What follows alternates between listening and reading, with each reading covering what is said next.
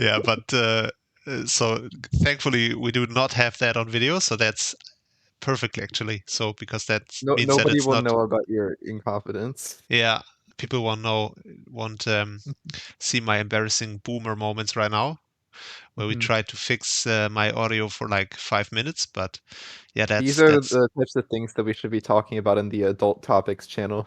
yeah. That's It's not we should knowing how to use technology. exactly.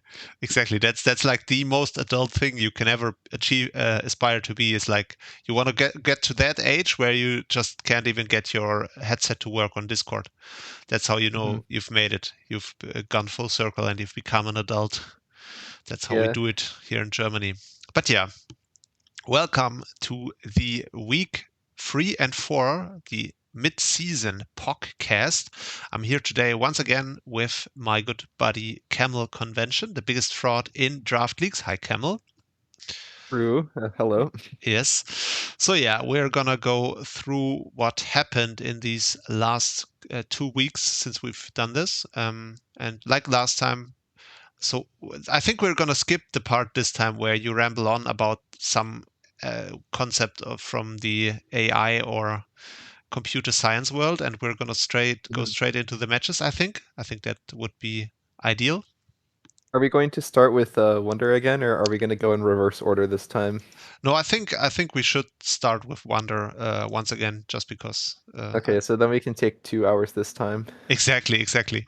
So yeah, I think I don't even remember where we left off, so to speak. But yeah, we definitely did most of week 2 last time.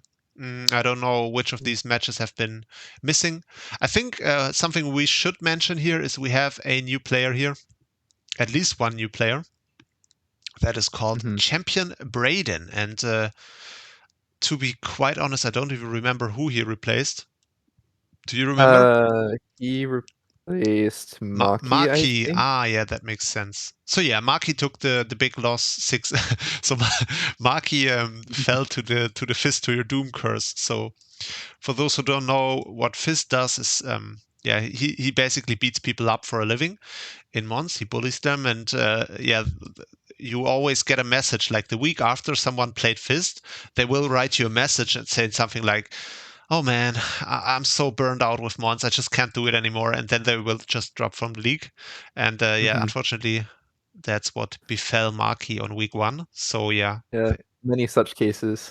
yeah, exactly. It's not the first time. Probably won't be the last time. But yeah, now we welcome Champion Braden, who had a really impressive debut, winning 5-0 over Shadowglade. Mhm. Then, in other news, we also have a second new player. I'm just circling here on the screen. He goes by the name camelConvention. So he's a young whippersnapper trying to make a name for himself in the server. He Mhm. replaced who did he replace? I replace. Wait, sorry. He replaced Caltech 13. Okay, Caltech 14. I don't even know Um, much about and Caltech, looking at but week 2, it may look like I beat Ashton 5-0, but no, I'm not allowed to play Ashton. That was in fact Caltech exactly. beating Ashton. So yeah, Camel has a history of dodging Ashton wherever he can. Like last time, he dodged Ashton by making him quit before playoffs when he had to play him. So Yeah, this, and then in a DPL off season, I dodged him by making him quit before week 2. yeah, and exactly, and this time he dodged him by replacing the opponent Replacing after. someone who quit. Yeah. Yeah, exactly. After they played Ashton, of course. Like they Mhm. announced they would quit even before they played Ashton, but they made sure to get the match in against Ashton before they Mhm. quit, so that Ashton and Camel will never play. So yeah, Yeah, I that appreciate that. I don't want to be 1 in 3. yeah, I think yeah. So that's where we left off, and then we have a lot to talk about here. Like mostly week 3 because week 4 has not much has happened yet. Mhm. Let's just go from the top here. We have Lego Leon playing against Pyrotech and getting a win. So yeah, it Mhm. seems like Leon, after he took the week 1 loss against Terizo, he's finally shaking off the rust a little bit. Like he got a good win week 2, I think. Yeah, over Mr. Grimes, who was really demoralized after it, and yeah, and took another good win here over Pyrotech. And I think he hasn't played this week 4 yet, but yeah, it seems to be making a comeback here, which is good to see.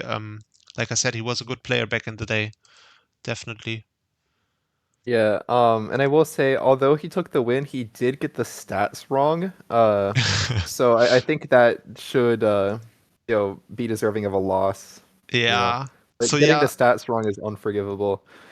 So what I can say about Leon is also that Karasa likes to insult him in DMs a lot. So like he Mhm. called him the R word, the R-tard word, for getting the stats wrong, and also for something else. And then he also like he talked a lot of shit about, because apparently these guys mock each other a lot for their games. So Caracasa mocks Mhm. Leon for their games, and vice versa for Caracasa's games. And yeah, he talked a bunch of shit about Leon in those DMs, but I'm not gonna go too much into details because I don't want to ruin a good cousin relationship there. But yeah, also something that I know didn't get covered from week 2, but it was Abyss Array versus Pyrotech.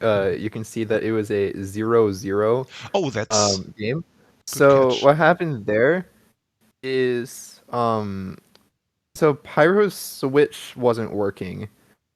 So what they did was Shadow Gallade was like playing against Abyssarray, but then like the two of them were in voice call, and Pyro was just telling Shadow what to input.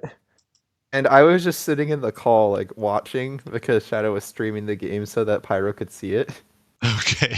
And it was pretty funny, but also they hadn't set up a comp. They were just doing a regular like 20-minute timer game. So it ended up going 4-4 to timer. And Pyro won off of like the total HP tiebreaker. So yeah, that was interesting. Okay, so that means it does say 0-0, but Pyro got the win there, which hmm yeah, He that's won 4-4, which is the same as 0-0.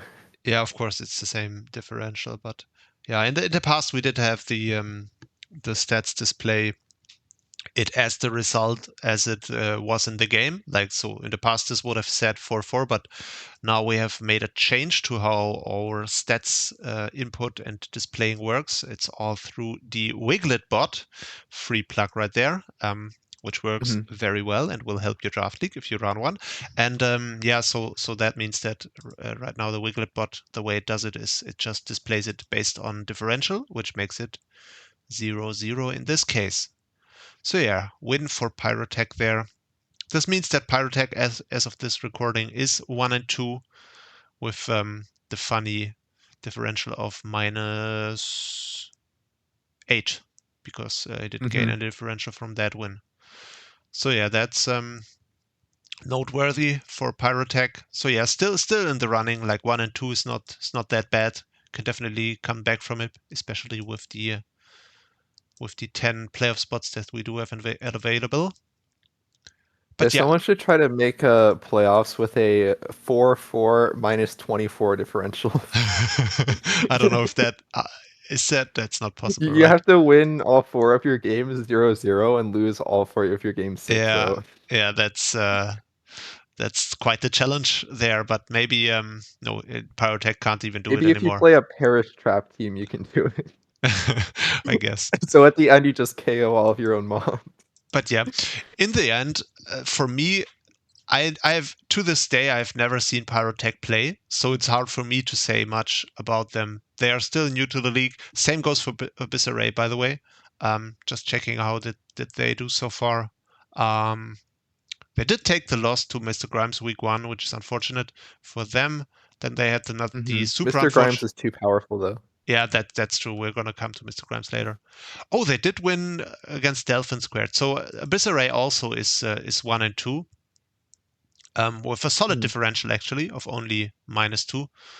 So yeah, that's a good basis for the playoff contention later in the seasons. I think that might still work out for them. So yeah, I don't have much else to say about these two guys just because I don't know anything about them.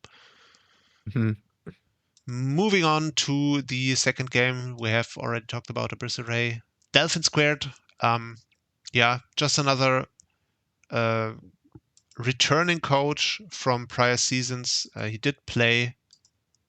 I don't even remember when they made their debut. It might have been as early as season 6.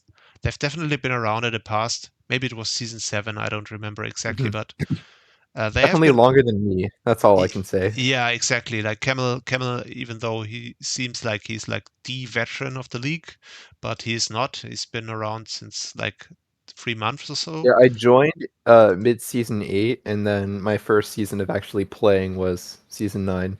Exactly, and I think Delphin was definitely around before that. If I had to guess, the debut was maybe season 7, and then Mhm. they skipped a couple of seasons, but they're back now.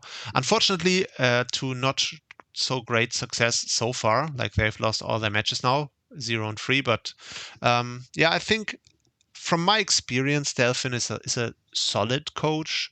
Maybe they just have to get back into it, and maybe they can get Mhm. some better results in the second half of the season. Which, yeah, definitely we are rooting for them to make that happen. So yeah, then we get to the third match, which is the big blockbuster match of the week, probably. It's Mhm. or one of the good matches here, which is Fist versus Shadow Glade. And yeah, for Fist we have some things to say. I don't know. Do you wanna do it or because He's a good player. exactly. So yeah, Fist is one like we've gone over that. We don't have to talk about his entire draft league history again, like we did last time. But actually, Fist played his week 2 match a little bit delayed, and look what happened there. Big upset. We have his first loss since I Mhm. don't know. It's his second loss ever. He only took one loss in the first season he played, and he lost to the legend himself, Mr. Brett Pudding Official, in a very close match. And yeah, just from Fist's account of the match, it seems to have been quite unfortunate the way it ended for Yeah, him. I think the bot misgened his Raging Bull or something, where he wanted to go Speed Booster, but it didn't put the not perfect IVs in special attack, because he genned it via Showdown set and not using a PK hex file. So some bots will just like always put 31 for the IVs unless you do that. So Yeah. um like I haven't seen the game yet. I'm not sure if Shadow was posted on YouTube yet, No, but that's Brett. So I um don't think we're gonna get to see it. But just from the account, it was an end game situation where it was Greninja and Tinkaton left for Brett, and the Raging Bolt as the last one for Fist. And yeah, so he was planning, like he said, to gen a speed boosting booster energy Raging Bolt, which would have outsped the Greninja, and apparently from what the accounts are, would have been able to 1v1 the Tinkaton after. But yeah, so what happens is you need, in order to get to achieve a speed boosting Raging Bolt, just because Raging Bolt has great stats in everything but speed. The only way you can achieve the speed stat for to actually be the highest set, you have to run imperfect IVs in special attack.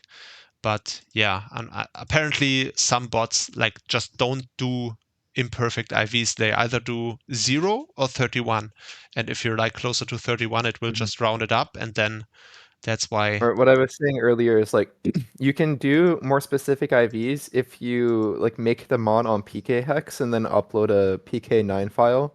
But if you just paste the set in when genning, then it'll just like default to like the 31s. Yeah. What Mhm. used to happen is it wouldn't even do zeros. Like if you were trying to gen a trick room team, then it would just put 31 for your speed on everything. So you were like forced to use PK hex. But now it's just weird situations like that. Yeah. I mean, I guess in this case it's just really unfortunate for Fist, but we as a league we are happy just because we were talking last time, like we were checking Fist's schedule and wondering like, is he gonna go 8-0 this time? like he did, or like he almost did last time. And yeah, we're happy to see that at least he's getting his one loss, which also means that he's dropped down quite a bit in the all-time standings here. I'm just gonna open them for a second here. Like he That's was all the true. way in second, I think, with 11-1, and now he took a big hit here. He's gone all the way down to 6 and only quote unquote 85% win percentage, which of course is disastrous for him. So yeah, this is something that happened for Fist. But then week 3 we are back to the regular scheduled program. He got a good solid win over Shadow Galate with the 3-0. And yeah, I mean, for Shadow, you gotta say, you always expect Shadow to do well. Like he's historically always done well. I don't think he had a really bad season yet. I don't think he has missed playoffs ever in his Yeah, PWC like career. last season wasn't great because Pikachu, as described in the last episode, is a very bad mon. Pikachu is, well, specifically Wi-Fi Pikachu is so bad that it makes Dragapult look bad, and that is quite the accomplishment. Yeah, But even then, he still went 4-4. I think he like struggled a lot early season and then was able to bring it back at the end. And since it's 10 out of 16 for playoffs, if you're 4-4, you're usually going to be safe, unless you were playing in Sacred Season 11. Sorry, yeah, Top Division Season 11, which was Indigo, I think. Indigo, yeah. Um, yeah. Yeah, so most of the time 4-4 will be enough to make playoffs. I think it definitely was enough last season. I remember he also survived round 1. He definitely made it to quarters, but he lost to the eventual runner-up Ronin Sting in quarterfinals. That's what happened for him last season. And yes, as of this right now, he is now 1-3 after 4 weeks because like he did last season in playoffs, he lost to Ronin Sting again in week 4 and Mhm. lost to Fist before that. But he seems to have a really tough schedule. Just looking at what his opponents have been so far. Um, Okay, does he play against me? Let me check. Champion Braden. He does not. No, let me check. Who does he play? So he has a Bissaray next. Then he's got. Wait, what's week 6 for him? Am I Lego Leon? Lego That's Leon, and then Final Gambit Shedinja, and then Pup and on week 8. then Top. Yeah. So yeah, I definitely expect. I think you can expect Shadow to make some strides in the second half of the season. I'm not expecting him personally to miss playoffs altogether. That would be a surprise to me if he did that, but hmm we're gonna see.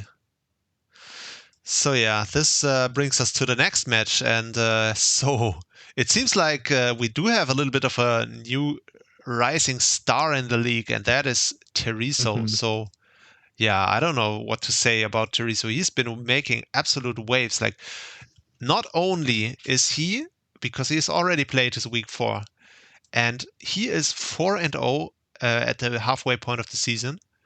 And not only that, but if you look at his schedule, like he hasn't had an easy week yet. So he beat Lego Leon. He's at this point No, the only his week 4 was pretty easy. his yeah, we're But gonna come to besides that. that, That's probably the easiest week he has had so far. But before that, he played Lego Leon, which he's the only person to beat him. It was close, 1-0. Definitely also, by the way, check out his YouTube channel. He's got really, really good content. Can only recommend it. He did beat Lego Leon week 1. Then he got the solid win of Final Gambit Shedinja week 2, which is Final Gambit Shedinja is like usually I would say one of these coaches that you find right on the edge of playoffs, like sometimes just outside of playoffs. Then again, he Mhm. will make sometimes playoffs on one of the lower seats. So that's also a solid win. Then he got the huge win over Pup on week 3, which is definitely not easy. Also close match, 1-0. So yeah, differential is not huge, but he keeps just edging out these games. And if you look at his channel, Mhm. so his play is very, very solid. And then on week 4, He played this guy Camel, which also one can say is a solid win. Yeah, and the thing is, for that game, I could get like mad about like the flamethrower burn, but one, I just got hacked way harder by Karakasa, so I have more things to be mad about. And two, I made a very stupid play by not just clicking EQ with Gliscor, um, because like I forgot that I had one turn of Tailwind left, so I didn't have to worry about him like potentially speed creeping it. So I basically just let him get spikes up for free, I don't which even was not remember ideal. which turn that was, but That was after. So, oh yeah, that was the other thing. So I brought in Shiftry on his Enamorus, and I'm just thinking like, okay, this is like the most obvious Terra in the world. Like, why else would I bring in Shiftry on Enamorus? So I'm going to Tailwind, expecting something to come in, and so I could have just Terra poisoned and killed him, but instead I went for Tailwind, and he just stays in and Moonblasts. So, mhm. um, yeah. So Did you watch I his mean, I live. did you watch his Wait, what? recording I yet? haven't watched his Ah, video yet. you haven't. Okay, so his reasoning was he was really scared of the shift tree, because he was basically scared of some weird Terra and then sword stance sucker punch, and he was his reasoning was like, well, I don't know what it's gonna do, and I'm really scared of it. I don't want to give it a free turn, and basically whatever, like Enamorous, his Enamorous was choice specs, and it was basically his like that thing was an absolute menace. Like it cracked Camel's team open like it was a can of tomato soup or something. It was crazy, and it had already broken down the Gliscor, and he was like, "Yeah, well, I can't give the shift tree a free turn here. No matter what it tears into, it's not gonna take this well. Like it has to be a resistance, and then even if it's a resistance, it's gonna like do at least like 60-70% still, and so that's why he decided to just not give you a free turn to do anything."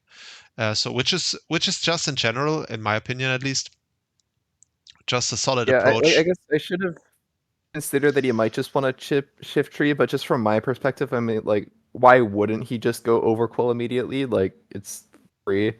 Um, I think he was but also actively expecting, even in the team preview, he was talking about how you're gonna be Terra ground shift tree. That's what he was expecting. So I think that's also a reason why he did not do the overquill play, just because if he does goes overquill and you are Terra ground and sword stance on the switch, then he would be in a really bad position, just because then you can just take him out with the Terra ground, and after that he would have to mhm, deal with a +2 sucker yeah. punch shift tree. Although going Terra ground shift tree on the Anemoris would be an insane play, though. It would be, to be fair, but I mean he also doesn't really know you, right? Like, does he? I Yeah. don't know. I don't know how No, well no, we how haven't well played known each you other are, but before.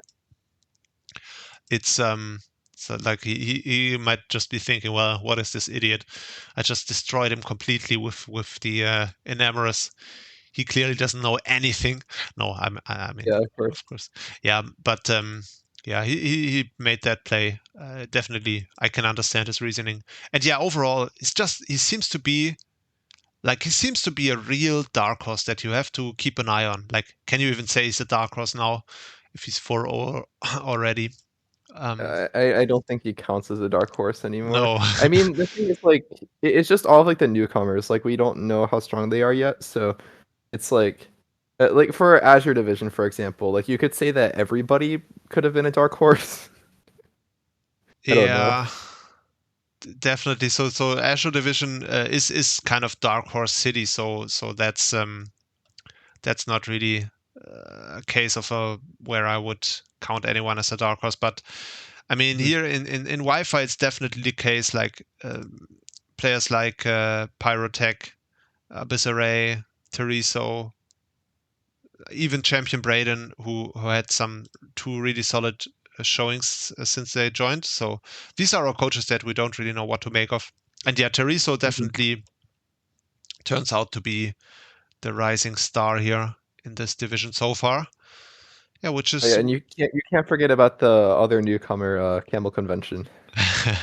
so yeah, camelConvention.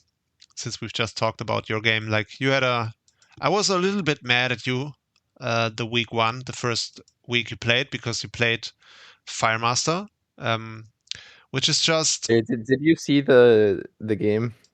there's no replay. No, I uploaded a video of it. Oh, you did? Oh, I have to. No, I did not see it yet. I don't. Um, I'm just uh, mad in general. Basically spoilers for the game. So, Mike Hiram basically beats everything on his team. The only thing he has that switches into Kiram is Umbreon. So, what I brought was a very bulky Kiram, which has enough bulk for its sub to take foul play. So I can just sub on Umbreon. And then I had Ice Beam, Earth Power, and Roar. So the idea is that if he tries to wish and then protect, then I just roar him out on protect, and then he doesn't get the recovery. And then now he is no longer a switch-in. But it turns out he brought both the wish and moonlight Hmm. to the game. So I then had to basically stall it out of moonlight or stall it out of foul play. So there were a bunch of turns of us just sitting there, like me clicking ice beam, him clicking moonlight or foul play, and that went on for quite a bit. But then eventually, like I just started roaring him to get stealth rocks chip on stuff, and I think eventually he got like bored or frustrated or something, and he just started going to his other mons, and Kiram just killed 4 of his mons, until he just brought in the Umbreon again. so Okay. So then I was able to, at that point, go shift tree, get the guaranteed knockoff because his other mon was Latios, so it would have died on switch in. Taunt it, go to Alo, and then flip. And then he went Latios on my switch to Alo, so then I took the Draco, and then I just flipped to DD to Crossma, DD'd up, and then double X scissored for the win. So uh, it was nice of him for sacking all of his mons to like speed the game up because I would have like beaten the Umbreon anyway with the Kyurem. It just would have taken a lot longer. Mm. So So yeah, that's just a little part about Firemaster. He is one of the nicest coaches in all of draft. Like he has been for years. He's been around since season 4. Known him for years. I've played not only PWC but multiple leagues with him. He is the single most sportsman-like coach I have ever met. Um, yeah, that seems like him, to be honest. He's not mhm. only that, but he will also compliment you after the game. Like even Yeah. if you stall him out with a Kirim versus Umbreon, where like most players would be really frustrated, and maybe he was frustrated. Who knows? He's only human, but Mhm. I he mean, will it's never. Kyurem. Like, Yeah, he will never let it get the better of him. He will keep being sportsmanlike um, at all times. And he unfortunately has had a really bad season so far in terms of results. Has taken 3 losses so far. All of them have been pretty sizable losses as well. So yeah, he needs like one big performance to turn it around. But never sleep on mhm. Firemaster. That's what I'm gonna say. Like he's not a bad coach. He even made finals in the Wi-Fi division back in season 8, I believe, in the first season we ever had of Wi-Fi, which also had good coaches in it. Like Brad was there, Shadow Glade was there, other good coaches as well. And yeah, Firemaster made Mhm. finals back then. Unfortunately, like narrowly lost it back in the day. But yeah, maybe I'm definitely rooting for him to turn it around. And yeah, that's what you expect from Camel to be like that, this unsportsmanlike to just 6-0 my favorite coach here on the first week. Yeah, that's true. Although I did give him some advice afterwards, to run either Alluring Voice or Taunt on the Umbreon if we play again in the playoffs potentially. So Yeah, he's definitely gonna beat me on the run back now. yeah, for sure. He's gonna do the deadpans and Mhm. get himself a steel chair for the playoffs. But yeah, first he has to make it and turn it around. And unfortunately, he has another tough match this week. He's gonna play the Bread Pudding on week 4, which yeah, is just another tough opponent to deal with. And then let me check his schedule. Then he plays Ashton, which is yeah, I mean not easy definitely. Then after that, he has Fist to Your Doom. Damn it. Oh no. My boy. And then he This has is not Teriso. this What wait, the oh, and then hell? Teresa, this is not the schedule that you want to see. This is not. And then he has I mean, maybe he can Protagonist get a win himself. versus Mr. Grimes. Don't you disrespect Mr. Grimes. But yeah, maybe. I don't that oops, I just ruined the doc there. So yeah, that's a really, really tough schedule for the Firemaster. Hopefully he can pull out some wins. I think it's gonna be tough to make the comeback, to be quite honest, in terms of Yeah, playoffs he got chances pretty unlucky with his with the schedule. yeah. He got punished by Caltech dropping because then he had to play against me instead. Yeah, that's really unfortunate. To be quite honest, that's also like one of the reasons why making these replacements can sometimes be super unfortunate. Everyone who had Caltech on their schedule now has, instead of Caltech, has like this Div 1 elite player instead of like not I to mean, it is disrespect. a wash Div 1 player, but it's still a Div 1 player. But Exactly. imagine how bad it would be if we then replaced me with JJ Games. Just like then nobody would stand a chance. Like he's the best in the world. He's the best in So the world, yeah. And that's just a little bit unfortunate for Firemaster. But then again, that's just what happens sometimes. So yeah, this has been like our 2 cents on this match. Once again, we would have to say so much more about Teriso, I think. Just going back to that match. So first of all, we're gonna handle Pup really quickly. Pup is doing Pup things, basically. He's having a solid season, got good wins. Oh damn, Firemaster also played Pup. Firemaster does not have a single easy week. That's crazy. I know. That's crazy.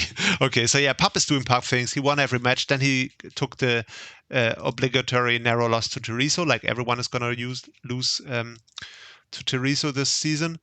And so yeah, Teriso. What I want to But say the real is question is Weavile still good? Weaver still good in Yeah, like 2025? Who knows? yeah. The correct Have answer, we of answered the course, question being yet? Weaver was never good. Weaver wasn't good in 2009, and it's not good in 2025. But I hate that one. But Well, maybe it was good in 2018, but only 2018. Like we have 2018 to was a good account for year. that Yeah, it was a good year just possibility. because, like, I don't know Actually, why. what year did Sword and Shield come out? I think it was 2018, I believe. Because yeah, I'm No, it thinking might like no. Gen It 7. might have been 2019, I think. Yeah, that's what I was thinking. I said 2018 off the top of my head because towards the end of Gen 7, you had a lot of Weavile Sun popping up. So that was a pretty strong year for Weavile. Weavile But Sun. since then, it hasn't been the same. Yeah, Weavile Sun was a big thing, and then of course they got Axel in Gen 8, so Yeah, that was another nice buff for it. Weavile Sun. So yeah, I was retired during the entirety of Gen 7, so I have missed that entire era, so I wouldn't know anything about that. Hmm. But yeah, that's interesting for sure. So yeah, I was gonna say Teriso randomly. So he is really new to draft still, but he has so many interesting facts about him. So first of all, he has like a million YouTube subscribers. He's got like 3,000 or something crazy. He's got a lot of subscribers on YouTube.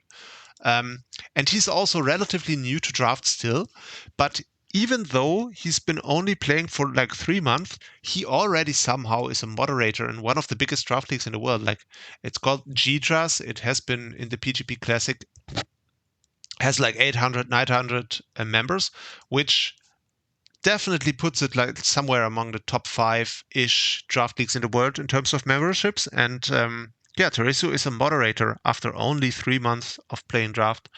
So yeah, definitely, if you're in the draft league community, this is a name you can maybe take note of and mark Hmm. down for the future. He might be doing big things here. He's also still very young person, so Yeah, I mean, having a lot of YouTube subs is pretty useful for draft league clout, so yeah, it's for sure. not that surprising that he was able to become an admin. Yeah, to But skip the line there. yeah, Yeah, definitely.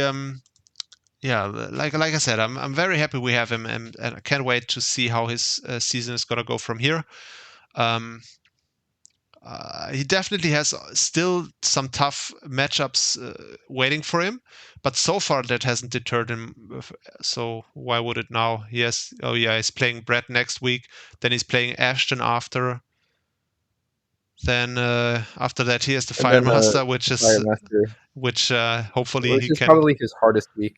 exactly. Hopefully, and then he has the Fist week 8. So yeah, he basically plays all the heavy hitters. Um, if he can really come out like with a very solid record after that, you definitely have him on your list for one of the big favorites here. If he can beat Fist, that would be pretty cool.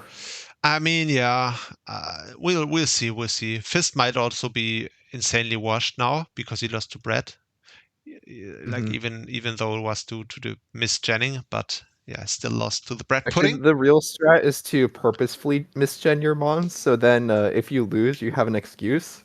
But then if you win, you don't even bring it up. Exactly. Yeah, that's something I Yeah, would do actually, for sure.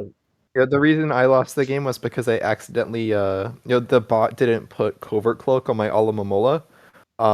So if it had put Covert Cloak, then I wouldn't have gotten burnt and I would have been fine.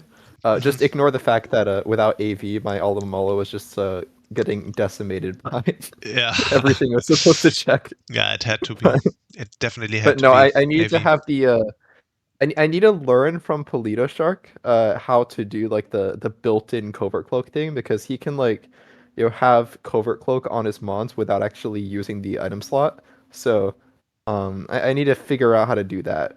And then I can win the rest of my games. Mm, mm. Yeah, I still don't quite understand. By the way, now we're jumping all over the place, but um, Mhm. just because I was watching the game earlier today, you versus Teriso.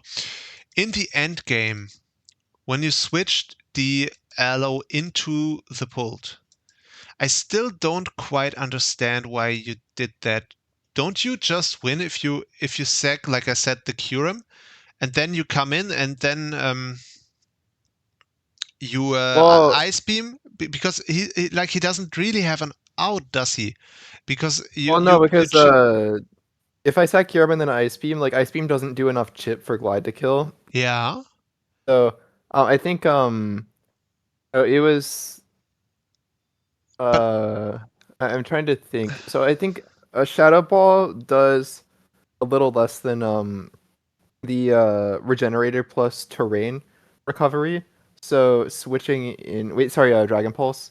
So switching in, it like would have been like the right play regardless because then like uh I could get an Ice Beam off, then switch to Kyurem, sack it, come back in, live another hit, and then Ice Beam again. And then after two Ice Beams, I can then bring in Rillaboom and click Glide twice and win. However, because I got burnt, then uh, because that Dragon Pulse was a like 40% roll to kill me, but even if he didn't get the roll, then it still wouldn't have mattered because I would die to the next yeah, pulse maybe. after like burn chip. Mm, So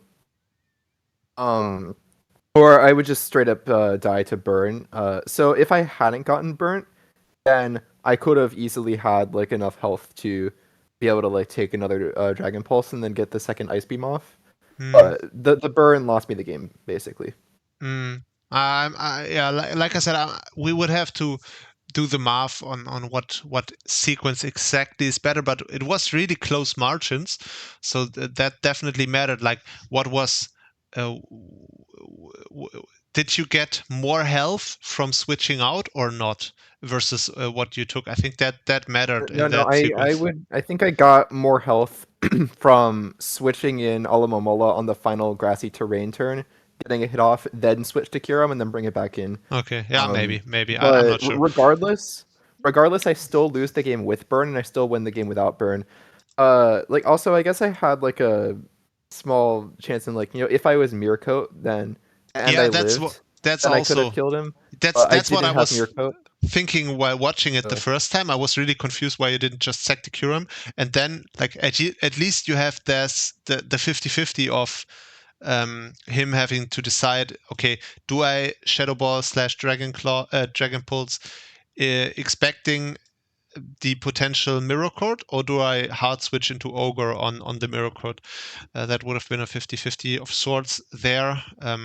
Maybe it wouldn't even have been a 50-50 depending on. It's not exactly a 50-50 because if I Ice Beam on Ogre, he doesn't straight up lose. But if I Mirror Doesn't he? Coat Because on his Bolt, Ogre was at then like 5%. well, no, because then he just goes Bolt again, and then he has to. Well, actually, no. I guess Yeah, well, you I would win. Mirror Coat again, but with Burn, I would lose. So again, it's a Mm, situation where I no, because if you Ice well, Beam, actually, no, because the I would have more yeah, health. Yeah. exactly, you can switch out, sack the Rillaboom, then come back in. Then you definitely, because he specs, he also can't switch up moves, so you definitely would have won in that case. But I mean, Mhm. yeah, that's a But mute yeah, I point. didn't have Mirror Coat because I wanted both Ice Beam and Alluring Voice. Hmm. In case he was like Sub. a sub disable Yeah, pult or some sort of substitute pult. yeah. Yeah, of And yeah, course. that was the reasoning. That makes sense. All right. So yeah, now we're done jumping around. We're also probably Mhm. we're already at 40 minutes again. We're doing it again, Camel. We're just taking way too Exactly. much time on the Wonder Division. All according to plan. Yeah. um, Okay. So yeah, Ronan anyway, Sting. we had a next game Ronan was Sting is invincible now. He took his last loss of his life in season 11 finals of the Wi-Fi division, and he has since gained invincibility, and this is why he will not lose a single match. He hasn't won not lose a single match anymore. He's won all his matches this week. Against champion Braden was no different. And yeah, not much to say there. Ronan's a beast, has been a beast for some time, and one of the hot contenders in this division to win it all. And yeah, just because he's now we need always to have a segment on Belgian politics. That's what the viewers are here for. yeah, we're definitely Yeah, gonna like, discuss. he was talking about the whole like split between the French part and Dutch part of Belgium in VC earlier. Okay, Is this is so incredibly interesting that we're gonna skip right ahead to the next match, which was exactly, which yeah. was Brett putting official against Ashton. And like Ronan Sting, Brett is also invincible. Brett cannot be beaten by anyone, and this is why we have 3 players currently in the Wi-Fi division who are still unbeaten at this point. And yeah, they are Brett, Ronan Sting, and Teriso. And Brett has some good wins already. One over Ashton, one over Fist to Your Doom, obviously, that's a big one. And then on week 1, he won over camelConvention, which was the easiest one. Wow, That's why yeah. it's also 4-0, because it was the easiest. So yeah, Yeah, he definitely won against camelConvention. exactly. No, he And won. I still haven't played him yet. Like I think I was telling you earlier how Yeah. it'll be like the game of the century because he's as everybody knows Brazil's favorite player, Yeah. and then I am Brazil's public enemy number one. Hmm. So Yeah, yeah, that'll be these a showdown of the ages. the story of Camel, not Camel, Brett is so interesting. So I personally met him in 2021, which was when I was just getting into draft for the first time. He was one of the hosts of the one of the first leagues I ever played. It was a Wi-Fi league called CPL, and his evolution as a player was so crazy to see. Like the first season I ever met him, he was still also inexperienced, but he like straight up went 0-6, and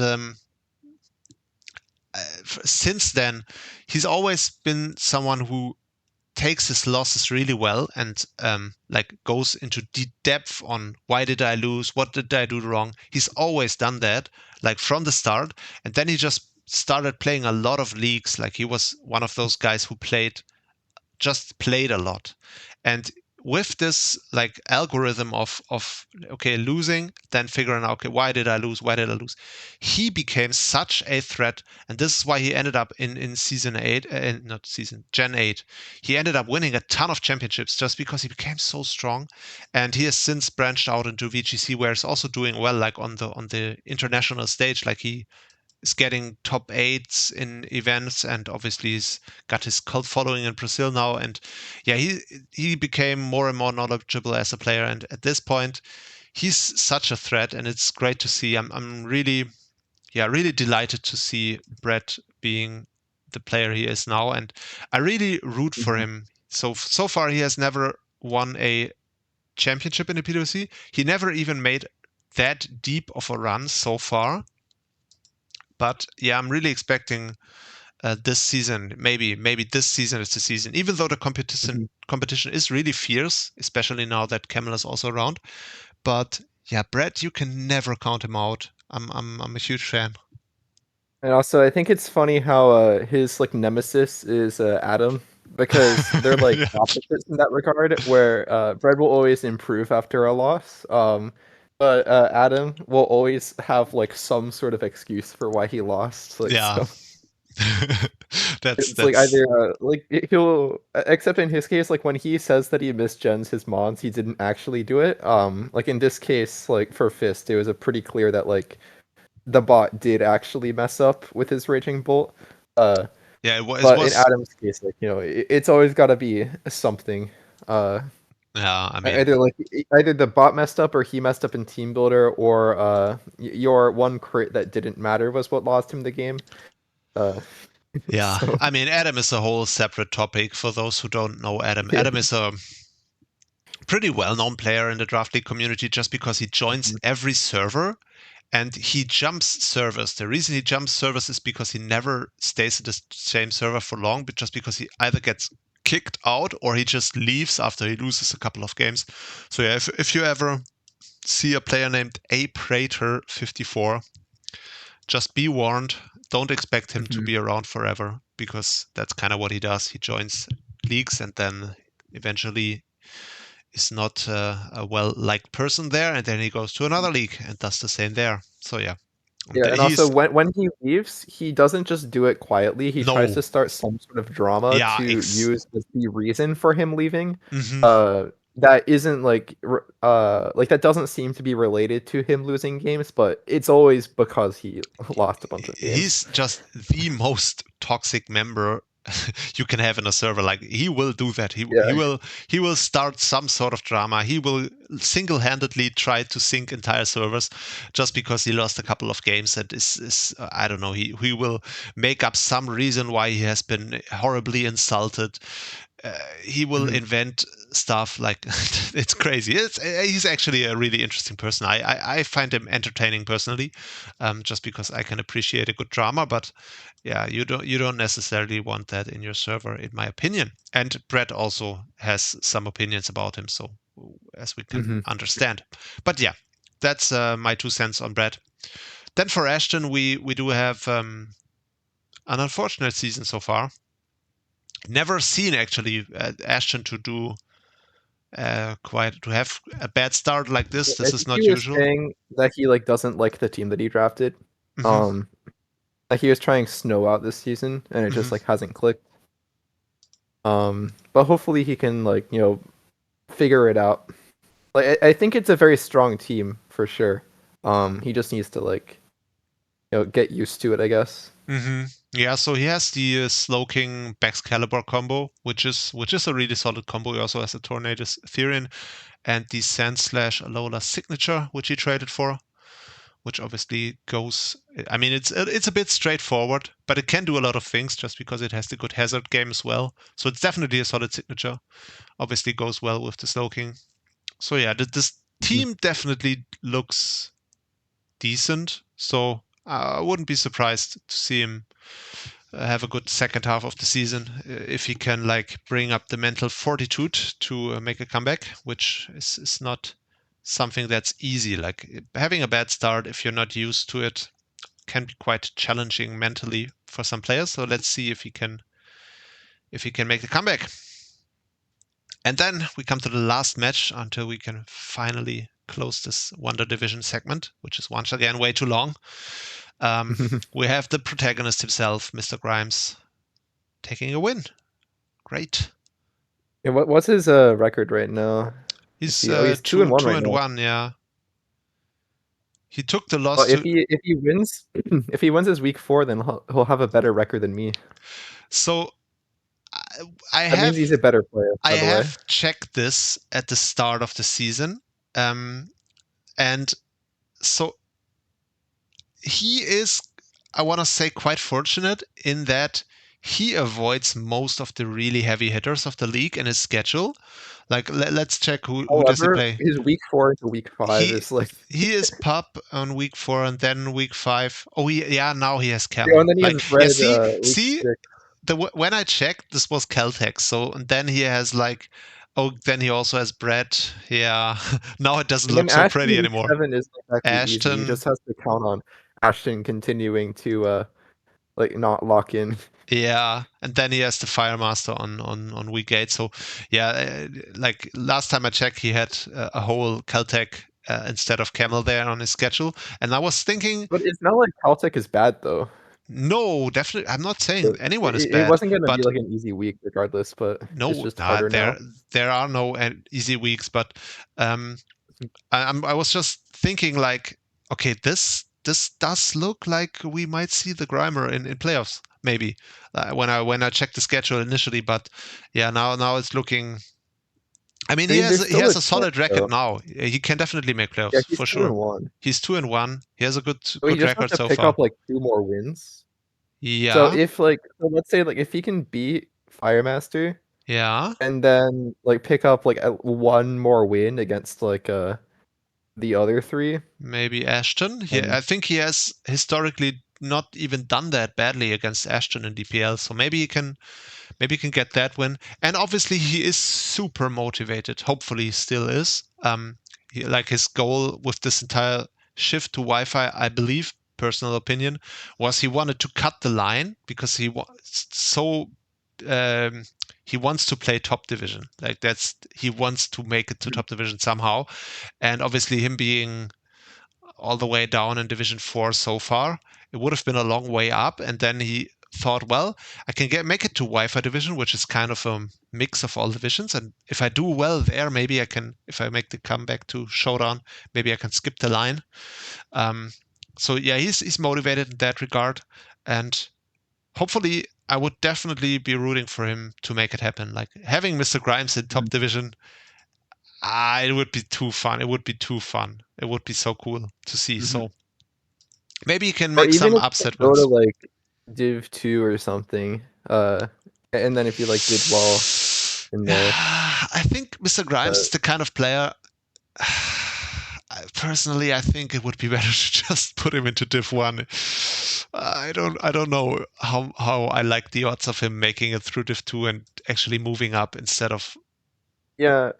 But you also, know. it's like we don't want to just like put him in Div 1 and then he goes 0 and 8. Like I No, don't think that would be fun for him. but don't you But think there is this X factor of players being, let's call it, either scared or super motivated just by being like, ooh, it's top division. I've seen that effect. Like you can see it also in Venom, for example. Is my personal opinion. He's one of these coaches who's like super motivated just because it's Division 1, mhm. which like Also, you gives. do have to remember, like it seems intimidating, but you have players like Starvin in Div 1, so Exactly, there it's are. actually not that bad. It is not that bad. And also, to those who are not in Division 1, it's not like it's a whole new world up there. It's just gradually hard. It gets gradually harder on average, like with every step up. Like there is definitely a difference. And you like in Division 1, when you get there, there's just no easy week anymore unless you like lucky and you get the Starvin pick. Then obviously you can get an easy win, but other than that, there are Mhm. just no easy wins, and it's just gradually getting harder with each time moving up. So it's not like it's a whole new world. It's still the same game, and people still make mistakes. So yeah, Mhm. it's Unless you're unlucky like me, because I never have Starvin on my schedule. So Yeah. really unfortunate. That's just purely to protect Starvin, just Also, the because. other thing you have to watch out for in Div 1 is Talon Flame proccing Flame Body Burn every single turn. Oh Jesus, you're gonna go back to that. We're not even in Sacred Division yet, and you're already we talking will get about it. there. I'm just gonna cut that segment short later. I'm Yeah. not gonna give you an Well, opportunity we've to finished complain about a Wonder freaking Division. grass knot burn, which you absolutely deserved. So yeah, Yeah. that was fun. Oh man, I want to so badly talk about this Caracasa Camel game because it was so funny. Okay, but we have to We make could it. skip ahead to Sacred if we want. We could do I Wonder and want then to. do Showdown Divisions in like regular order. We're already at the 1 hour mark, by the way. This is actually going to be Mhm. 7 hours long. We don't even Yeah. have the AI rant as an excuse for why we took so long this time. Mhm. That's true, but people watch this for the Wonder Division segment. They actually just skip all of the other segments. So, Exactly. we need to talk about what the people come here for. That this is true. So yeah, basically Anyway, so are we the Mr. starting with Grimes. Gracidea or Sacred next? Um, let's do Sacred next. Why not? All right. I mean, it doesn't matter. We just talked about your game, but yeah, like long story short, let me just wait. I have such cool things. Oh man, I forgot. I'm such an idiot. Huge shout outs to Lilia, who made us a whole thingy here, which I can use. Some overlays. You can't see him right now, Kevin, but Camel, but we have video with some overlays and some OBS scenes I can skip between. They have been created by Lilia, who was nice enough to do it out of her own initiative, which was really awesome. And this means that our video is just gonna look slightly less terrible this time, which is cool. And yeah, huge thanks, Lydia, a great newcomer to the league, of course. Yeah, and this is why we can see the standings now. Just want to say, Mr. Grimes is doing well. Everything else is pretty much as expected. The top tier coaches are on the top. Ashton having a terrible season, like we said. Shadow Glade having a terrible season. Everything's terrible for those guys, but apart from that, it's looking nice. Camel still only 7th place, despite taking a loss there. Yeah. Still fine. Yeah, I mean, I had to take a 1-1, which like isn't that bad or anything. Yeah, that's Like fine. in season 10, I think it was, I had to take over like what was it, like 0-4? Something like that. I I think don't it might have remember. been 0-4 actually. And Or I think it might have been like 1-4, and then I had to 6-0 all remaining 3 games or something like something that. like that. Yeah, it was definitely tough to make playoffs, but you still made it. But with that, we are done with the Wonder Division, and I just made the it was insane. Like you didn't see it, but the transition I just made was so smooth. It was crazy. Wow. And now I'm gonna make another the PWC smooth. is growing. We have a lot of investments, so we can afford fancy technology now. Exactly. And now Like I'm gonna make overlays and cool transitions. exactly. And now guys, watch this. Boom, and there we go with the Sacred Division. Man, Well, I this is couldn't a see lot of that, but fun. I'm imagining it was really cool It what was just happened. insane. Yeah. So basically, what happened is we have this overlay, and it just shifted from saying Wonder Division, and now it says Sacred Division. That's insane. It's actually Wow. insane. I'm super impressed by myself how I did the way I just did that. All right, let's go Yeah, through the you are the Sacred Division. goat at using technology. You would Exactly. never have any I would problems never with have using problems with technology. that. Never, ever. So yeah, let's do the Sacred Division really quickly, just because it's so sad the way my season is going. But so yeah, do you want to just go straight into You your got 6 match?0'd by Caracasa. I forgot about that. What? Sorry? Wait, sorry, no, I misread that. You 6 0'd Caracasa. Yes. Okay, No. so that was your yeah. Yeah, my I week didn't 3. remember you getting 6 0'd, so that was No, I was kind of I frustrated actually a bit, but that was like the one good game you've had what so far. exactly. So other than that, it hasn't been too gentle. I just wanna. So like since there's not much nice things to talk about for me, I just want to do the humble brag and say that I've actually never lost to Caracasa in a league match so far, even though We've known I each think other. this was my first time losing to Caracasa, which is Yeah, I couldn't imagine. Like, if uh, I ever lost to Carcass, I would just retire. But I mean, that's up to you. I'm not urging you to retire. I'm just saying that's what I would no, do I'm kind of personally. like on the path to retirement. It's like, it's like when you want to retire, but it's like, okay, I have to like work like 3 more years just to like save up enough. Yeah. Right now, that for me is I need to keep playing until I can finish my AI, and then I can just have the AI play for me. Yeah, But I'm not going exactly. to go into the AI rant You don't again. have to So, waste any brain cells doing it anymore. That sounds ideal. So yeah, you yeah. wanted to talk about your game versus Caracasa. So basically, let's just do Camel really quickly. So Camel won against Cadillacs. I didn't see the game because I was still depressed because I It was a lost to pretty cool Cadillacs game. earlier. We can watch that one just as like a palate cleanser Yes, before we that's a get to very good idea. the You know Curacao game. why? You know why? Because I also have a Why? setup for watching replays. That's also a Oh thing. my god, That's so crazy. Let me that's let me just insane. let me just do this, okay? Let me check out the replay and then like watch this, guys. Watch this. Boom, there we go. What a transition. Okay, that's it. Let's narrate the match. I'm just gonna play the replay and you talk about the game. So you have Well, a I can't see the replay right now, so I oh, don't know where you are at it's turn in the one. game. It's currently a Uniclus, which is clearly probably Assault Vest. I don't know. No, it's Trick Okay, yeah, I'm Room. just gonna. It's Trick Are you Room. on fast speed right now or normal? Normal, but I should probably be Okay, fast. wait. Okay, so go fast and tell me when you get to turn 3, or are you on turn 3 right now? It's already you proc the Choppleberry on Empoleon already. Basically, it's Okay, Trick I Room and think he's I'm switching caught up. around. Yeah, so basically this Glow King versus the Reuniclus is like Hmm. the main part of this match. So Reuniclus would just beat everything on his team. Except but there is the Glow King. I have Psychic instead of Psy Noise because I need Psychic to break through the rest of the team. And I thought he might be like a AV or at least some variant that doesn't have Slack Off, but he does You in fact have just Slack missed the Off. So I kind focus of have to like blast on the spam. Arc Division switch, an Oh idiot. yeah, that one was really unfortunate. That Like was I was dumb. expecting him to go specifically Arctivish or like something like that on that turn. So I'm like, if I can just kill Arctivish this turn, then I just straight up win the game. But he dodged Focus Blast. So that's like the one thing about this team is like Reuniclus is kind of forced to use Focus Blast sometimes, and then Torn T with Bleakwind, of course. But this week I did not have Bleakwind on the Torn. Actually, my game versus Caracasa was the first game that I brought Bleakwind, and yeah, that was pretty tragic. You just To missed another see, focus I blast on missed the another Empoleon. Focus Blast, and then that means that he gets Rocks up, which is not ideal. But uh, yeah, it's Focus Blast, like it happens.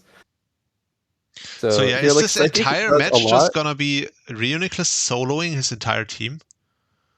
Yeah, Reuniclus is the GOAT. Actually, I intentionally made this speed tie Slowking, just because I figured like it could potentially fuck up him trying to slow pivot out or go for slack off. Hmm. Because really, with him hitting me, I don't care when that happens because I'm Magic Guard. Like Sludge Bomb just like isn't really a threat, even if he had that. So I figured speed tying the Glow King would be kind of funny, especially because like I'm setting up Trick Room anyway, so I don't want to be like ever guaranteed outsped by it. It's more of an advantage for me if he doesn't know whether he's going first or second. Hmm. Here I just have like the Clef kind of get rocks up and then pivot out because I want to be able to like kind of pressure the Glow King with hazards damage on the switch and then also Arctivish, of course, because Arctivish is like basically the one remaining way I can lose this game. Okay, here, so I assume Zard X is in right now for you. Yeah. Basically, I ran Adamant Zard X. But he ran Jolly Vish expecting me to run Adamant. So, but I was like definitely expecting him to be Adamant Vish because he kind of like needs that to like really break through Pex. Hmm. So, because here you see you're only doing 45. If you're Adamant, then you can actually 2 at KO. So, but he got the rocks up because of that Focus Blast miss, so he is still able to threaten the Pex.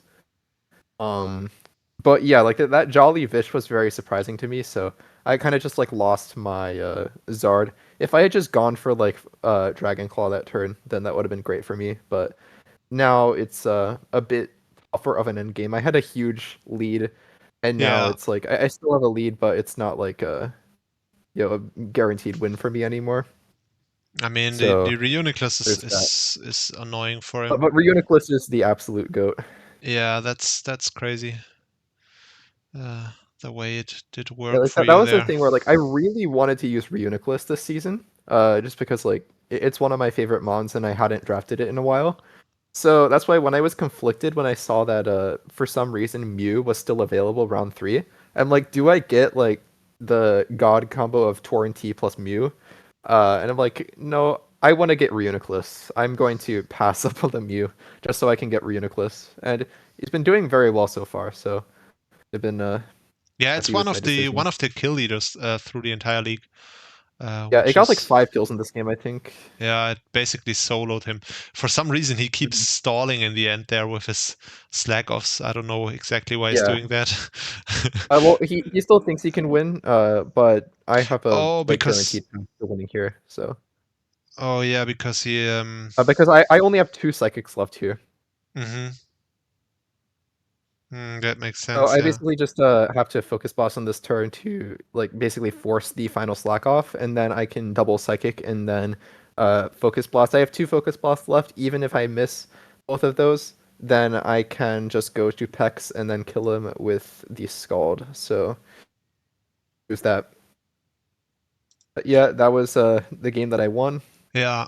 and now we can talk about the game that I lost. Exactly. So yeah, then the next week this was Camel's week 3 game. Then we have the week 4 game, which after winning 2-0, he lost 2-0. We're not gonna Yeah, we watch don't have that to watch the replay. whole game, but I'm just gonna Yeah, go to basically recap. I expect him to lead with something like T-Flame or Mega Venusaur. So I lead with my Life Orb Tornadus Therian because I'm basically like he has no switch-ins to Bleak Wind Storm, and although I hate running Bleak Wind Storm, this is like the best possible time that I could bring it. So sure enough, he leads with the Talonflame. I go for Bleak Wind Storm, I outspeed him, and then I miss. So that is the beginning of the end. So then he goes to the Jolteon after U-turning out, gets an S-ball, immediately spit F drops me, so I now have to switch out again. I go to Mega Lop because I know he has specs and he's locked in. So then I'm like, okay, return to it KO's Talonflame because I know that it's slower than me if I do not get immediately Flame Body burnt. So I go for the return. Well, actually, no, it wasn't guaranteed like 2-hit KO, but I get immediately burnt on the Mega Lop Honey. So my Mega Lop is just useless now. And then kind of skipping ahead a bit. And well, yeah. So like later, the one that Trannel mentioned earlier is that I got burnt upon clicking Grass Knot into the that's Talonflame switch in with Torn-T. that's really I just funny. immediately get burnt on that, which was tragic. Because like that. It was actually annoying, like Um, not only meme annoying, because not only the just shit, but because I you have need the U-turn. U-turn damage on So some yeah, I need stuff. the U-turn damage, and Yeah, if I hadn't gotten burnt, then I would have I possibly won on that end game. Also, another thing. So an out that I had was if I had been just clicking U-turn into Jolteon with Torrent-T, then I would have won because I could have like chipped that down. But I was not confident that I was faster because Caracasa is I was basically such a uh, greedy MFer. creeping like things like Latios and the Adamant Weavile and reverse creeping Kartana. So I knew from the Shadow Ball calc that he was, or I forget if it was from the Shadow Ball calc, but it was from some sort of calc that he was modest specs. So I'm like, okay, modest specs Jolt hits 359 max. So he's probably creeping Kartana, or at the very least, reverse creeping Latios at 351 because he's not max speed, so he wouldn't get the jump point to 352. However, uh, I don't want to just stay in with Torn-T because the risk is just way too high.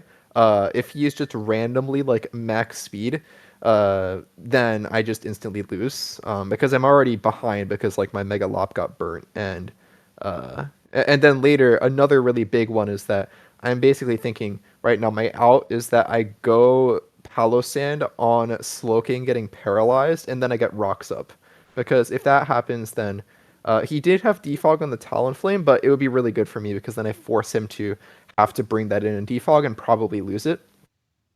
Hmm. So shit, I forgot what I was saying. Now you But you were basically, talking I got about past. your ways to win there. I just want to say Carcassa is so insanely greedy sometimes. It's actually not funny. So earlier this season he had the game against Starvin Pig, where he, for some reason, because he wanted to run his Jolteon modest, he ran it modest and he ran it with not enough speed to outspeed the Iron Valiant that um, Mhm. Starvin had, and the only reason it didn't cost him is because Starvin Pig like thought, well, never ever would he be slower than my Iron Valiant. So the only way I can do anything here is if he somehow switches out. So let me hit what I wanted to hit on the switch, which was a move that didn't hit Jolteon that hard, and that's why he didn't get punished for it. Um, and then we called him out for it after the match, and he gave some bullshit justification on why he did it.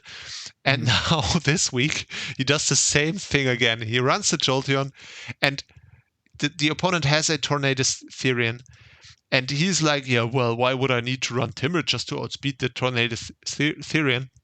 And he goes Modish, which is so funny, just because we Yeah, talk. because like he was saying that he was like exclusively expecting Yeah, defensive Torn Beast yeah. when your team is so weak to There's just offensive so Torn Beast. Like even it's if I just brought like so. Nasty Plot, like I was actually considering going a Nasty Plot agility set here.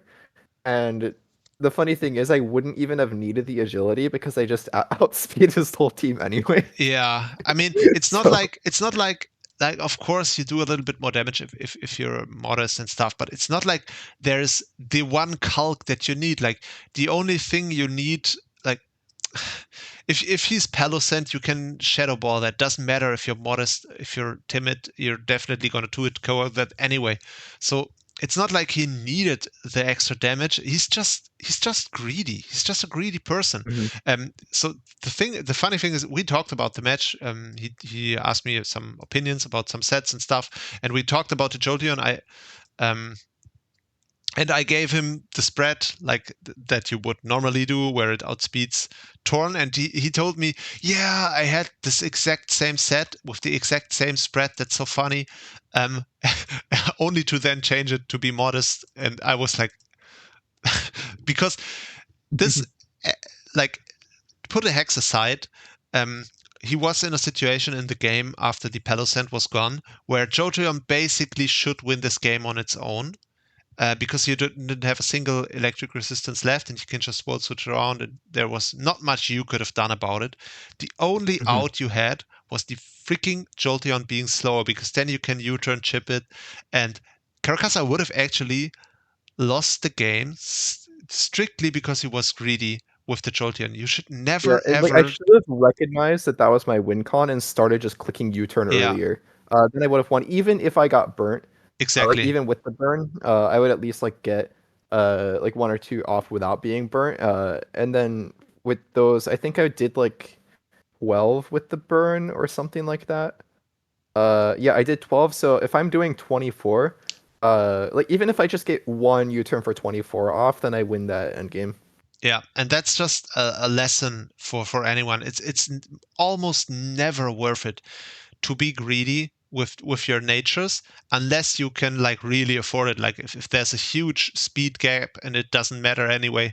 But Or like if you there's can. something that it like of something very concrete that it gives you and you are willing Yeah, to take the risk to get that specific thing. But but versus my team, it's like, sure, it's like that's I guess good into Reuniclus, but like my Reuniclus could have been way more Spadef. Like my like it might have looked really Spadef, but my Reuniclus actually had a 216 special attack modest. So, and then the actual bulk was 152 HP and 140 SPDF. I can't tell you off the top of my head what the bulk was for, but it was for a number of things.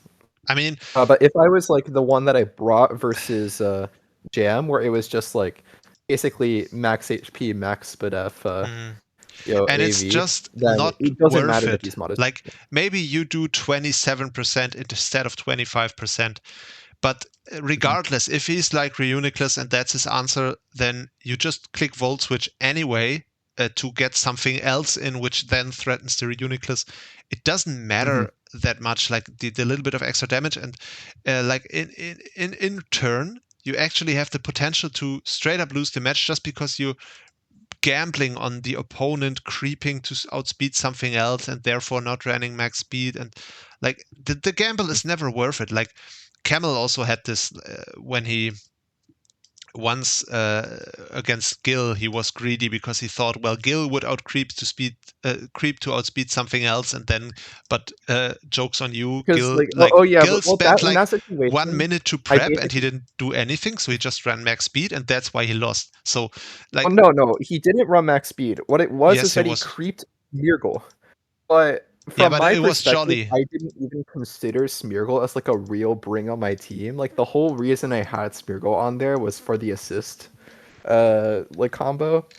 But I wasn't even thinking Smeargle. I'm like, he is definitely running Adamant Mamoswine because, you kind of need Adamant Mamoswine for a number of roles, and the only thing that Jolly Mamoswine actually gives you is outspeeding Smeargle.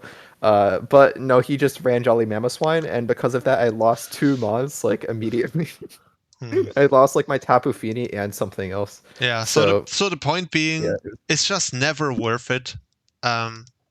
To be greedy, or not never, but it's just an unfortunate tendency that I can't recommend people to fall into too much, and Caracasa definitely does it. There's so much more I want to say about this match. We're going to talk Just about one this more thing for to like close off. The irony of this game is so he didn't bring the Weavile, but on my Reuniclus, you only see 3 moves that I used in this game. Cyanoid's Grass on a Future Sight.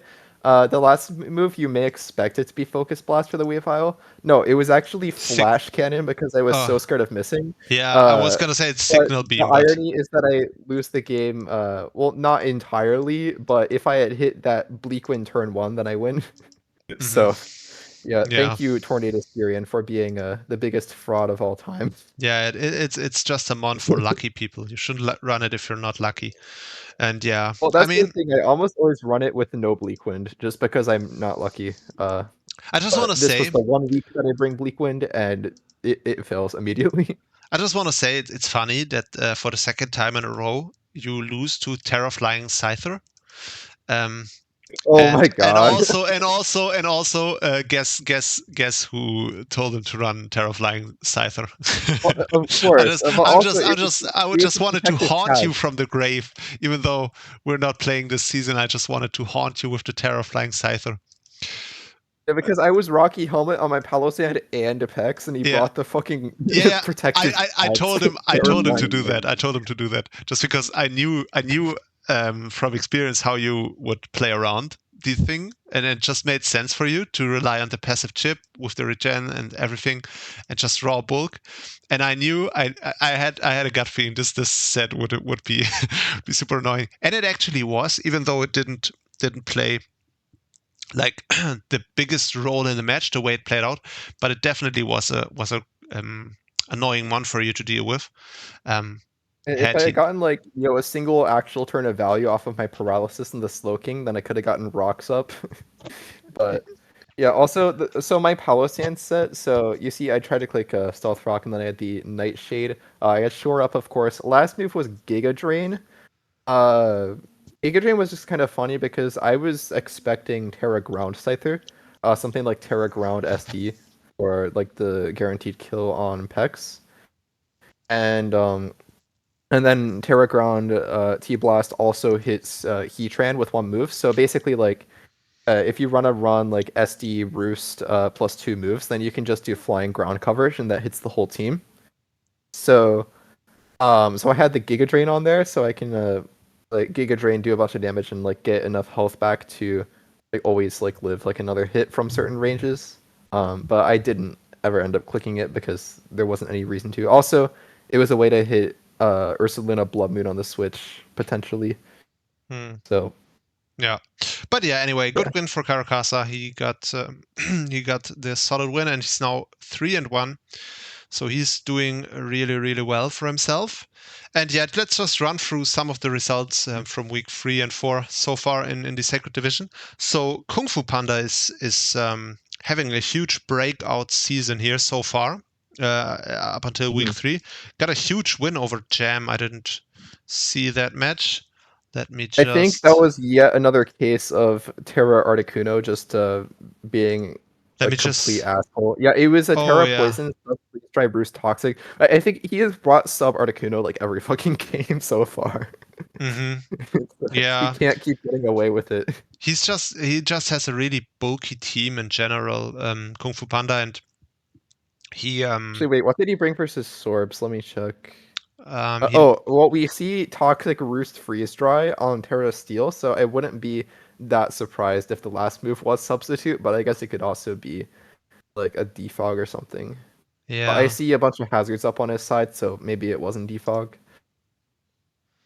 But yeah, I know this game against Jam that we have open right here. It was basically 5 kills Articuno. Um, Mhm. so Articuno just completely wrecked him, and once again was sub-toxic. So yeah, Kung Fu Panda is definitely not here to make friends. He's here to take the he's here to take the title. I think.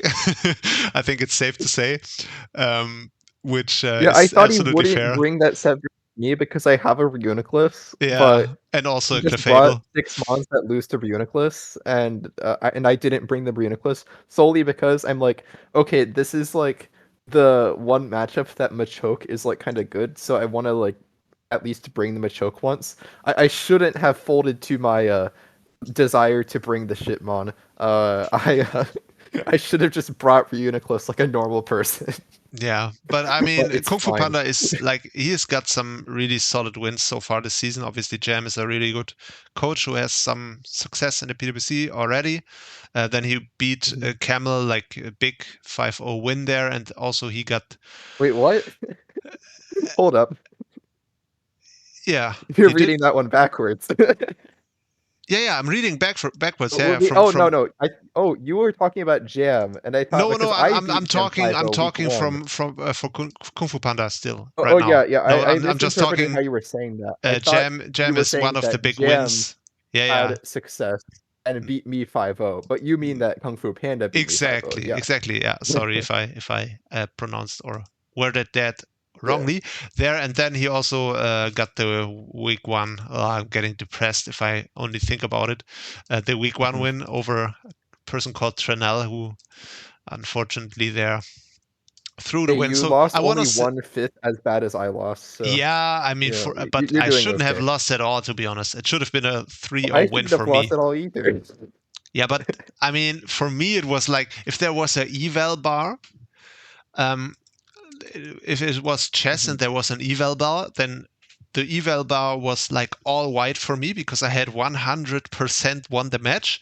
And then when I went Corviknight, I think like Stockfish would have like went into the attic and got a rope and a chair It's like and no, it's like when you're playing like well when you're doing chess replay analysis and you're like up 10 yeah. and then No, you I'm make not up one 10. move I and had then sorry confirmed no win. you're up 10 in eval because the eval bar has like a score.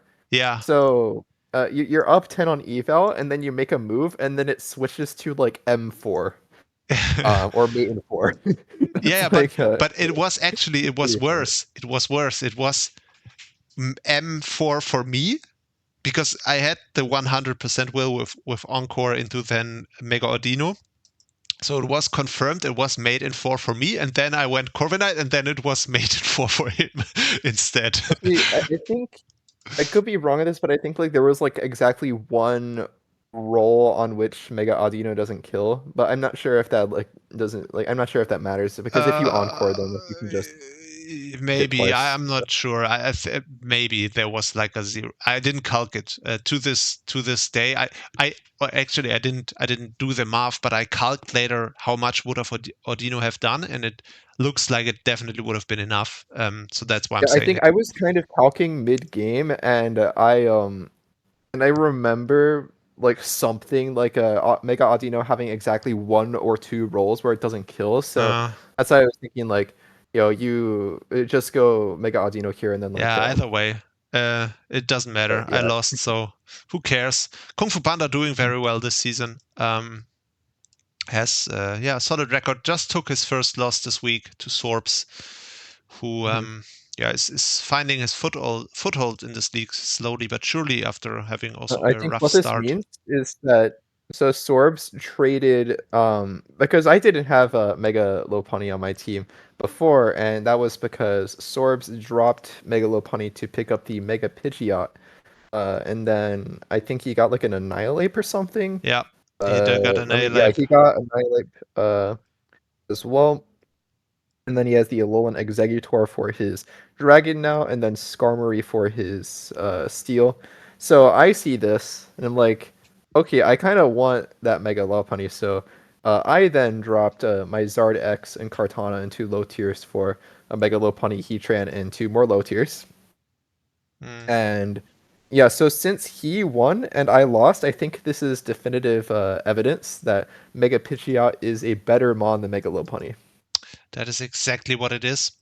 So yeah, but Because overall, also I lost because I missed Bleakwind, but if I had instead a Hurricane Mega Pidgeot, then I would not have missed. So yeah, I mean, what more do you need?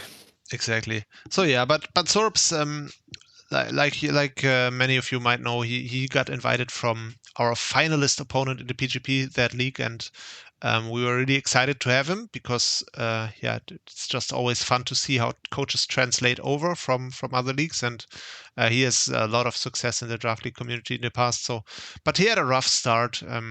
In weeks 1 and 2, he went 1-1, and then he took the loss to Nahima, who is currently wrecking the top division so far. Mhm. But yeah, now Dragapult he's moment. back up, all evened up with the win over Kung Fu Panda. So yeah, maybe we're expecting Sorbs to definitely do big things in the future, and his team looks decent, albeit not amazing in my opinion. But yeah, maybe he can do something Yeah, I with feel it. like Nahima is kind of like having my usual thing with Spectrier, where I see like, okay, why is Spectrier allowed? I'm going to draft this, and then I just destroy everybody with it. But he doesn't have So he was Spectre. kind of saying, why is Dragapult Oh, allowed? And then he gets Dragapult, and now he's beating everybody. So yeah. maybe, just maybe, Nahima will result in Dragapult finally being banned in season 13. I Who don't knows? think so. I don't think so. Maybe I'm not sure, but um, so Nahima's team. Let's just talk about him.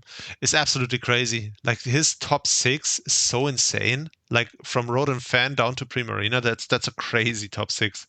Um, Mhm. he doesn't have much going for him after that. Like Metagross. I'm not a huge fan of Metagross as a steel type, but I'm not a huge fan of Metagross either, but I have seen it like be successful. I've used it in a VGC draft, but I haven't really used it a whole lot in singles. I think I've drafted it one time. I've mhm. drafted most things like one time at some point, but Yeah, I uh will say the yeah. combination of Metagross and Weezing Galar, like both of them as a combo, fit really well with his top six. So that's yeah, that he definitely has this. This top eight is nasty, but I gotta say Mhm. after that there's not much. Like this is not, those three are not mons. Like obviously he has two 1 pointers, I think, I and mean, then Arboliva is decent, but obviously Slowpoke and well, Primplop. Arboliva So is okay, not a mon, to be honest.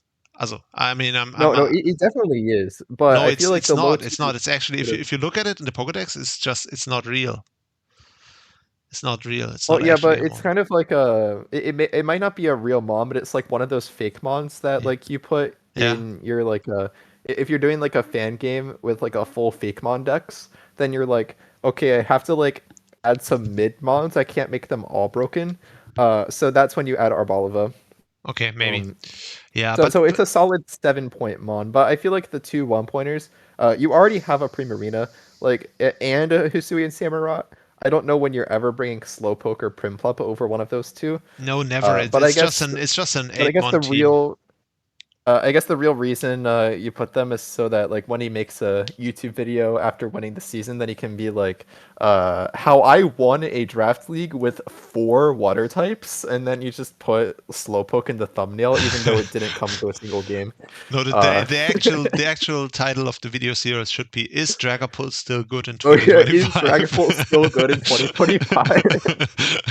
And that's We made that joke in the last one. yeah, that I think that might have been true, but yeah, that should be his video title for sure. But yeah, it's a crazy team, man. Dragapult, Also, I great will task, say and this is then entirely your fault, because not entirely your fault, but the blame is shared between the last 4 people in the draft because none of you got Dragapult.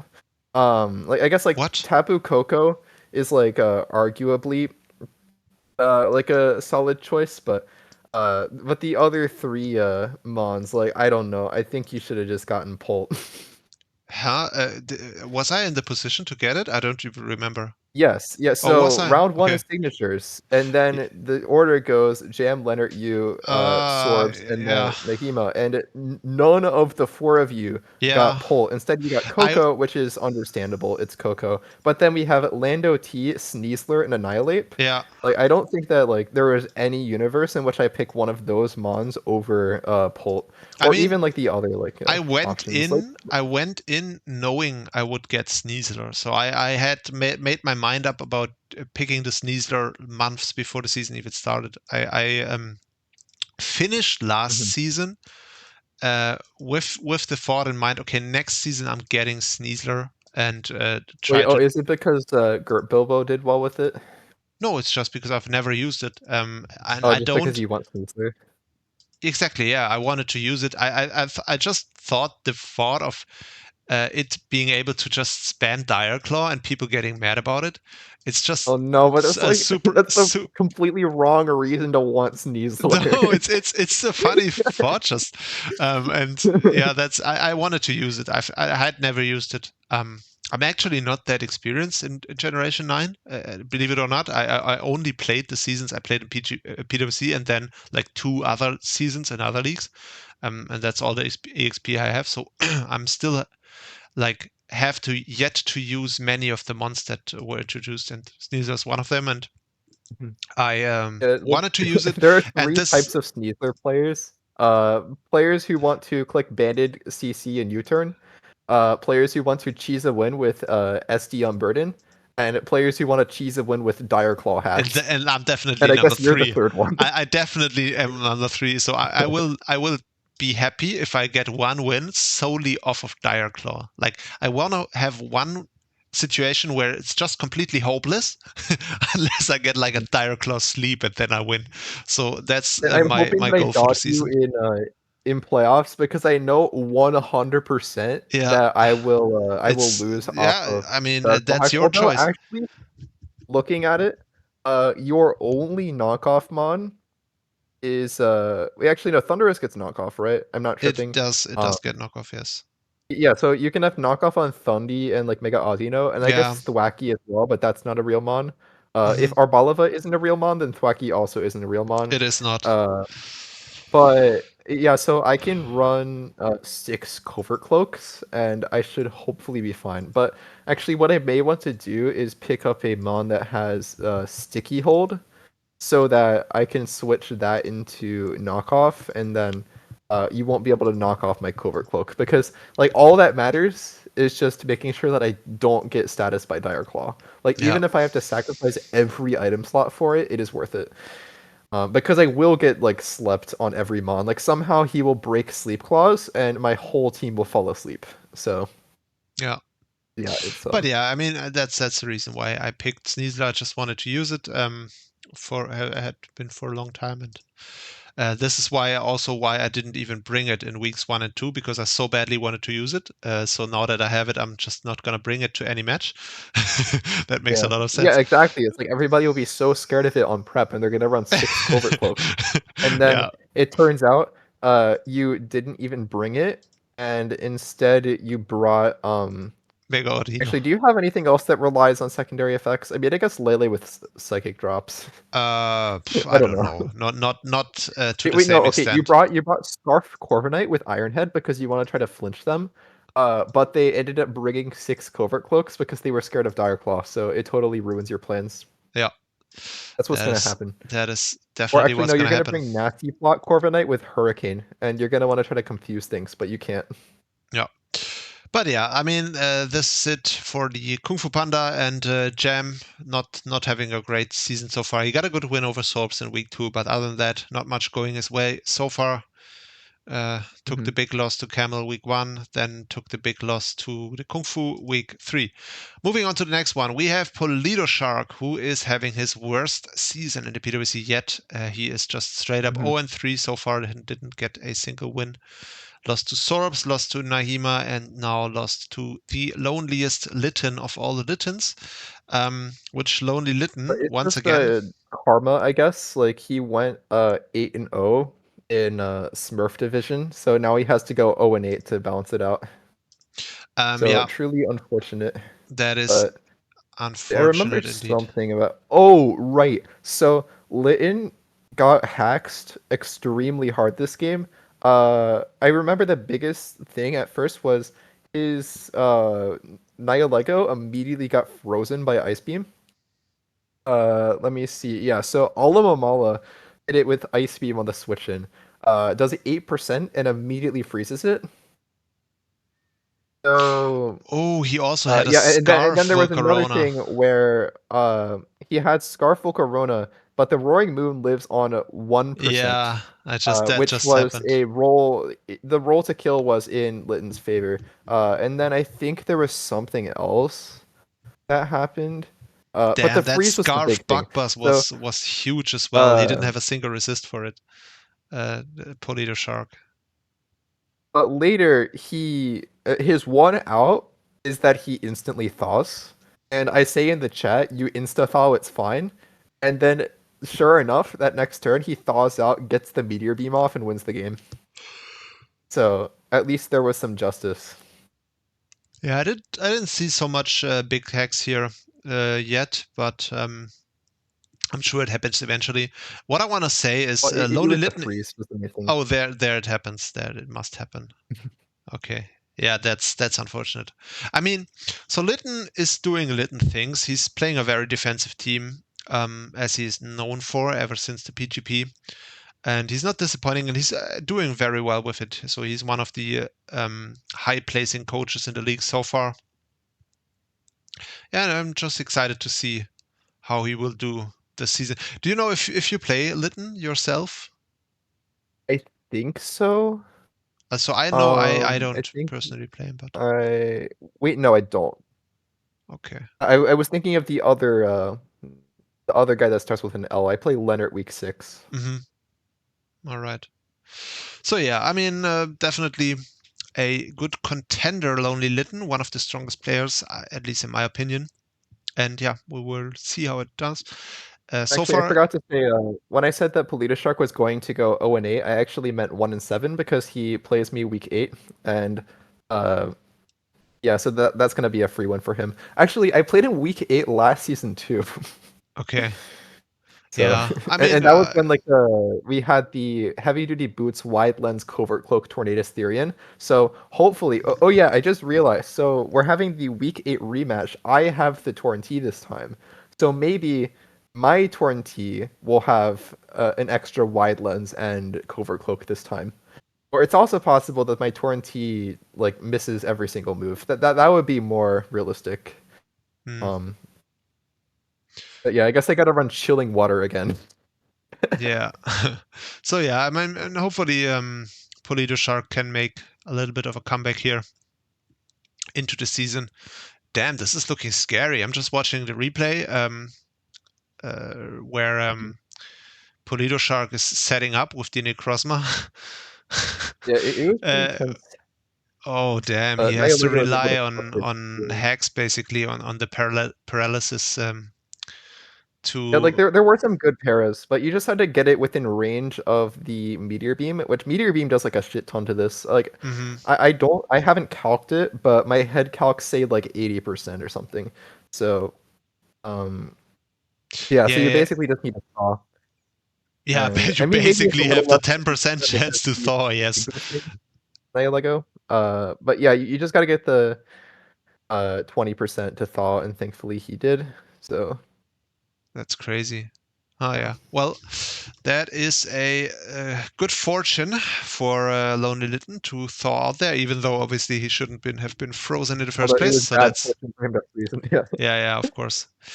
Which is a solid win for him, and all the best to Polido Shark to make the comeback. Even though I gotta say, it's kind of nice to see Polido Shark get his win record in order a little bit at least, because he was like from smurfing the one season in the bottom division, he was like had the was so high in the all-time standings here on the win rate.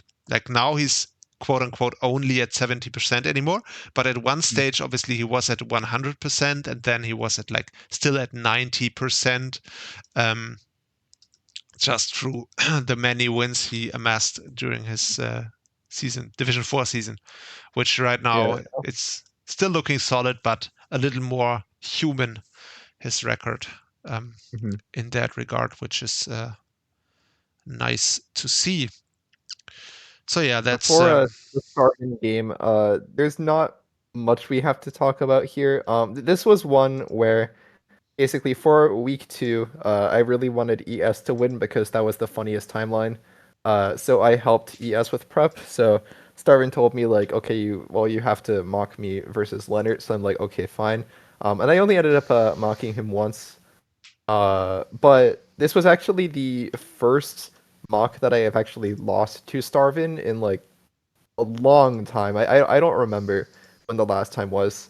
But the reason was that he just led off with his Salamence, and he just stayed in. Like there were like multiple turns where I would have just killed him, but I'm like, surely he's gonna preserve this. But no, he just stays in and goes for a hurricane and like hits every hurricane or something. Uh, so I'm like, okay, sure. So I get like chipped on some mons, and then I like kind of make some misplays like in the end game, I think. So I end up losing to Weird which is a terrible fate. But Weird actually was really good in this matchup, especially since he didn't bring the Alolan Muck. But I think he was like a CM, Terra Ghost, T Blast, and then Psychic Move and Earth Power. Uh, or he might have been agility over second move. I'm not. I don't remember exactly.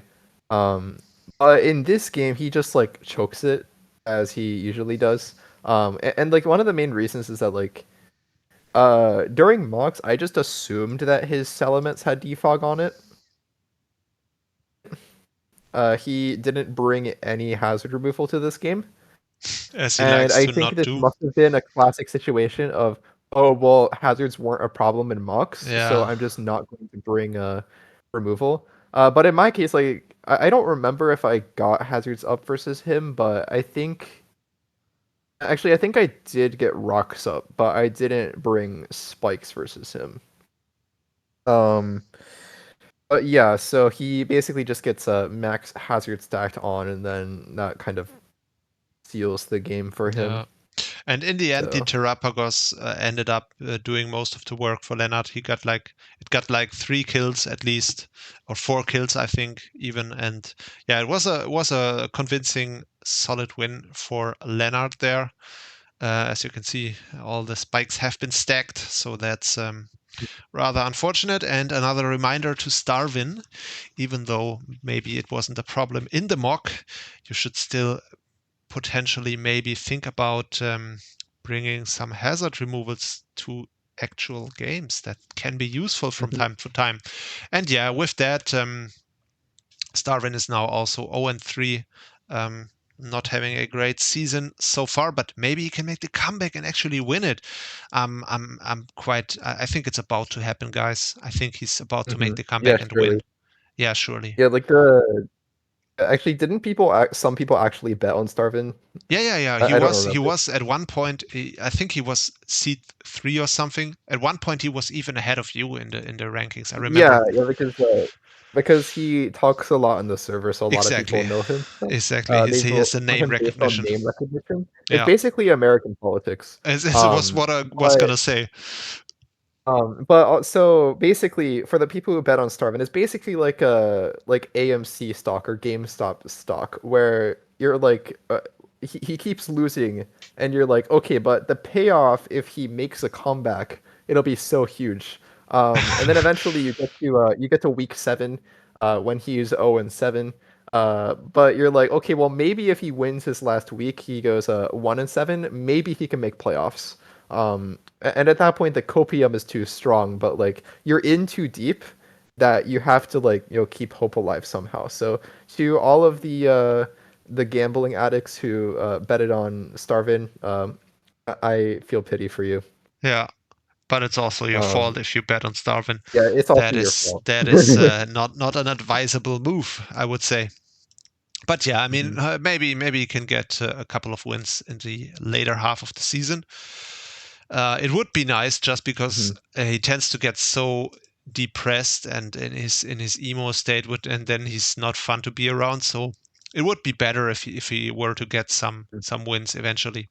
But you forget it's because he has seasonal depression, but for summer. Exactly, That because is the reason. he likes it to be cold more than hot, which is a choice, I guess.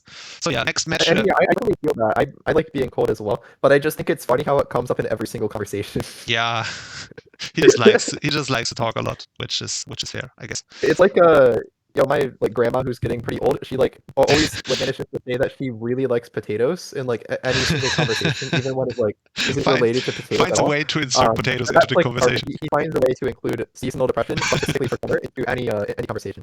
Um, That is funny. All right. but anyway, next game we have ES losing to Mayo.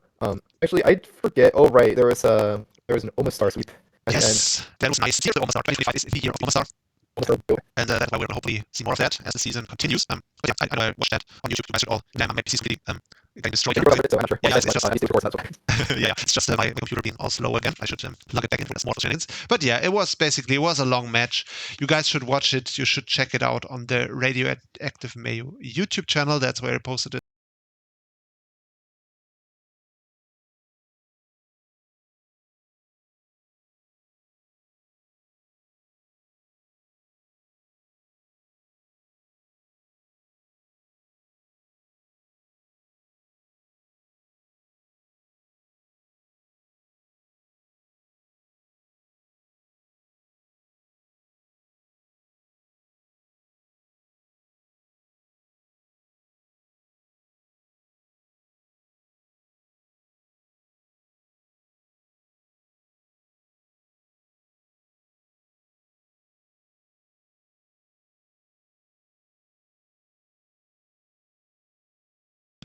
He does really good content. It's worth to check it out. I'm not gonna be going on about it much more than that.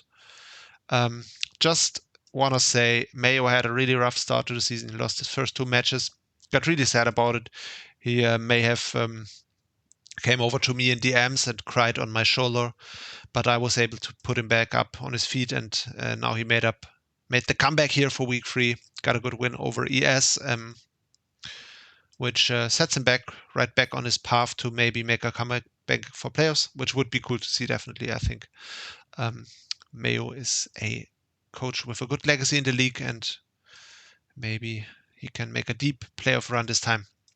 Yeah, then for Maybe ES, an ETA coach will finally win the season. Yeah, let's I had not to let's mute not go for a bit crazy. I because mean, it would Discord be a was good. having an aneurysm, Yeah, but I am back now. he is like I think semifinals is like the maximum of what you can expect from an ETA player in That's the true. I PWC. think for ETA stocks, our greater hope would be that Mike Haley or Ty the Guy Yeah, wins in Griseous Division. But anyway, what I was going to say for ES is he's I think like if we had to like seed the players for this season, he would be like on the lower end. I mean, obviously, Starvin is going to be bottom seed. But he did get the win over Starvin, Yeah. so he is 1-2 right now. So it's like not looking that bad. But you have to remember that he's going to get a free win in week 4. So basically, he has the same record as me. Yeah. Um, He's gonna be. and then he's gonna lose to me in week 5. So there Oh, he is plays that you in to week watch 5 out as well. for. I'm so Yeah. gonna. Oh man, I'm gonna go all out for him in prep. I'm gonna be like Mhm. all week is all I'm gonna do is I'm gonna be in the lab with him for the prep. No, actually, I've never helped him. I've never I've never done anything for ES in my life. But Yeah. maybe I can start then. But yeah, Actually, I the mean, only times that I've like really helped him on prep were like finals last season, and then I think I mocked him a couple of times for like semis or something. I don't remember exactly, but it was really just finals for last season. And then for this season it was versus Starvin. And then I think in like just like at random points like I've given like just like random like team advice if he's like sent it, but hmm, nothing too crazy there. hmm. But yeah, I But mean yeah. that's like not a bad start into the season for ES. He definitely got the win over Starvin, which is what matters. I don't Mhm. think he himself expected to be like at the top of the standings, right? I mean, he would be realistic enough. Mhm. Hopefully, Well, he said that he had 2 goals this season, yeah. which were beating Starvin and beating me. Okay, So he's done the first one. yeah, Uh, we'll have to see if he can do the second one, but I think that beating Trannel would be a good third goal as yeah. well. I mean, So, he should be like his ambition should be definitely to beat a completely washed coach who can't do mhm, anything right. So that should be his next goal. This is a mandatory win for him, week 4. If he can't win that, he should definitely think about it, retirement at least. And mhm, but yeah, we're gonna see. That is gonna happen tomorrow. That match. Yeah, I mean, yeah, good mhm, luck. Good luck to AS for the season. He's definitely one of those players who he's really brash, like not only mhm. in the way he acts on the server, but also in his play style, which is just a honestly, this is my one of my theories. Being brash is the best base for Pokemon, just because it's like it's just so easy for stuff to snowball out of control if you just keep going for stuff, eventually something will stick. um yeah, this is just a really good way to go about the game in general, I think. Mhm. So For yeah. me, that is actually like I wouldn't play like that nearly to his extent. At least like in draft, starting out, I was always more of a balance slash bulky offense a person. And I still like lean towards those kinds of comps, but on ladder, I used to be like I would only play offense. Like at least like starting out, like especially in like Gen 7 when I was like getting actually good at the game, I would just exclusively ladder with offense. Not like only hyper offense necessarily, um, but I was definitely like that guy who like never runs balance or stall and ladder. And then eventually I diversified, and I think that draft was what helped me a lot with that, with like learning the other playstyles. Um, but I feel like ES is someone where like if the CIA wanted to torture him, like they wouldn't waterboard him. Instead, they would make him ladder with stall, and I think he would probably just kill himself. So, So what you're saying is I haven't built yet for the match tomorrow, because guess what? I joined like always. I'm gonna do it like 10 minutes before the match, like I did against Carcassa. And so what you're saying is I should basically just build full stall versus him. That's the way well, to also, go. well, I mean, if he was forced to like play a stall team himself, Yeah, but but he he would also play he is first also a player where it doesn't matter what you build, he's going to call it stall because Yeah. he's one of those players Yeah, where yeah, if you yeah. have like a single regen mon on your team, then that means that it's Or stall. just Mr. Grimes recover. is also like this. Yeah, It's like an echo this is chamber. true. Uh, Mr. Grimes is so they get in hilarious voice with that. call, they get in voice call, and then they just talk about how Yeah. everybody else is lame and drafted a stall team.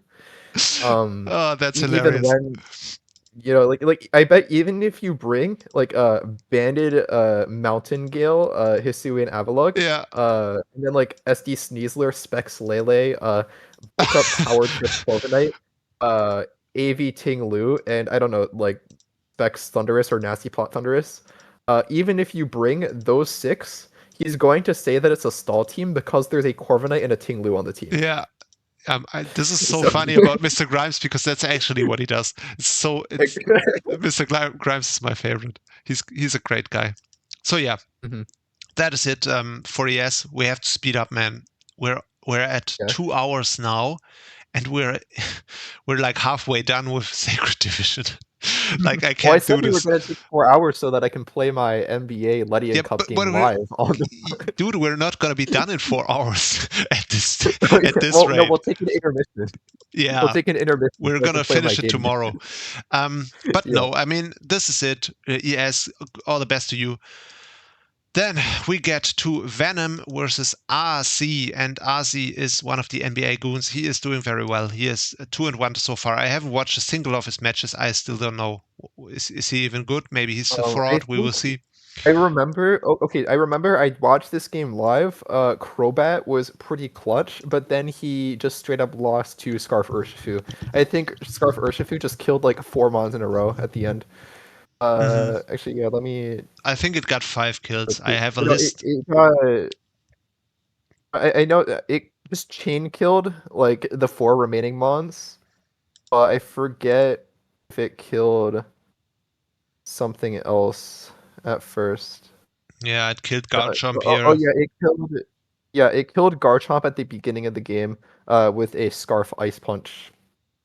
Hmm. So yeah, Urshifu is a pretty good mon. Ice Here, Punch Venom got over the Ice base Spinner. Heat Wave kill on the mixed Crobat versus the Ferrothorn, Mhm.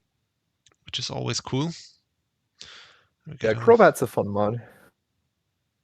Yeah, Venom kind of got rolled by the Scarf Urshifu there. He was kind of betting on Mhm. it not being scarfed, but it was scarfed, and that's a pretty quick win for Asi. Mhm. Not in big danger in this match, I would say. Still had a Nidoqueen and a Dragonite in the back there, which Mhm. means he had some, yeah, just some buffer there still. And this means he is now 2-1. Let's just go Mhm. over to the standings really quickly. Where we can see that Nahima is absolutely dominating so far with a 4-0 plus. It's not only that he's 4-0, he also has this huge margin of Mhm. wins so far, which is good for him. Yeah, Then we have speaking of for like the next game, I'm not sure if you saw this one, but we saw screens Primarina into a agility weakness policy Metagross, and the Metagross looked set to just straight up win. I think it got it got 3 kills, but Storms was able to chip it down with Fake Out and Quick Attack on Mega Lopunny. mm, So it wasn't like completely over because he still had 3 months left. But however, the presumably Scarf, Hisui, and Samurott was just able to clean up the game. mhm, So oh yeah, also the he went for a return into Primarina and then it got the Reflect Up and then it lived on. So yeah, the first return did 67, but then we see a nasty roll as it does 32, and then Primarina clicks Misty Explosion and just kills the Mega Lopunny. So I don't think that it really mattered because like I don't think that you beat things like Pult and Great Tusk with like the nah, definitely with not. the remaining 3, Nah, but at least it means that Hisui and Samurott doesn't just click Ceaseless Edge twice and immediately win the game. So maybe there was a chance, but I just like it was unlikely. It at least might have been like a better differential. yeah. But But yeah, overall, we have Nahima dominating, so he's definitely repping his league, the NBA, very well so far. Overall, I gotta say, the NBA, after them having like struggles in week one, they are like really, really getting into it now. They are in all the divisions. The NBA reps are doing well. The Sacred Division being no exception. You can see Nahima here being on the top spot, and then we have Asi, who is still doing well at 2-1. Currently in the 8th position, but he obviously still has to do his week 4 match, where he can still move up even further. And then if you want to count Politoshark as the NBA goon, then he's not doing so hot, but he can still make a comeback. And yeah, overall, there's not much to say. This is like most coaches are like, there's only 2 winless coaches and only 1 unbeaten coach after 3 weeks or 3.5 weeks, which like tells you all about how competitive this is going to be. And yeah, it will be a tall ask for Nahima to like go unbeaten through the regular season. I think I definitely believe he's also gonna take an L eventually. But yeah, so far doing great. And with that, we should move on. Yeah, we can finally move on to the Soul Division. I think we can kind of speed run some of these other ones because we don't have as much personal investment in them. Mean, yeah, that is while that is true, it's also kind of mean. Well, no, I don't think it's mean though. It's like it's not like we're not going to cover them. Like I think we spent like quite a long time talking about them last time, but I mean more in the sense that like I'm not going to start ranting about Talonflame getting a bunch of flame body procs because it wasn't my game. Exactly. That's always a good base. I think like, most of the reason why like these other divisions take so long is because we both have huge egos and we love talking about ourselves. So. I'm actually reining myself in, right? I'm not like you. I'm not like leaning into it, right? I talked about my games for maybe 30 seconds, I would say, and then you just go on and on and on about your games. I'm reining myself in, dude, but I'm not going to deny that I do have an I'm ego. doing the opposite. I'm exaggerating it for the content. Yeah, which is fine, of course. But we still have to. Hi guys, who is that? It's SMO. Oh, it's SMO. Finally, we have SMO on the. So guys, SMO was gonna join last time already, and now finally it worked. He joined us, and he can maybe save us from Camel just talking about himself. No, but now SMO's just gonna rant about his games. Yeah, it's fine. The last time spent talking about my game, the better. Oh, okay. Did your game not go well? It's not, no. But you're lucky. You're lucky in that respect. No, I guess you're unlucky then, in that we haven't covered Griseous Division so far, but we're going to come to that after Soul Division. We're just getting into Soul Division. Which, so yeah, what's new? We start with week 3, right? Sorry? I was saying, I guess we start with week 3, right? Yeah, most definitely. Of the games were played already. Yeah, week 3 is finished. Let's just say really quickly, there are some changes also to Soul Division. The big one being that Ronan Sting is new. He's a replacement for... Damn, it's so tough for me to remember who dropped. Was that Fennec Master? The NBA goon? I know that Fennec Master dropped, but I don't remember whether Ronan was the... Wait, yeah. Fennec Master is the only one who's dropped from Soul Division. Okay. So, yeah, it was Ronan filling in. That is what happened. And so, yeah, like we said in the Wi-Fi segment, Ronan is just invincible now. He will never lose a match again in his life. And that includes, obviously, the Soul Division matches, which is why he just completely stomped Shoot Drip there on week 3. And also beat the Scary Smoliv on week 4. Which is just what he does nowadays.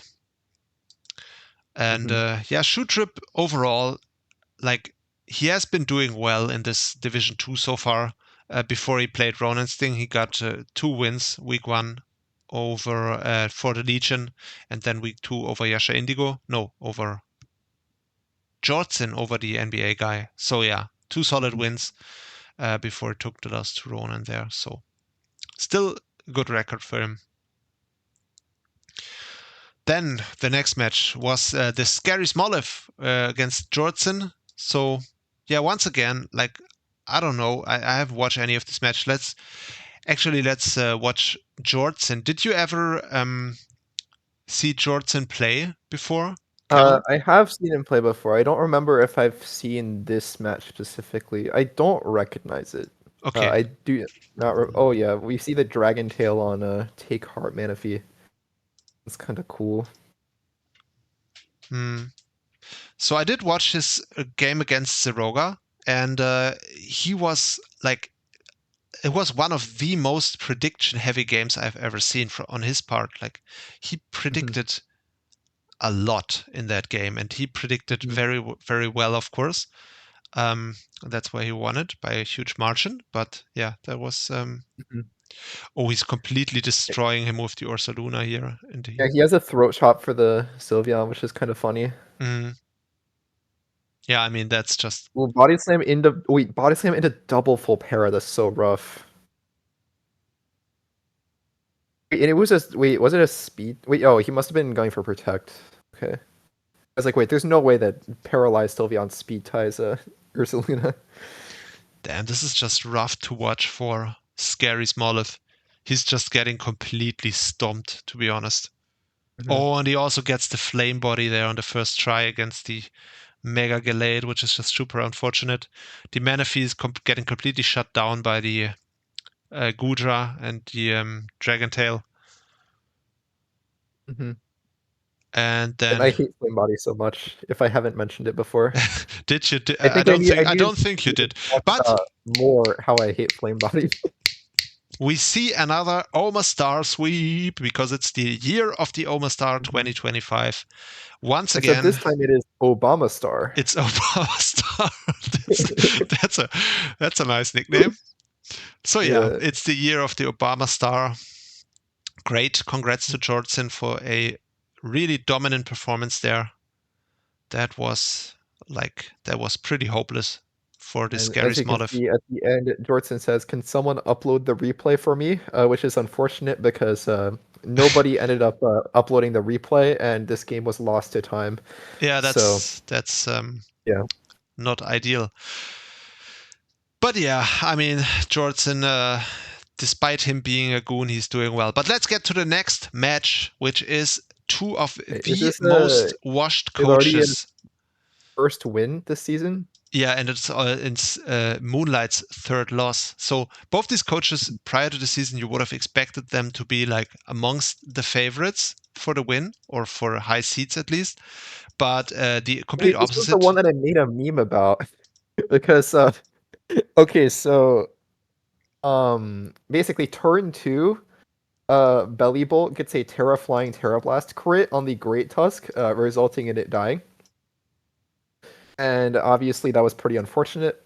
But then later in the game, I think it was Scarf Haxorus that ends up popping off. It was some sort of Haxorus clicking Outrage. But after the Haxorus dies, Lordia says in chat, the Hax is terrifying, I can't even lie. That guy a sleeper goat? And then at the same time, Moonlight says, yeah, that crit turn 2 was sad. So when Lordia said Hax, he meant Haxorus, but Moonlight thought that he meant the crit on turn 2.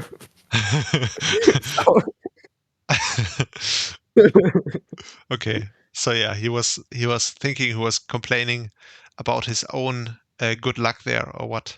Yeah. Yeah, I mean, to be fair, Gracidea is the type of person who would do that because he's a really nice person, or she. Now I think it's a he. He's a really nice person. So yeah, definitely could see him complaining about his own good luck. But yeah, it would be a bit late to do so, I think, though, at that point. Yeah. that would be like what you do when you're like actually really happy about it, but then you're like, oh damn, that's a shame. That's a shame I just won 5-0 because of Hex, man. I'm so sorry about it. But also, it would make sense if like he got another crit and then said that, but it would be really funny because like nothing even happened after the turn 2 crit. So it would be crazy to after turn 17, just 16 turns later. Man, that crit really sucks. Oh, by the way. So yeah, I mean, that's it for Moonlight and Gracidea. both are not doing well so far, but both of them definitely have the potential to turn it around. And I'm expecting at least one of them. Let's say at least one of them is going to make playoffs.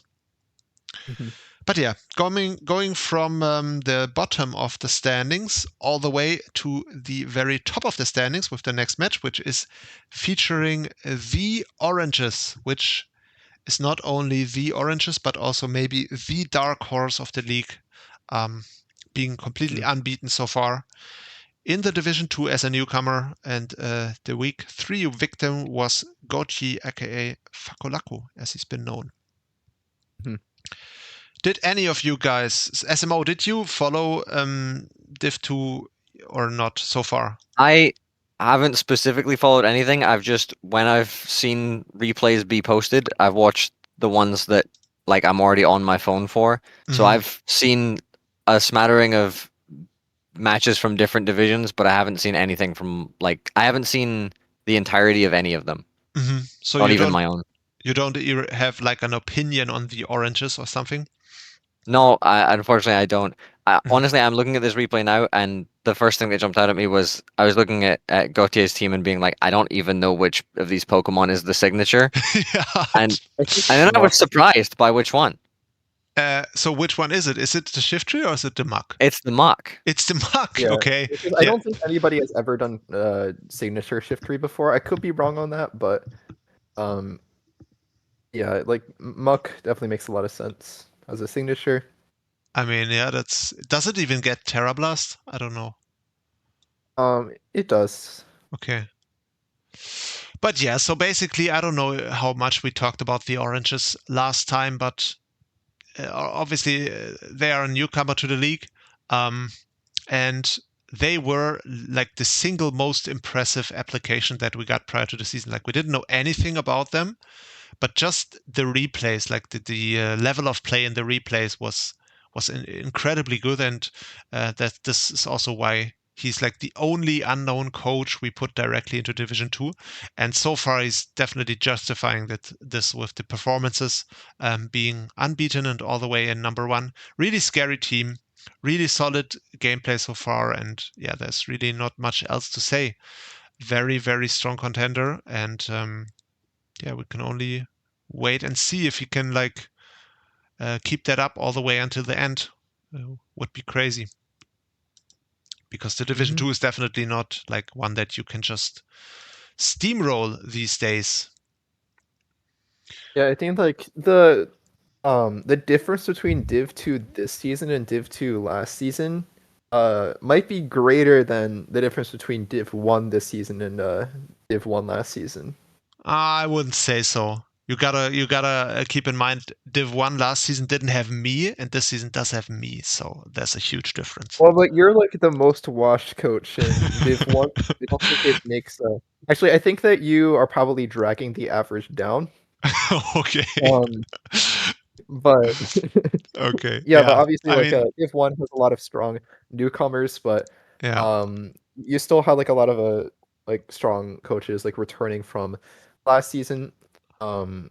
But Div 2, like not only do you have strong newcomers with like the Oranges and the MBA guys, but you also have previously Div 1 coaches being pushed down into Div 2. Even though so they I think didn't deserve it. People who were like traditionally Div 2 coaches. I mean, Ronan doesn't even count because he's he's a Div 1 player coach. level. It's just that he purposefully did bad so he could be in Div 2. Yeah. Div and 1 then coach. Somehow didn't win Div 2. Yeah, he kind of had a bad season last season, Div 2, which I mean, I guess that can happen, but he's a Div 1 coach. Shoot Drip has no business moving down, actually, normally. He got like 11th last season in Div 1. Then we have Gailaria, who also had no business moving down, even though he's kind of getting smacked in Division 2 this season. Because the last time he played Division 1, he made quarterfinals. So, and then even Moonlight, I think Moonlight did pretty bad in Division 1 last season, so he could have moved down. I think it was like 4-7 or something, so that's not even bad. That's not even bad, actually, yeah. So yeah, we but have... Yeah, so the only like true like Div 2 returners, I guess, are Leighton, You have the Scary Smoliv, and Yasha Indigo. Zoroga. I would count Zoroga because he did go to Div 1 one time. But he actually did pretty well with the turtle team though. So I don't know. He still kind of counts as like he's like in between Div 1 and Div 2. Yeah, he's a weird one. Yeah, and then you have Yasha Indigo, Yeah. who's like Div 2 like standard. He's like- Nightwing he's- J moved up from Div 3, so he's like the only guy who moved up. And then you have Spooks and For the Legion.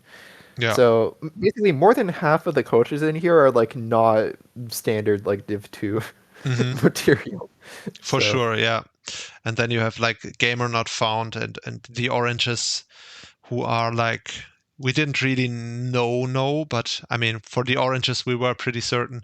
Gamer Not Found was like our best guess for Division 2. We thought he might be pretty strong. But yeah, overall, really interesting division. And yeah, that we can move on to the next game, which is Nightwing J versus Leighton. And yeah, Ronan and I actually commentated this one, but trannel has been lazy and has not uploaded I didn't. This, yet. yeah, you know what's funny? This is completely untrue what you say. I actually did upload the match. It's already on YouTube. I just haven't made the thumbnail yet. It's just not public. Wait, it's not public yet. Exactly, it's just private. So you've technically uploaded it, but Yeah. you haven't released the video yet. Exactly. So- You could watch it. I could share the link with you, and you can watch it. But it doesn't have a thumbnail yet, so maybe I would say estimated time of arrival 2 weeks from now, maybe. That sounds I can realistic. make a shitpost thumbnail for you if you want. You'd go ahead. I would post it. I will do anything to be lazy. All right, sure. I'll send something to you. Okay, perfect. Like tomorrow or something. But yeah, in the meantime, we're gonna talk. No, we're not gonna talk about it. Oh, that's perfect. We can just skip this match because there's gonna be a YouTube video about it. Perfect. Let's go on to the next one. Seroga versus For the Legion. Seroga took a loss, and this is really fitting. So For the Legion last season did really well. This season, not so far. He lost his first 2 matches and now got the first win over Seroga, which makes sense just because Seroga is a really brash player himself. He likes to play very offensively and set up heavy, just like For the Legion. So it makes sense that it would be kind of a toss-up, and either way it goes, it could be a big margin, just because I feel like those are both players who like to go all out and go all in, and then it's going to go either one way or the other, could go both ways, but it will go decisively either way. And what was funny about this game is that at the start, like both players are just like going to like, I mean, either like set up mons in the case of For the Legion, where you had the I mean, presumably set up a Mega Gyarados, and then you had like the Calm Mind Agility Weirdier, which only ended up getting 1 kill, which was the Torn T, because it got toxic and kind of stalled out. So both players come out like swinging immediately, and then they kind of like lose a lot of their offense. So then it devolves into Alamomola Spiritomb versus like a Gloking stall. So you just have but Spiritomb does have the Calm Mind, so it is eventually able to break through the Gloking, and then Flygon obviously is not able to beat Alamamala 1v1. So here we see the kind of balance part of For the Legion's team coming in clutch. I do want to make particular note, it's not just the agility Calm Mind Weirdier, it's the agility Calm Mind Weirdier that had to agility twice. Oh yeah, that's true. Yeah, that just speaks to the quality of the one that is wordier. It had to agility twice. That's crazy. So yeah, good win for the Legion there over Seroga, which puts him at 1 and 2. That's still a record you can recover from, which is good. Then we have the next game. I know this game. So Gil is also completely washed. Like he's also, I think, putting in 0 effort from what I can tell. Yeah, this one was pretty tragic.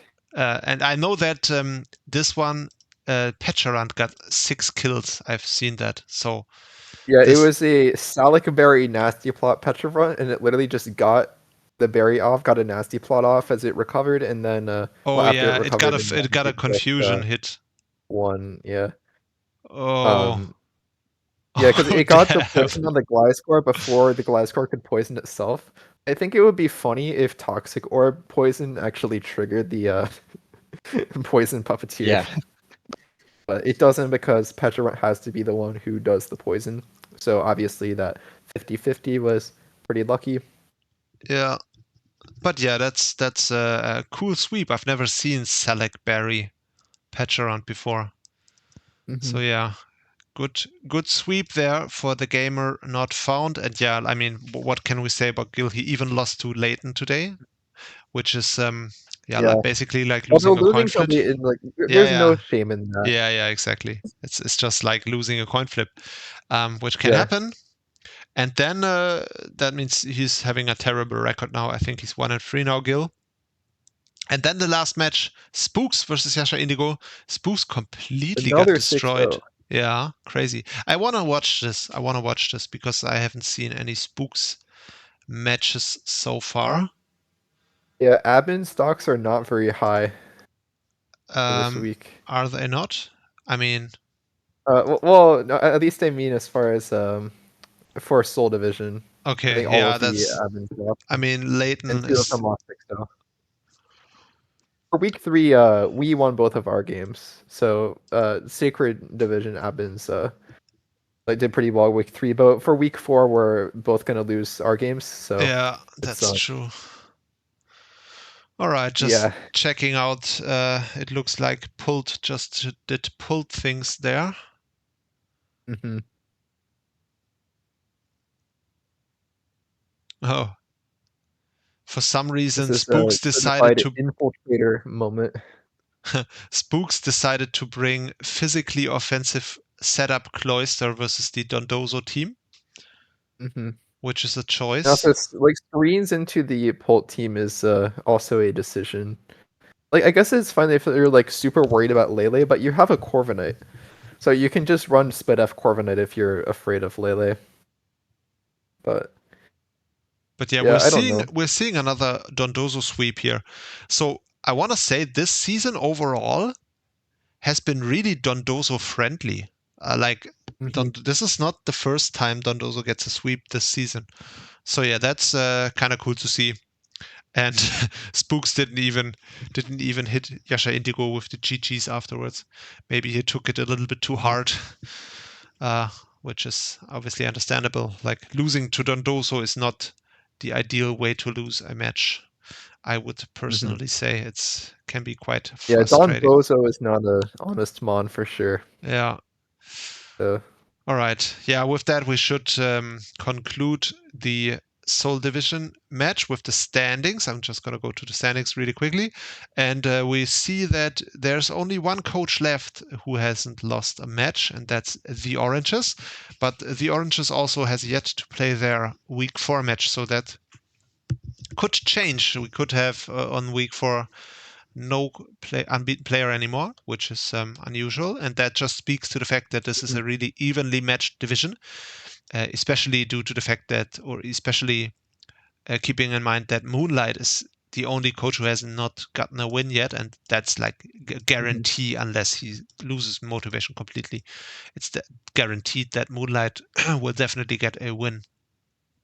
Yeah. But yeah, the standings are just completely open still. There is not even really a trend you can make out here. Yeah, I think most of our divisions are very even this season. Yeah.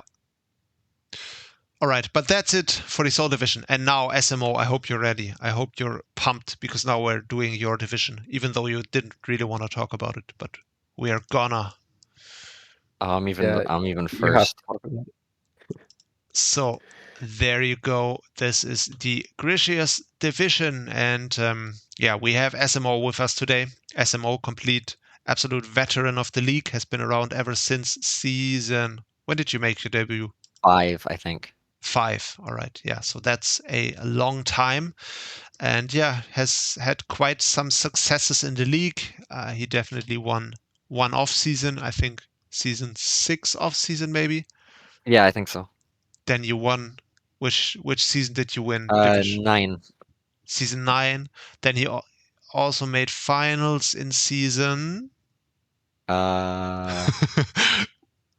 6. six maybe. Yeah, maybe. I don't know. So yeah, you definitely got some belts in this league already, and yeah, has been on the channel before and is now again on the channel. And we're gonna talk about his division, where I just saw that he has to play DTN for week 4. That's some real stakes right there. oh yeah. So did you guys already schedule? By the way, Yeah, we're playing tomorrow. We don't have a specific time, but we're playing tomorrow evening. okay, tomorrow evening. Yeah, that makes sense. Are you already prepped? No. No. All right. That's perfect. That's exactly the way I do it. I join it until the You should last do the minute. prep live on recording. Should we do the prep together, like now, and then release it immediately after? Dude, Yeah, we why need the hell? to Dude, why the hell do you have Ice Cube signature? That's degenerate. It's so funny though. He's just a little guy. Yeah, he's a little guy, Oh, but Ice what Cube does is it do? actually good. It doesn't really do Like, anything, to be honest. But defensive Ice Cube is actually really good because like you can set Veil with it. Yeah. Because the idea is like you switch it in on any physical attack, you take no damage from it, then you outspeed the next turn and then go for a Snowscape, so then you get your Ice Face back, then they break it again, and then you can go for Veil. And then with Snow and Veil up, then you don't take that much. But they then go for Brick Break and you die anyway. So Okay. I yeah, mean, but also the benefit is that people don't usually run Brick Break versus Ice Cube because they're like, oh, it's Terra Ice Cube, it's gonna be Belly Drum, even though the Belly Drum set is like probably one of the worst ones in my opinion. Yeah. Belly Drum is But- like the Randbat set, Yeah, but like it's so weak. yeah, it's like it's the Ranbat set, but it's specifically the man. Why is this the Ranbat set? Yeah. Like you know when Garganackle was like a Curse Stone Edge EQ recover, it's like why is this not Salt Cure? Um, yeah. That's what it's like with Ice Cube. That's a really interesting team, by the way, SMO. Why do you have Arcaludon without rain?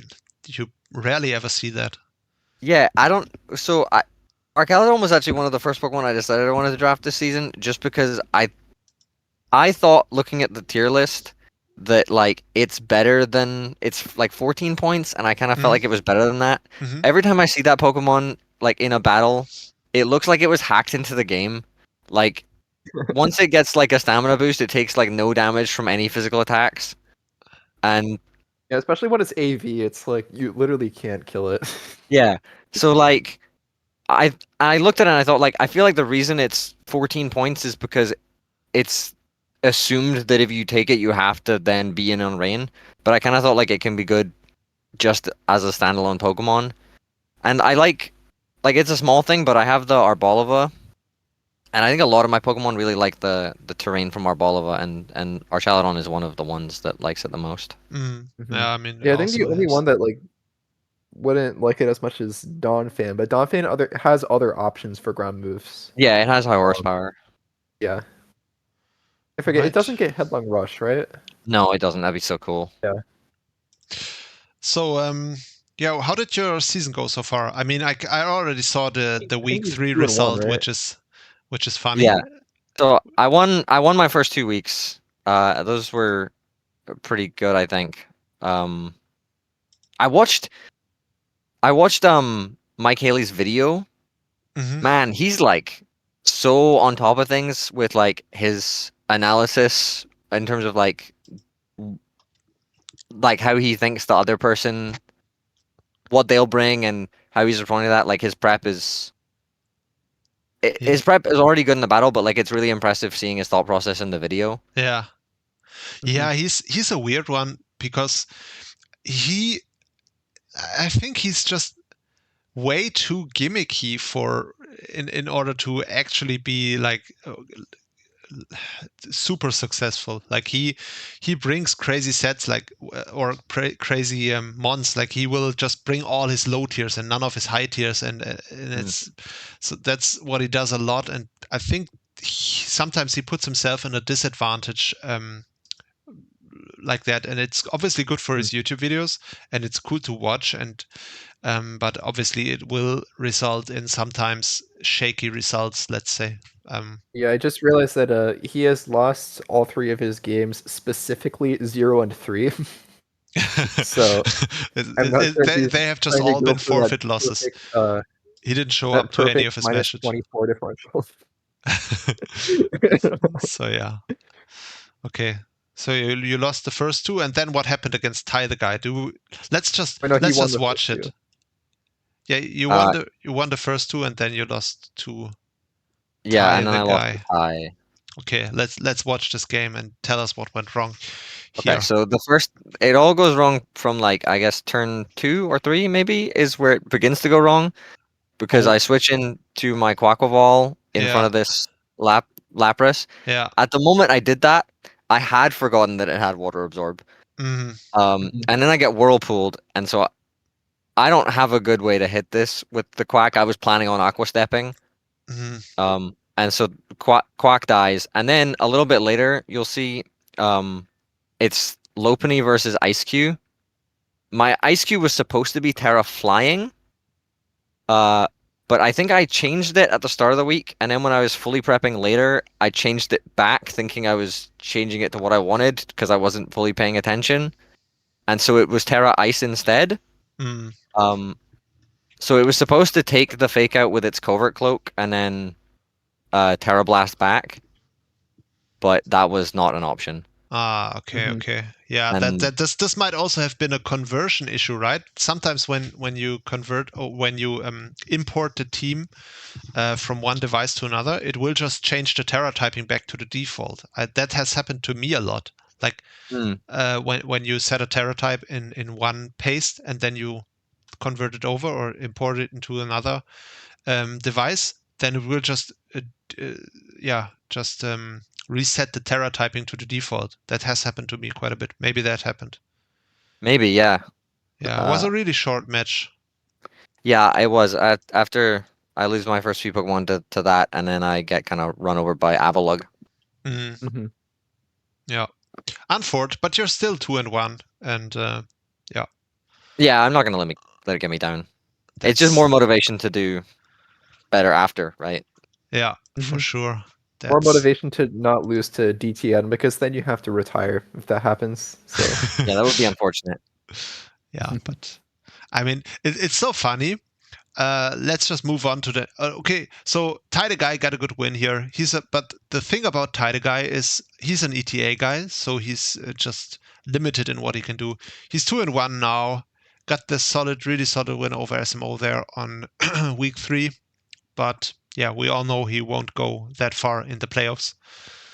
Actually he's 2-2. I just saw he lost his week 4 already against Riptide. So yeah, but moving on to DTN, really unfortunate season so far for him. He lost all his matches. What I was gonna say is, but you might be lucky, because if you notice the pattern, DTN lost week 1, 0-4, week 2, 0-3, week 3, 0-2.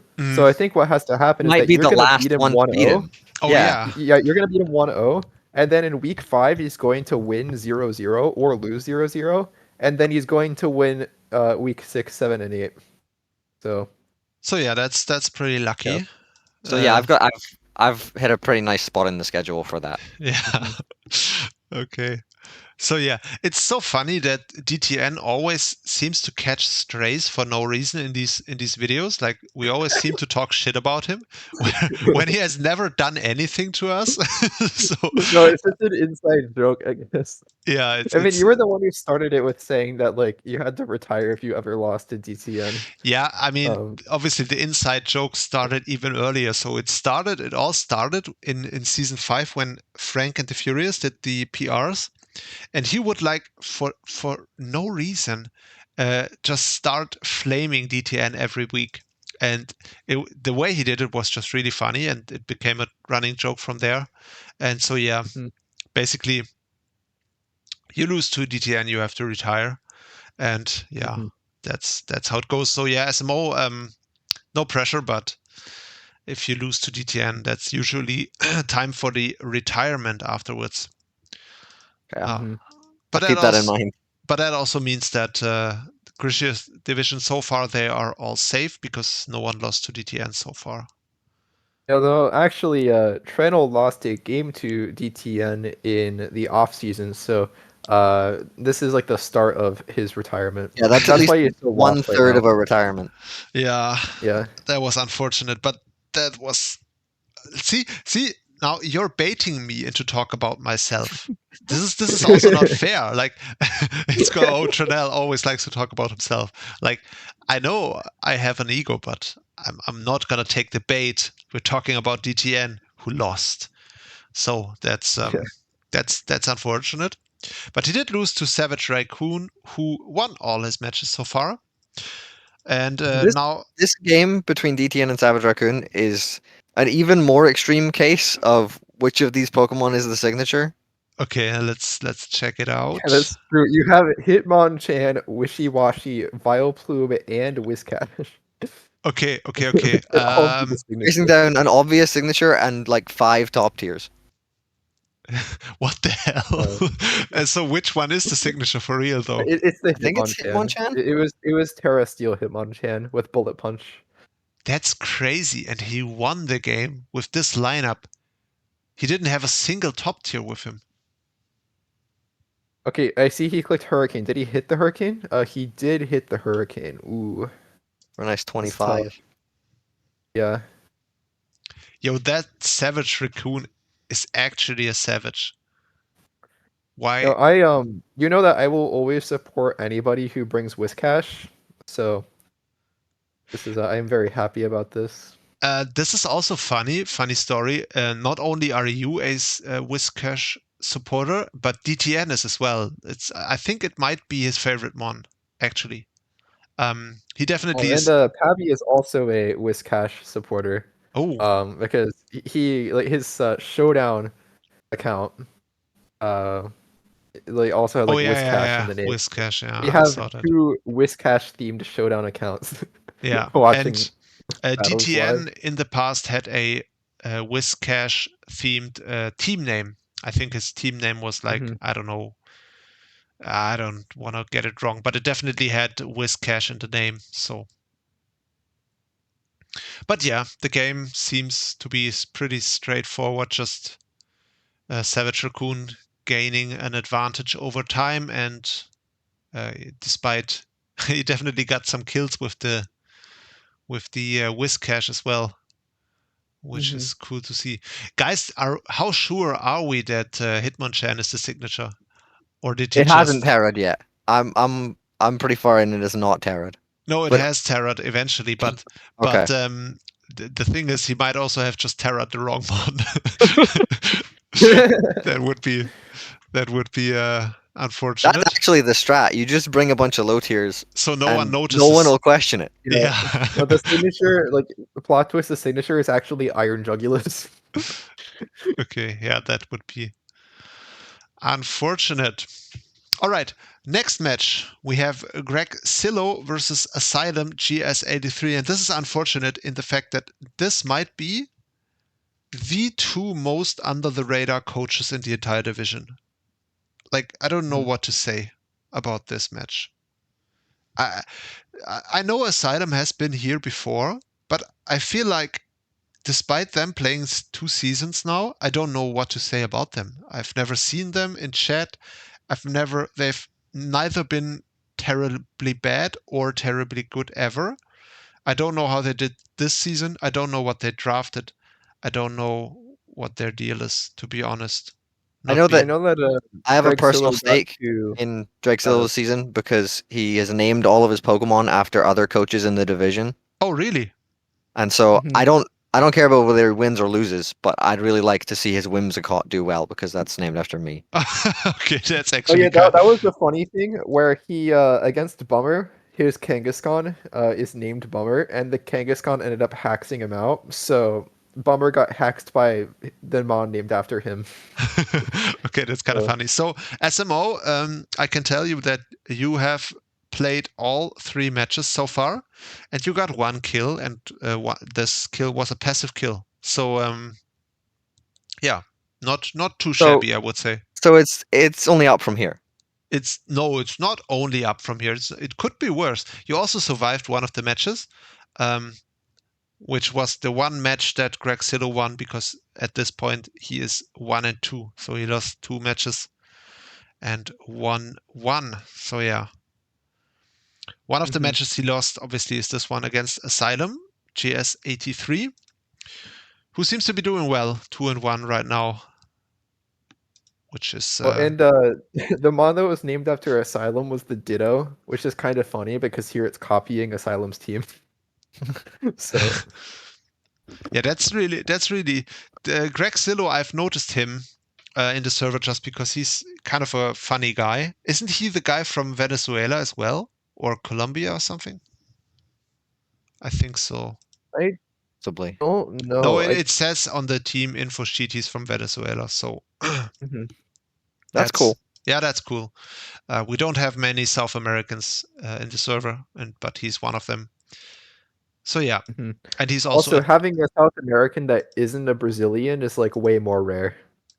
Yeah. It's like there's a lot of Brazilians usually, but like less likely to get. But you do know someone that from elsewhere. we have a history in the Division 3 of South Americans doing well, because the guy who won last season, what was his name? X Atzale, he was from Colombia.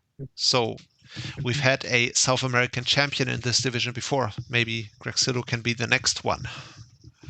There's a point in this battle where you go ahead. No, I was just gonna say real quick that Gracidea did make playoffs in the off season, so I don't remember exactly what he drafted, but I remember him doing decently there. What were you gonna say about the match? I was gonna say, this is following up on my following of this Whimsicott. There's a point in this battle where Gouging Fire dragon dances in the face of Whimsicott, and I'm thinking like, oh, he's got him, he's gonna encore him, and then he gets cotton spored, and then the Whimsicott dies. So Cotton Spore is crazy. That's unfortunate. What does Cotton Spore even do? It drops speed by 2 stages. 2 stages, yeah. And I think I remember Asylum after the game saying that I didn't know that Cotton Spore was a move that existed. So okay. Wait, why did it say? I'm confused. This match is crazy.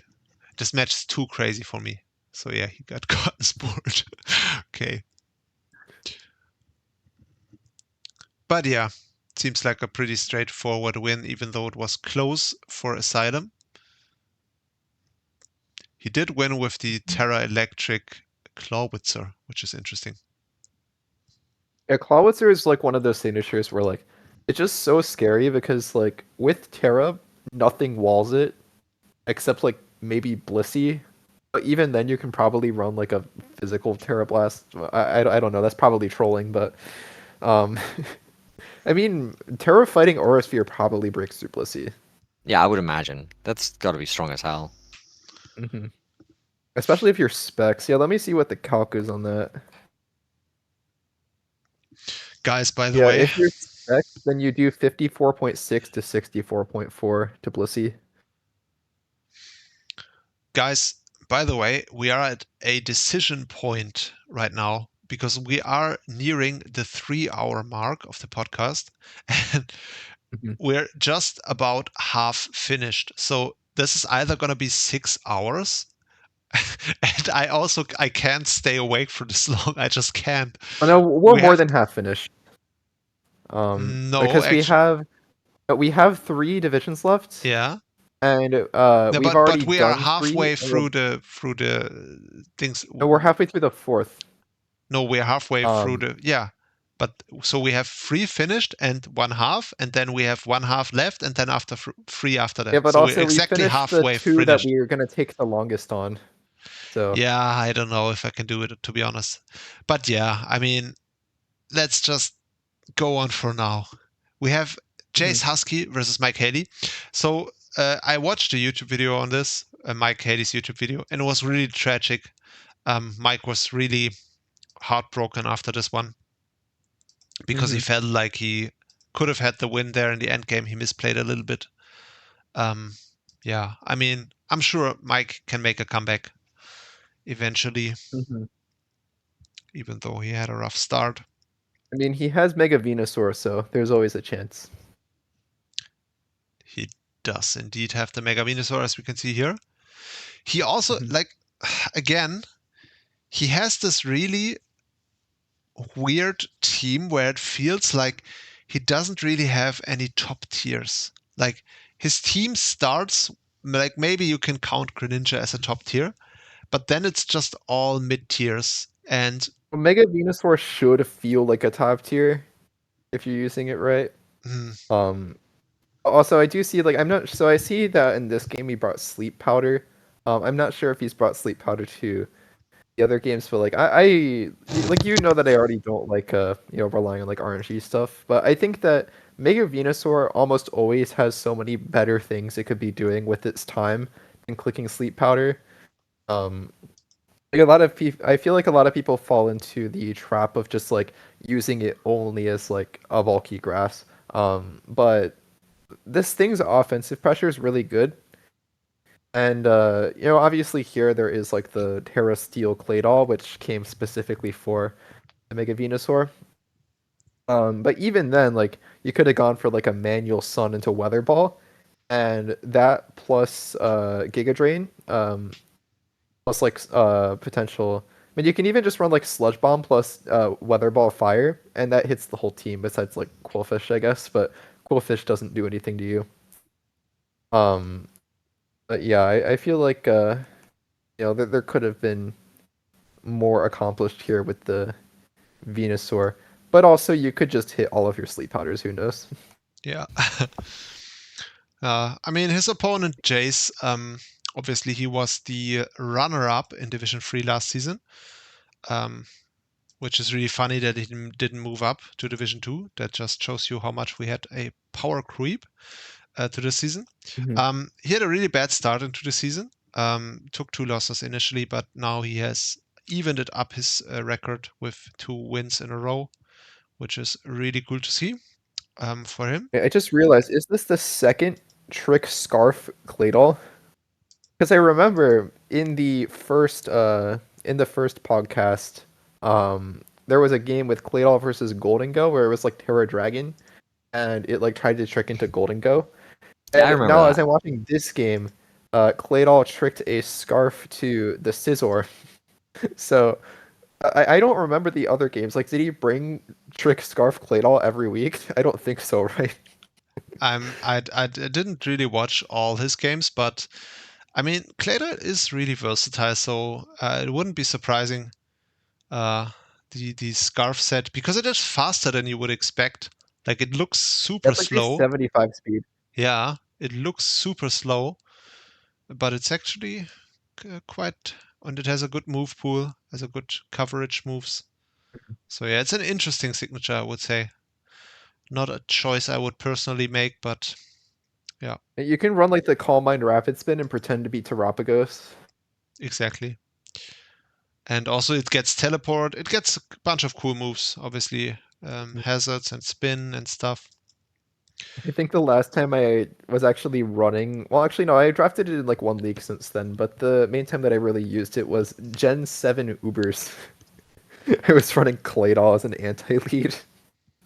Yeah. I personally have Um, never used it, but it's certainly a mon of all time. Did you ever use it, SMO? Have you? I don't think I have, but it's definitely a Pokemon that I've looked at several times. I think there was at least one season where I was gonna draft it and then I got sniped. Okay. And it's definitely a Pokemon I've thought about drafting. Yeah, because it is like really solid for like a low tier.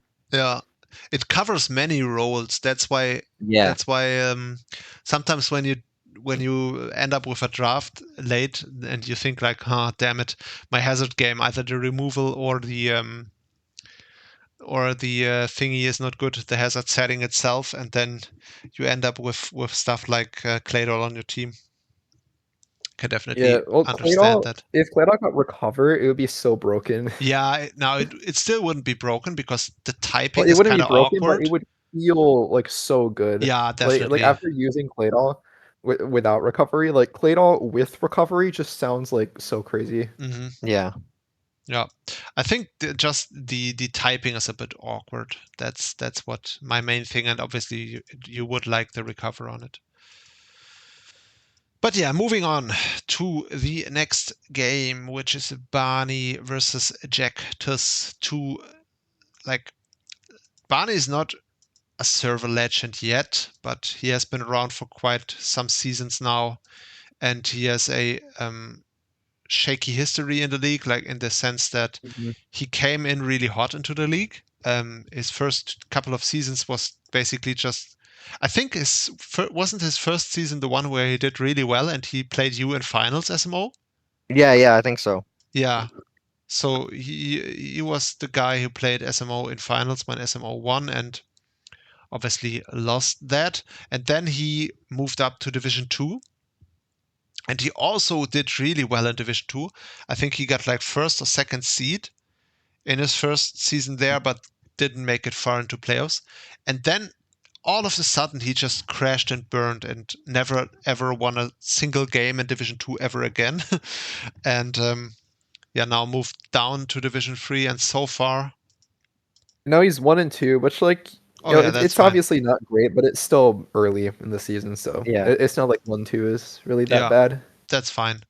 That's fine. Yeah, but hopefully he can turn it around, make the comeback with a good Mhm. run. That would be The nice to Ralladon see. signature is interesting. It's not Like like a Duraludon's a Pokemon one that where I like would have been looking at, but it can definitely like it has a presence for sure. I mean, Mhm. I don't And like it. Duraludon's a mon that I will draft a lot, just like even not as a Terramon, just because it's really good. It's one of those things where I'm like, oh, wait, you can Terra this? This is allowed? I thought it was more than 6 points. Really? What does it do? I feel like it just But with a Violet, its stats are pretty insane. Like the main, like the only thing holding it back really is that it doesn't get like real coverage to hit steel types. I think Yeah, it if gets it like got like flamethrower or something. if it got flamethrower or aura sphere, or something, then that would be really good for it. does it at least But get body instead, press? It does yeah, get it body. does get body press. Oh yeah, Um, that's cool. but it doesn't like it has base 115 defense, so it's like not like that weak of a body press, but you're usually not investing in its defense because you have the Violite for the physical bulk. You usually want to like do the thing where you run like max HP and then throw like 16 or so, maybe a bit more into special attack, and then run modest, and then you just throw a shit ton into Spit F because it has base 0 50 Spit Spit F, which is pretty low. But when you invest a lot into Spit F, then you're getting a ton of value off of that Violate. So if you run max Spit F, then you're sitting at like a raw stat of like I think 298 or something. Yeah. And yeah, that's like actually pretty good. So it basically feels like a Hisuian Gudra that hits harder and also gets Stealth Rock. And Does it then does it Terastallite. hit But doesn't harder? but otherwise doesn't have an item. It's like it mega evolves into Hisui and Gudra. Hmm. Mhm. Interesting. So yeah, I mean, I personally have never been a fan of it, but maybe I'm wrong about. Oh, it's Terra in this match, by the Yeah, way. Terra Stellar. Terra Stella. That's really interesting. Mhm. You rarely ever see that anymore. But he got completely destroyed by this Volcarona. Damn. Yeah. He just got 6-0'd by it. That's Yeah, unfortunate. I haven't ever run Terrastellar in this league, I don't think. I think the closest thing was I I yeah. think in a mock that I was doing with like your season 10 team with the Mabostiff, I brought like a Terrastellar Mabostiff because I thought That's it would be funny. Um this wasn't like a serious mock. okay. Because I was gonna say that's really funny. I had already built the team if I had you in finals, in season 10, if you remember. And for that match, I was Terra Stella Marvel Stiff. I had already built that, but that was the only time I was ever going to bring it. And Yeah, well, joke's on you. I'm the only person who ever expects Terra Stellar Mabostic. Yeah, but that would have been funny, but never happened, right? Yeah. So yeah, it's really rare these days to see Terra Stella, I think, in my opinion. And yeah, this match, especially because there's not like a whole lot of like contrary signatures that you'll run. Like, I guess somebody could do Servine signature, or Lurantis, of course, but yeah, Lurantis like doesn't even use it really. You kind of just have the Leaf Storm superpower and then like Terra Blast something. But Servine, Terra Stellar is actually pretty nice on it. I have used Terra Stellar Servine in the past, and it was Malamar maybe. pretty decent. Yeah, Malamar. Yeah, you can do it with Malamar. I kind of forgot about that as an option. No, even though it's kind of sucks to keep the terrible defensive typing for Malamar, but you could still do it. SMO, have you ever played against Jactus? I am sure that I have. Because I feel like he's been around for the exact same time as you. I think he made his debut. You said earlier that you did it in season 5, and I think he made his debut in the exact same season. And just like you, he played every season since then. Or did you miss one season? I don't even know. I did miss one season. I missed the first season on the new server. Oh, you missed season 7. Okay. Yeah, I think like you guys have a very similar history in the league. And yeah, we've definitely played. I think probably more than once. I would have to check on the SQL server, but I'm too lazy to do it right now. And also, I have actually played Jactus in a league that I was running, which was Little Cup.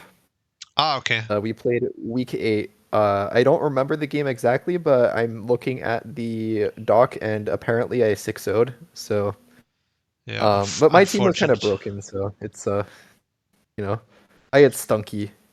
You can't really compete with Stunky. But yeah, I mean, we just saw Jactus get a big sweep with the Volcarona there. Overall, he is right now 2-2.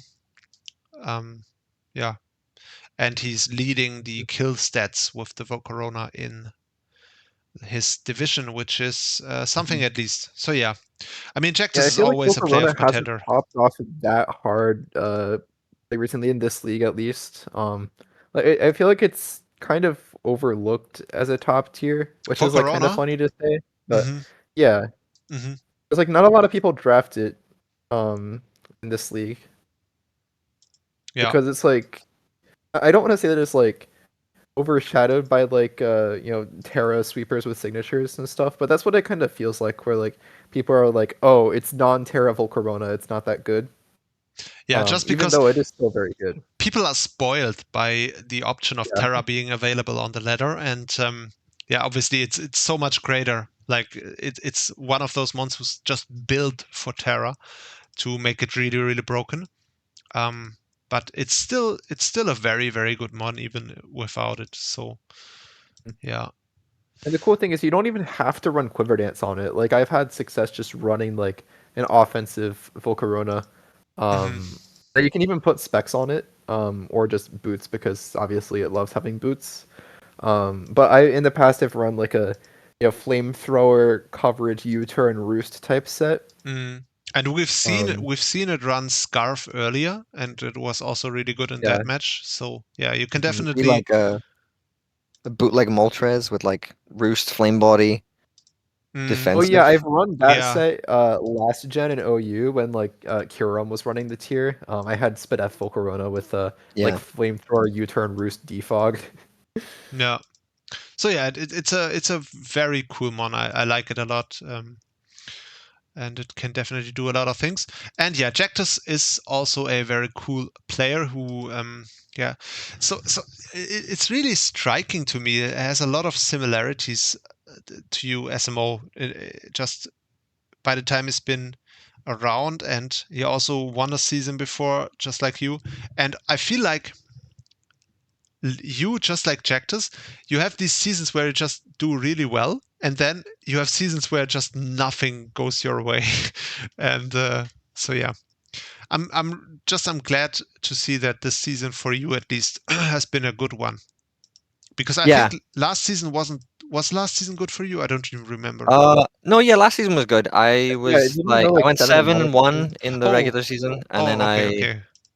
I lost the rematch to Zazle in the semifinals. Ah, you But then you he made won. semis. Oh, right. Okay, okay, okay. Oh yeah, that was a good one there. But the one before that was terrible then, Yeah, the right? one before that was terrible. Yeah. Okay. Yeah, I remember you just randomly you either do super amazing or you just completely crash, which is funny. Mhm. And yeah, it's a little bit like Jactus in that respect. All right. Moving on to the next one. We do have It's VHEX versus Mimico. Mhm. Yeah, this Mim is a showdown of the normal psychic evolved form Oh signatures. God, we have a Yeah. wordier match. There's like I am pretty sad that Weirder ended up winning this this matchup. Did it Like really? I will Oh, almost always support Mimiko, but the problem is that he has Weirder on his team, so I literally can't. So what the hell is this set? This is a crazy wordier set. It's Trick, Reflect, Terra Blast, Psychic. That's a crazy set. you You would gotta, think that this when would you're be working the with the deer, you gotta make trade-off. do. Yeah. Like this is basically Weirder LARPing as Claydol. So it tricked a choice specs to the Umbreon, Mhm. and then it had on the choice specs set, it also had Reflect. Very interesting. So the Reflect must have been due to the fact that poor Mimiko has 0 switch into Arcanine.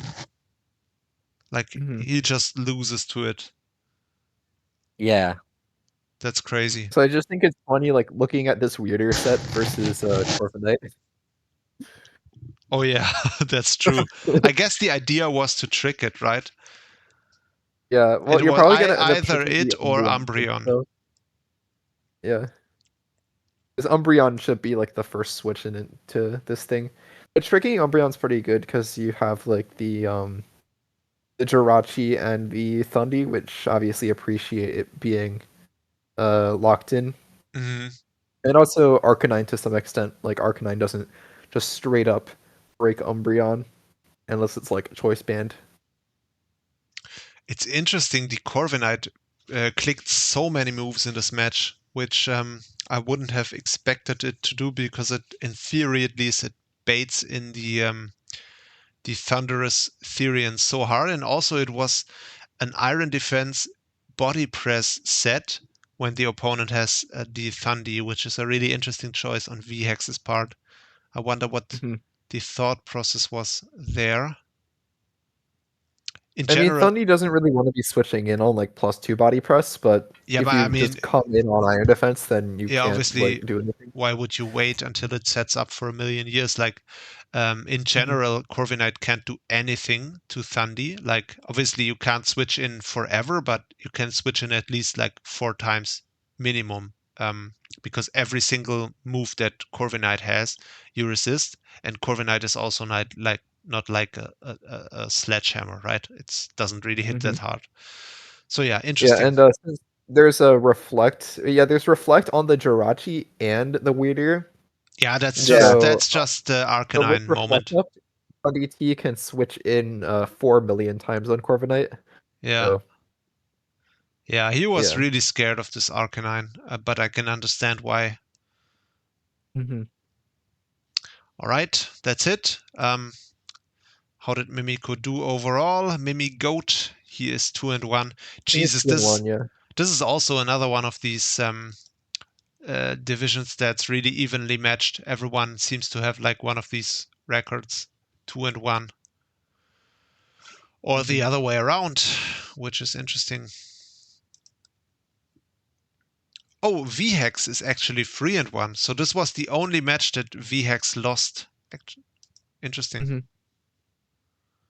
Right, moving on to the next one. Bummer versus Thunder Tinker. We have Drampa taking a win. You love to see it. Oh, Drampa, it's a very good Mm. signature. Bummer is also 3-1 now with this win, whereas Thunder Tinker is now 1-2. Jesus Christ, all these records are so even. That's Yeah, that's what I was saying. Where like I feel like basically all of our divisions are really evenly matched. This season is crazy. Mm-hmm. Like,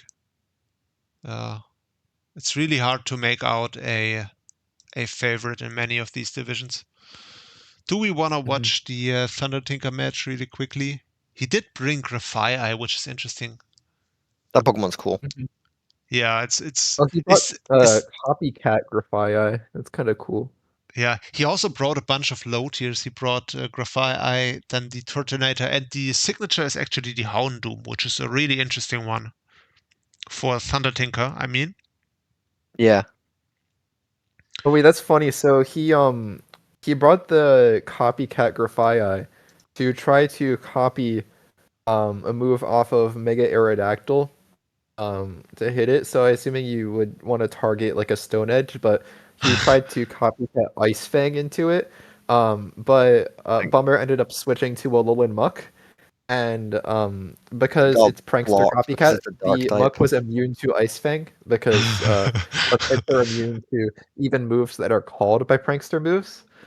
So interesting. He was Terra Grass Houndoom, which is also an interesting choice, in my opinion. Huh. But yeah, pretty straightforward win for a Bummer there. Mhm. Oh, what the hell? Oh, it was Phantom Force, that's why. All right, yeah. Good win for Bummer, and yeah, he's now 3-1. I know he's motivated. He told me before the season that he was gonna win this. So let's see if he can keep that promise. It would be definitely cool to see. And yeah, then lastly, we do have the completely dominant force so far in this division, which is Riptide. On week 3, he did win over Dead Pansier. So this is probably the most, like we've been saying, how evenly matched this division is the entire time through, and then we get the last match and it's like the unbeaten coach versus the winless coach. So yeah, that's been Yeah, that's unfortunate. now it's not so evenly matched anymore. So yeah, Deadpans as of this Although we recording. do see we see Sinich just switch in on Technician, Hitmontop, Triple Axle, and Dodge. So that's pretty tragic. So yeah, If that hit, it could have been pretty different, possibly. I'm kind of going through this game. I don't think I watched this live, so no, I definitely guess we'll didn't. see if Sinistra being alive really mattered. Oh, but it didn't come out again, so I don't think it mattered really. We do see a huge competitive Empoleon moment Yeah, here. parting shots out on the Empoleon. Yeah, that's pretty Yeah. nice. Imagine if Empoleon clicked agility and then just swept from there. Like he parting shots out against it all the time, and it got like at least 2 kills. The Empoleon completely wrecked the opponent. Interesting. Does Deadpans have Archeops as a signature? Yeah, he does. Yeah. Oh, Yeah, that's it is. unfortunate. That's a terrible choice. I Yeah, I hate. think for the Incin, I definitely would have run U-turn here instead of parting shot. Yeah, that would have been way better for him. Mm. And yeah, he lost the Incin as the Oh! counter to this. What happened? The second time he stayed in against the extra drill with the boosted Empoleon and just took 93 and lived on 1. Yeah, but he got the kill with the Empoleon. Yeah. I mean, overall, Riptide says sorry for the hacks in the end. I mean, overall, it was still a solid win. And yeah, I mean, Deadpans, the reason he moved up from Division 4 to Division 3 was not necessarily his results in Division 4, which have been like middle of the road more than anything. But obviously, it was the performance in the off season where he is actually our reigning off season champion. He did win our last off season with one of the big upsets ever in the off season. Like Mhm. he took loss early to Camel, and then obviously he did make one of the best comeback runs ever. Defeated several Division 1 coaches on his way, and actually in the end won the finals against Camel. Mhm. And this was the reason why we moved him up. Unfortunately, it seems like so far he was not able to adjust well to this new environment here in the Well, also, higher I feel like division. he's not losing that badly though, right? Like, Um, I don't remember the other games no, it seems like exactly. no 3-0, Um, 4-0, and where is he? 4-0. Yeah, I but mean at least in the game it's not versus Riptide, close-ish. if Like, versus Riptide, if he didn't like possibly just if the impo didn't just live on one, mhm, like if he just got a better roll there, yeah, then he probably would have won. Especially if the him on top had been able to kill the Sinistra, because then there would be nothing that really stops Excadrill in that end game. But yeah, it's not like he's getting like I feel like there's still a chance that he can come back and yeah, make definitely. I playoffs. mean, he's 0-4 now, but with us having 10 playoff spots, I think it's definitely possible for him to make the comeback. And like you said, it's Mhm. not like he's getting completely outclassed so far. And on the other hand, we have Riptide, who is now 4-0. So he is one of the few unbeaten coaches still in the league, um, which is good for him. Obviously, he under normal circumstances he wouldn't even have been in Division 3. The reason he is that he literally applied last second, like I think like 5 minutes before the deadline or something, where we already had made up our minds about the divisions, and then we had to fit him somewhere because obviously he's a long time returning coach. We're not going to leave him out.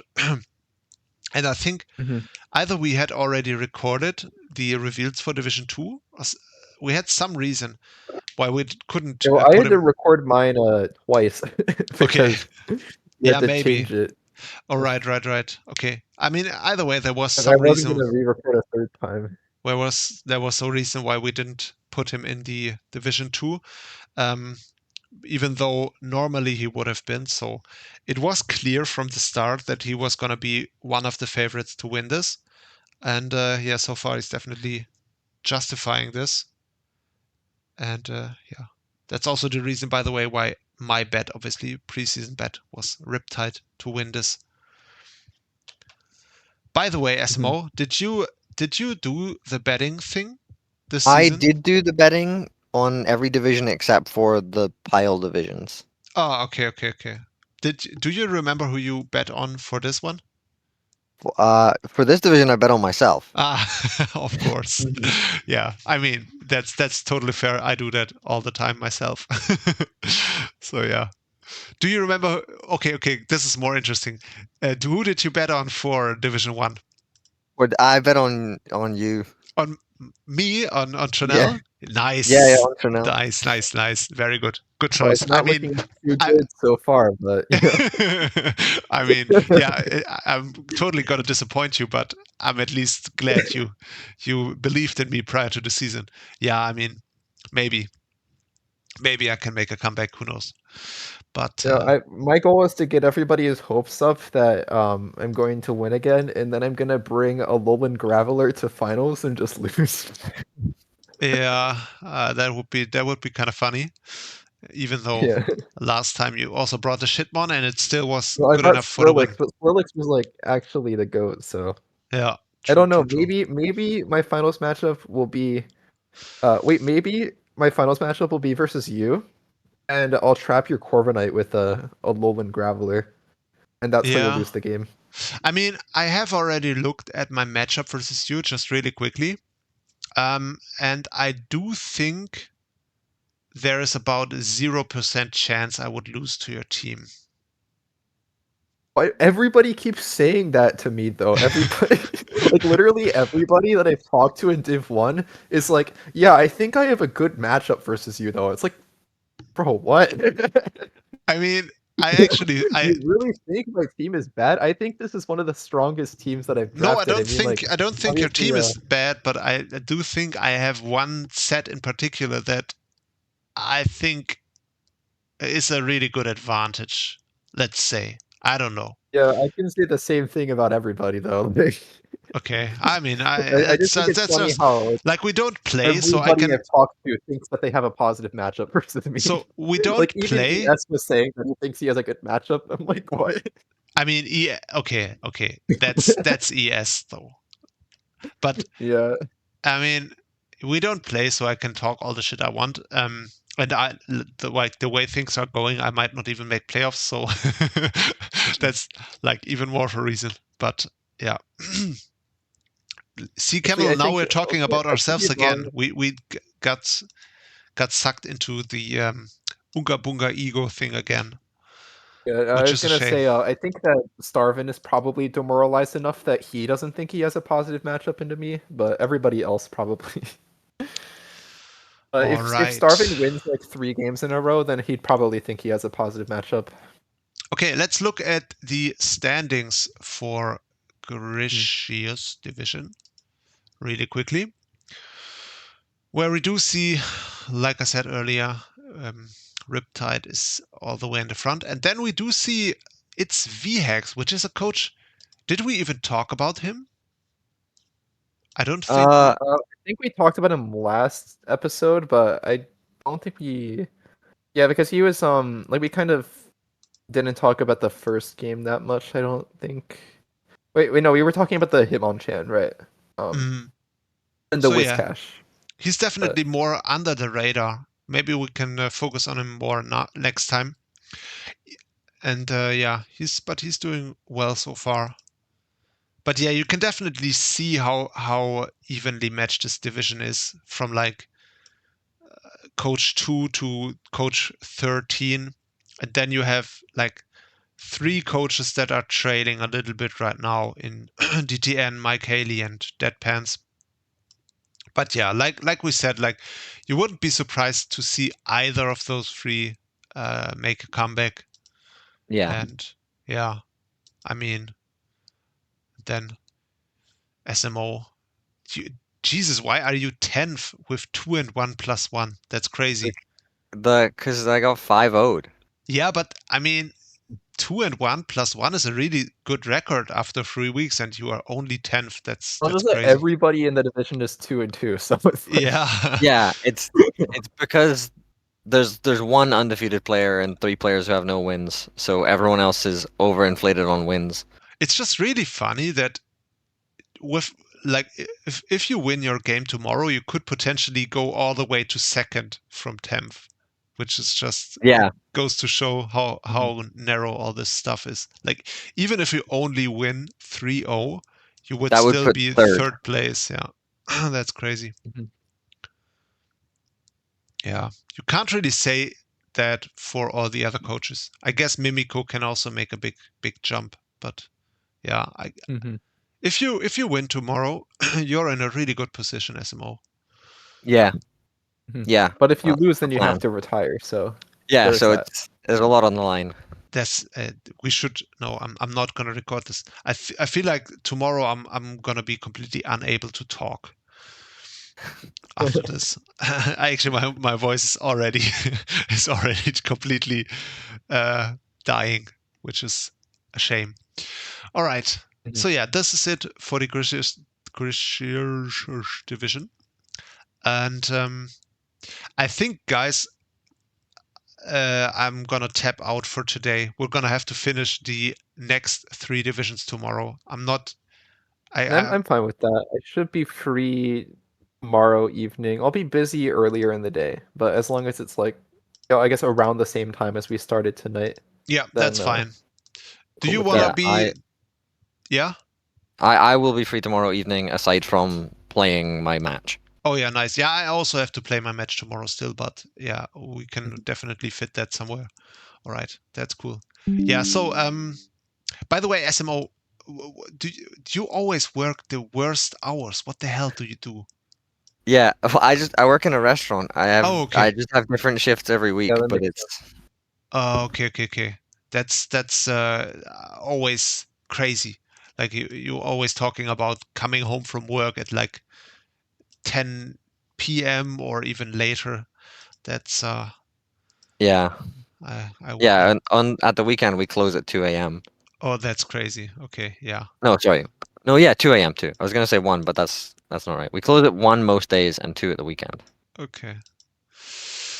Yep, that is. I mean, I guess if you're the sort of person that goes to sleep late anyway, then it's fine, I guess. But Yeah, from there's a funny thing. I always see like the first messages you send in the morning after getting up. I yeah, always see before I go to bed.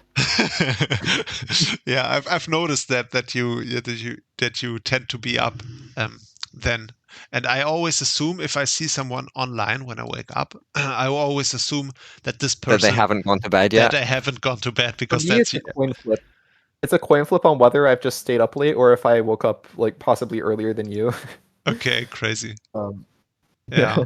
I mean, yeah, for me, I just always get up really early, and I can't really like this time. I would never be awake normally. Like I would have gone to Mhm. bed at least 90 minutes ago, probably earlier, probably 2 hours ago. Um, so yeah, that's just different sleep schedules, I guess. All right. Yeah, cool. So it would be really nice if we could do this, the three of us, tomorrow night. Let's try. Yeah. All We can right. just edit the two pieces together. Yeah, I mean this amount of editing is fine. If it's just this, Yeah. because then I only have to like take the one part and like put the other part next to it. That's like the amount of editing I'm willing to do, but I'm not doing more. Not definitely not doing more than that. Yeah, but what if we put like one of those cool transitions in between? Like we put like the Dude, leaf transition. we guess what? I'm gonna do a fancy transition for this, but that's all I'm doing because we already have all the fancy transitions with the overlays, which I'm really proud of. So yeah. Mhm. Okay, guys, we'll see you tomorrow. I'm gonna stop All the right, recording see now. ya. But yeah, I mean that was fine. That was cool. So let's just pick it up where we left off. Right, we stopped we Yeah, we finished stopped. We Griseous. finished Griseous. I guess we can briefly cover games that happened. So, have you been recording already? I just started when we switched over to the Berserk Division match, just so people didn't have to listen to us talk more about my games. So Well, I guess we can just cover the results real quick. yeah, Just say that, like, you won your game versus ES. As far as Sacred, Azzy beat Polito Shark, did he? and then there were a bunch of other games that got submitted, but I don't remember most of them. Yeah, I know that Spooks beat Shoot Drip today, 1-0. Mhm. Um, Yeah, yesterday night, Bonnie beat Mike Haley, oh yeah, Mike lost again. That's tragic. Mhm. Yeah, I mean and the it thing. was another 3-0. Like, so is that That's like just a four move. games that he's lost 3-0 so far? hmm Man, that sucks. I It's wanted to see unfortunate. Mike do well, but the thing is, I also want to see Barney do well. And Mike and Barney are both guys that take it really hard if they lose. Like Barney's Mhm. also always, he likes to DM me after losses. He's always like, man, I can't do this anymore. It's so depressing. So yeah, I'm also Yeah, happy that if that Barney won. But yeah, I yeah, mean, but Mike's gonna turn it around and he's going to win his next four games 3-0. So he's gonna be 4-4 plus minus 0. mhm. All games ended in 3-0. Yeah, I mean, for him, it's definitely not over yet, right? Even with Mhm. 0-4, you can still definitely make playoffs, I guess. He just needs to Yeah. win at least three of the Yeah, next four. even 3 and 5 can Yeah, make playoff quite a for bit. sure. You're gonna be a low seed, but you're gonna have a decent shot because it's not like you Mhm. have crushing differential at this point. You just need to get some decent wins, and then I think you might have a Mhm. chance. I'm sure. I know that Wolfpack in Berserk Division also won, but we're going to cover that now anyway, so Yeah. there's no point in talking about that. Yeah. I don't know what else happened. I just saw this morning. I woke up because I checked out yesterday, like as you guys might have noticed, and I didn't watch anything. And this morning I woke up and I saw, okay, there's like a million matches, a million pings, and Camel just submitted them all, and then I didn't really check the results. Yeah, Hiirooki won a game, but that's another one that we'll be covering Yeah, later. he might actually be joining us. I don't know if you saw that in the chat. Yeah, I saw that. He said he might be wanting to join and talk about his games, and yeah, that would be fun. I think if we're Oh yeah, there was also Silver versus Blind Fangs. Oh right, Right, because that happened with the yesterday. That Mudkip game. Yeah. Okay. Mudkip got a kill. Is this the Yeah. first Mudkip kill in PWC history? Yeah, of course. I think it's Yeah. it's probably just straight up the first game that it ever got used. It's not like people just bring Mudkip to matches. Yeah, that was kind of funny. Man, I was watching that and I was like, this Mudkip, man. It was funny. Even though the game was deceptively close, right? If the it was a 6-0, but he was kind of playing around with it, I feel, with the scissor having potential sword stance. Yeah, the scissor. If the scissor crit, I think I said it in chat. If the scissor crits there, then he just loses. Yeah, and I also think if the scissor, depending on if he was focus sash on Diplocephalon, but if the scissor, yeah, I guess I don't know. Do we know if he was so focus sash? If he was, then he was just fine I there. don't think it was, but I don't remember if he posted the team or not. But if he was not focus sash, then it didn't even have to crit. It just needed to get up 2 sword stances, and by the time. Yeah, but I just mean like from like exactly what happened. If it crits there, then it wins. Yeah, but I think if it just straight up gets 2 sword stances up, like it sword stances on the switch to Slowking and then it sword stances again on the Chili, then it also just straight up wins from where it was. So yeah, that was still a very cool game, and yeah, I think that's the first time and possibly the last time we will ever see Mudkip get a kill in an actual game. But maybe he can do it again. You never know. Yeah, it's possible. And maybe we'll see like Marsh Stomp pop off next. I think Marsh Stomp already had. Man, I always forget to. Marsh Stomp is actually pretty decent, yeah. so I wouldn't be surprised if I'm gonna check out the what's it.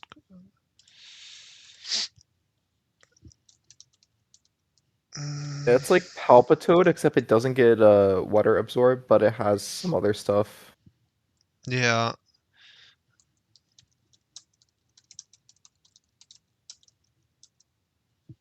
What?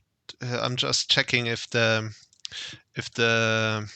Marsh Stomp ever did anything. What's it called? Marsh. What's it? Yeah, Marsh and then TOMP. P. Okay.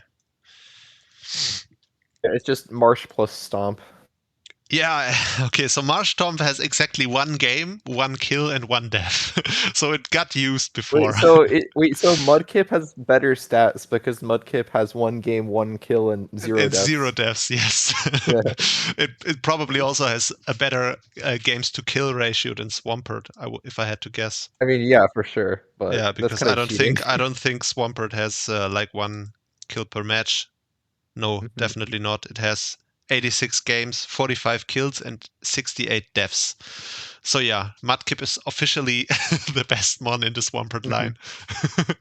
Yeah. So yeah, that is what it is. All right. So yeah, I think with that we're just gonna go over to the Berserk Division, right? That makes sense. And we're gonna start it with the Jax versus Attila match, which is probably a match of 2 of the wildest personalities that we have on the server, just straight up. Those are 2 wild boys, and Jax did end up winning that 3-0. Which we have the Chatot signature. I see that it clicked chatter in this game, and it did get confusion hacks.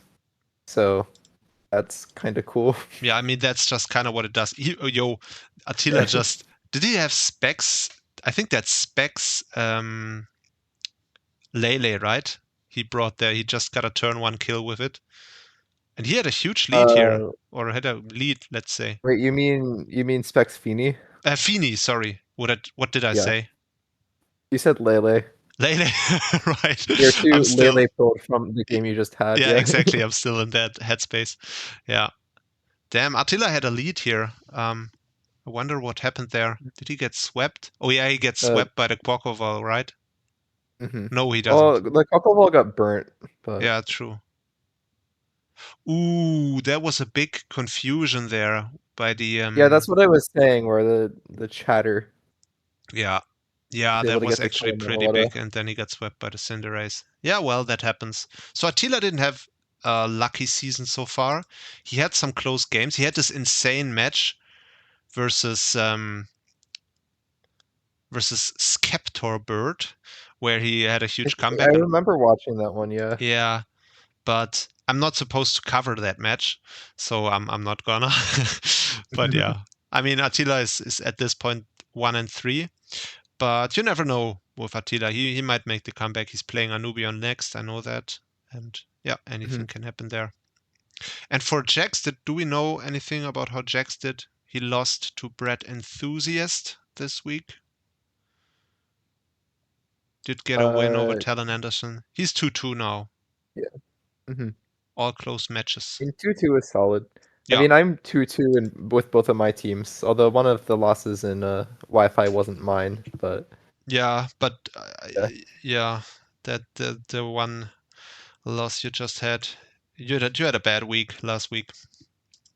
Yeah, it was like both games were very tragic. Yeah, but that's only fair because it's regular season. I don't really care too much. Like, it's not like I'm gonna miss playoffs in either division. So yeah, hopefully like, not. if I can get my bad luck out of the way before playoffs, then that's all I'm asking for. Because like whenever I have like a 8-0 regular season or something like that, like something always goes like catastrophically wrong in playoffs. Like usually You it's mean that I like get hacked. last season Wi-Fi? Like last season Wi-Fi. That's why I say like usually, because like that wasn't me getting hacks. That was just me playing terribly. But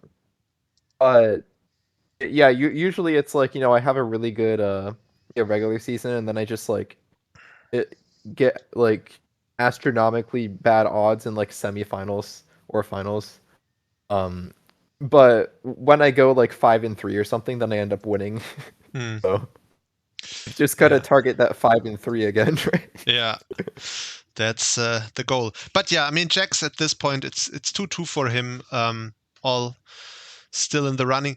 The thing about Jax is I feel like he needs to build up some resilience whenever he loses only a couple of games. He's always like, oh man, my season is over. I saw him say that in chat, something to the effect of, Yeah, he's literally Archeops. yeah, totally. He does have defeatist as is his ability for sure. Because like, man, let's just check out the standings. He is, I mean, oh, he's 2-3. Yeah, right, because he has already played his week 5 where he lost. All right. I mean, but he's still 11th, and he doesn't have a terrible differential, so he's very much in the running. There's gonna be other people that are also 2-3 after this weekend. Yeah. There's definitely. You just need to confusion hacks everybody else. Exactly. And then, you have the chat out. There's not much that can go wrong, I think. But yeah. All right. I'm even more excited to talk about the next game. Time Vault. Yes. Let's fucking go. Time Vault has gotten a win, and I'm definitely. We need to watch this one for sure. Just because I love to see Time Vault do well. He's such a cool mon. Yeah, but it's not. I was going to say it's not terrible. Any focus blast, yeah. But it happens. That is, to be fair, that's the Time Vault special, right? That's what he's kind of known for. Is staying in on 4 times effective attacks. Yeah, like Taka is role playing as Ferrothorn in this match. Exactly, but then the Urshifu kind of did huge for him there. Also, I feel like this is the first time Iron Leaves ever does something. Yes, Iron Leafs outside of like straight up Coco teams, and then sometimes it's a Terra captain, right? In Yeah, when it's a leagues. Terra Captain, it's broken, but when Yeah. it's not, it's so ass. Like, It's very polarizing. Either you have it with Tapu Koko and as a Terra captain. In that case, it is completely overpowered and shouldn't be allowed. Or well, you, even if you have it like in Wi-Fi, because usually Wi-Fi leaks are like oftentimes the ones that'll have stupid Terra rules like that. So obviously Tapu Koko doesn't exist in Wi-Fi, but Signature, Terra Cap Iron Leaves is very strong in Wi-Fi. But yeah. yeah, obviously you can draft Pincurchin, but like why? But also, I want to point out, I don't know if you checked out the replay. I just put it on super fast. He got the sweep in the end with Charizard Yeah, X, with and then check out Flame the Charge moveset. mixed Zard X, yeah. Flame Charge, Heat Wave, Dragon Tail. Flame Charge, Dragon Tail. That's one of the sets of all time. Yeah, fun fact. So I had mentioned for my game versus Kung Fu Panda that I was going to end up bringing Reuniclus if I didn't have Machoke. And on the original build that I was gonna bring, I also had a mixed Zard X, except mine was, I think, Flare Blitz, Dragon Pulse, Tailwind, and then I forget what the last move was. Let me see if I still have it somewhere. Or if I ended up deleting the paste. Oh yeah, I think I deleted it, but it was some pretty goofy Zard X set. So I definitely respect bringing that kind of set. Because like people forget that Zard X has base 130 special attack too. Yeah, I mean, I guess it's just because the reason he is so deadly and he hits so hard is kind of because of the tough claws. So, even And though also the Dragon Dance, of course. yeah, exactly, right. And even though the special attack is really, really good on paper, it's just really hard to justify unless there's a very specific mon you want to circumvent the physical side on, to Yeah, like ever for run me the it was special. Bozo. But the Yeah. thing was, I was wishing so badly that it got Draco because like Zard Oh, it X with doesn't get Draco would be Draco. so insane. Oh, But because it's like regular Charizard's learn set, and regular Charizard isn't a dragon type, then it can't yeah. learn Draco. Hmm. So That's unfortunate. But doesn't Ampharos Mega get Draco? it doesn't. Oh, it doesn't. Man, Ampharos is trash. Yeah, Yeah, and that would be a same very with good. Sceptile. That would be very good Draco on Zardex for Dondozo, just because you kind of don't care with the unaware. You just melt through Hmm. it and yeah, don't care about the Yeah, drops. having Draco on Zard X, Ampharos, and Sceptile, like all of those megas, like it would be great on all of them, but unfortunately, that is not how Draco works. Exactly. So. Can't have nice things. All Mhm. right, but The only yeah, guy that gets Draco who isn't Dragon type, unless you count Silvally, which is cheating, and Arceus, of course, is Jirachi, because it gets it via event move. oh, okay. That's Yeah, random as hell. Why the hell would Jirachi because it's get like Draco? shooting stars and stuff, so it's like Mm, meteors. mm-hmm, mm-hmm. You know, it's thematically appropriate, I guess. Does Mew But they were get? pretty quirky with the. Actually, I think Mew gets it as well, but Mew is also cheating. Yeah, definitely. Mew is like the most cheating of all. But yeah, I mean, it's great to see Time Vault get a win here, even though it is at the expense of Backpack Boy, who we, of course, also wish all the best to. Hmm. Actually, Backpack Boy got 2 losses since we last recorded. He lost to Fox Hunter very narrowly, 1-0. And then here this Hmm. he just got swept by this overpowered Charizard with Dragon Tail and Flame Charge. So yeah, I mean that happens. But Yeah, yeah, all of Time these Vault. divisions are so even, and then you have Yeah, silver and first speed at 4-0 plus 20.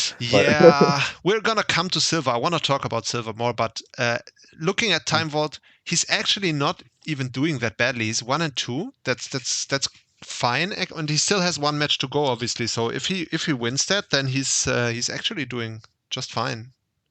He has kind Mhm. of a bad differential though. But yeah, Yeah, but it happens. exactly. Next match we have Blind Fangs versus Fox, which we had that on our YouTube channel, so we shouldn't be talking about that too much. But just know that We had the scripted turn 1. exactly they completely got me as well, because obviously the turn 1 was really hype because it was a Mega Lopunny that didn't Mega and stayed regular Lopunny. It clicked Ice Beam into a Gliscor, and the Gliscor, on the other hand, was Weakness Policy Acrobatics. And then it didn't kill the Lopunny because it didn't Mega, but it put it really low. To the point where Lopunny was then afterwards able to endeavor the next one that came in, all while staying in the regular form, which when I was commentating Yeah, it I guess live. it was technically turn 2, but turn 1 nothing happened. So, well, besides Gliscor clicking protect and then revealing that it's not Toxic Orb. Oh, right. Right. Why the hell would you do that? But I guess if it's scripted, it doesn't matter. Yeah. That was I guess they weird. just wanted to build suspense. Exactly, and definitely that was a good show, Wait, and it this was a good isn't match. Toxic Orb? What item could it be? Yeah. And then it reveals weakness policy after living Ice Beam.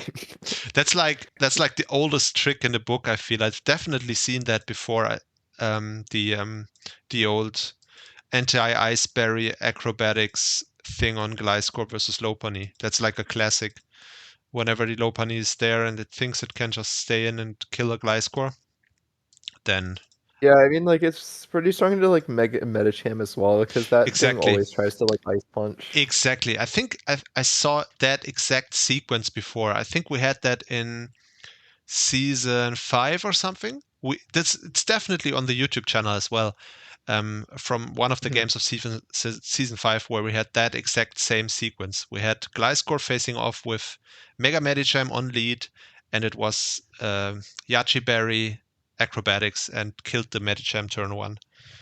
Yeah. I feel like I've seen that happen in, like, multiple leagues at this point. It's Yeah. That's like and a it's always classic. Mega Medicham specifically. Like, obviously, it happens with other mons too, but, like, for the Medicham, it's, like, a unique case in that No team ever has a basically switch nothing in. ever walls it, Yeah. and it always runs Ice Punch into Gliscor. Exactly. So running Yachi acrobatics is kind of risky into a lot of teams, but in that specific matchup, it makes a lot of sense. It's one of those things that it's rarely like it's one of those draft classics. I feel like another one of those is like the Landorus versus Corviknight / Skarmory matchup, where every single time it's Gravity or Smackdown. Smackdown, Yeah, one of those two. And every time if you're playing leagues where there's more new people, they are like, oh damn, this is such a big brain tech. And then and then the other one is physical fire type clicking natural gift grass into Swampert or equivalent water ground type. Right. Sometimes it's like Entei doing it. Yeah. But yeah, everybody's like, "Oh my god, natural gift! That's so crazy!" That's it's crazy, like... yeah. That used to be such a classic in Gen 6 as well. It used to actually be a thing on ladder to run Talonflame with natural gift, either for the Heatran. Yeah, you have ground for Heatran, yeah. Exactly, yeah. That was the good old days of Generation 6 ladder. But yeah, enough about that game. Blind Fangs did win narrowly. He was unbeaten, or might still be unbeaten, even though you can just see that he lost down there. But yeah, he was unbeaten at that point. Next game. Oh, I was so happy to see that Anu beat Timmy, and that's not because I have anything against Timmy. That's just simply because I'm an Anu stan, just simply because of the fact that Anu has been around for so long. He is, as you can see on the screen, the number 9 ranked coach in the PWC history, and he has played 8 seasons so far, and he's just one of the most seasoned coaches in the league. And he started. Well, I'm a big Cryogonal fan. Only real Cryogooners will understand. Oh, right. Cryogooner. it's a solid signature, I would say. It's nothing to write home about. If it had something to set up other than Rapid Spin, then it would be even better. But Levitate, good special defense, and Freeze Dry. That's a solid signature. Cryogonal, I think it's like absolutely incredible on Wi-Fi. And then it's just like solid on Showdown. But just because in Wi-Fi the value of hazard removal was inflated so much Hmm. that having Cryogonal on your team every week is Exactly, and like it's pretty never huge. struggles to run it as well, because all you ever need Mhm. is freeze dry and one other move that you Terra into and that you run Terra Blast for. Then you have recover and then you have rapid spin, and that's going to be your set every single week, and it's going to be solid because you don't ever need to worry about the removal anymore. So yeah. Yeah, like when Ronan was taking over the Soul Division team, he was asking what signature to get, and I just told him Cryogonal, and he was like, "Yeah, sure." Oh, does he I, have I it? ended up, yeah, I ended up suggesting like half of the mons on his team, I think, Mm, because he just like joined DC, and we were just like team building.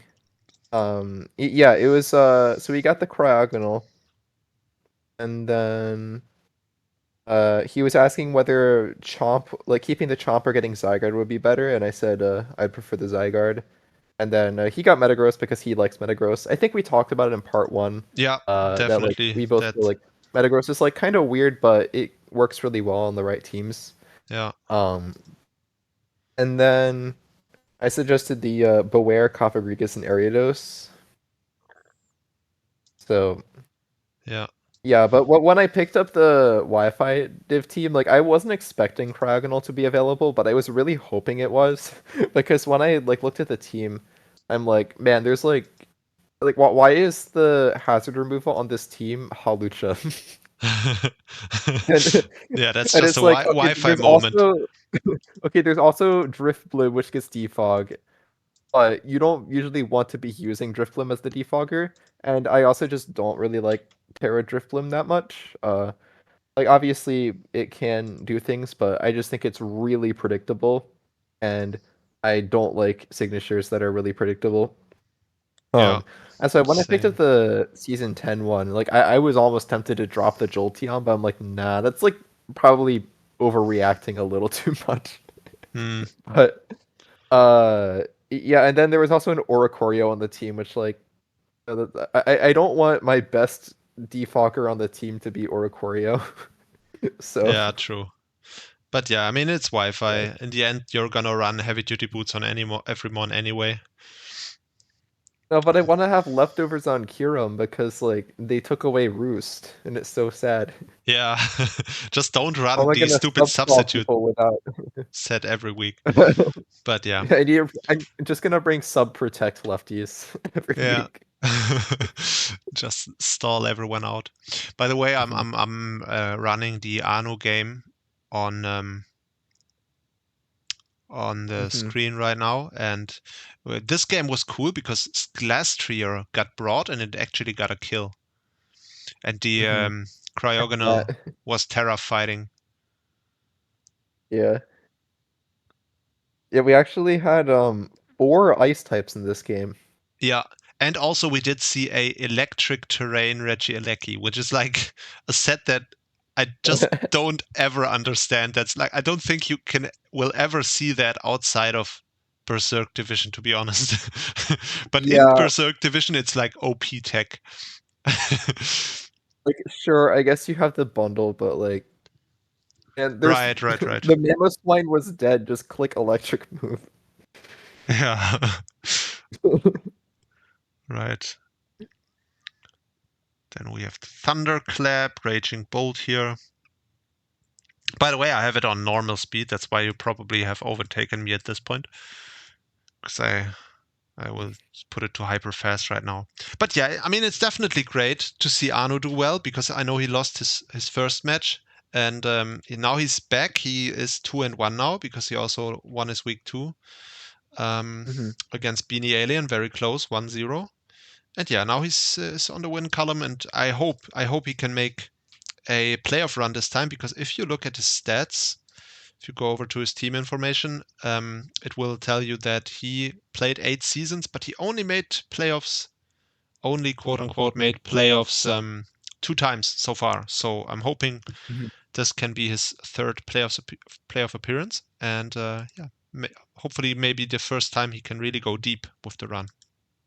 I mean, this would definitely be a very deserved win if he can get it. Yeah, for sure, definitely. I want. He's one of my favorite players.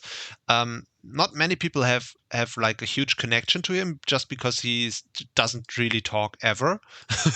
But yeah, since he's been around for so long, and I also back in the day when we did like Coach of the Week type awards, and we had interviews with them on the channel. And one time he was the Coach of the Week, so I got to interview him, and we talked on the phone for a long time, not only while the camera was running, but also just when the recording was off. And he's just a really nice guy. I like him a lot. He's a very nice dude, and yeah, wishing him the best this season.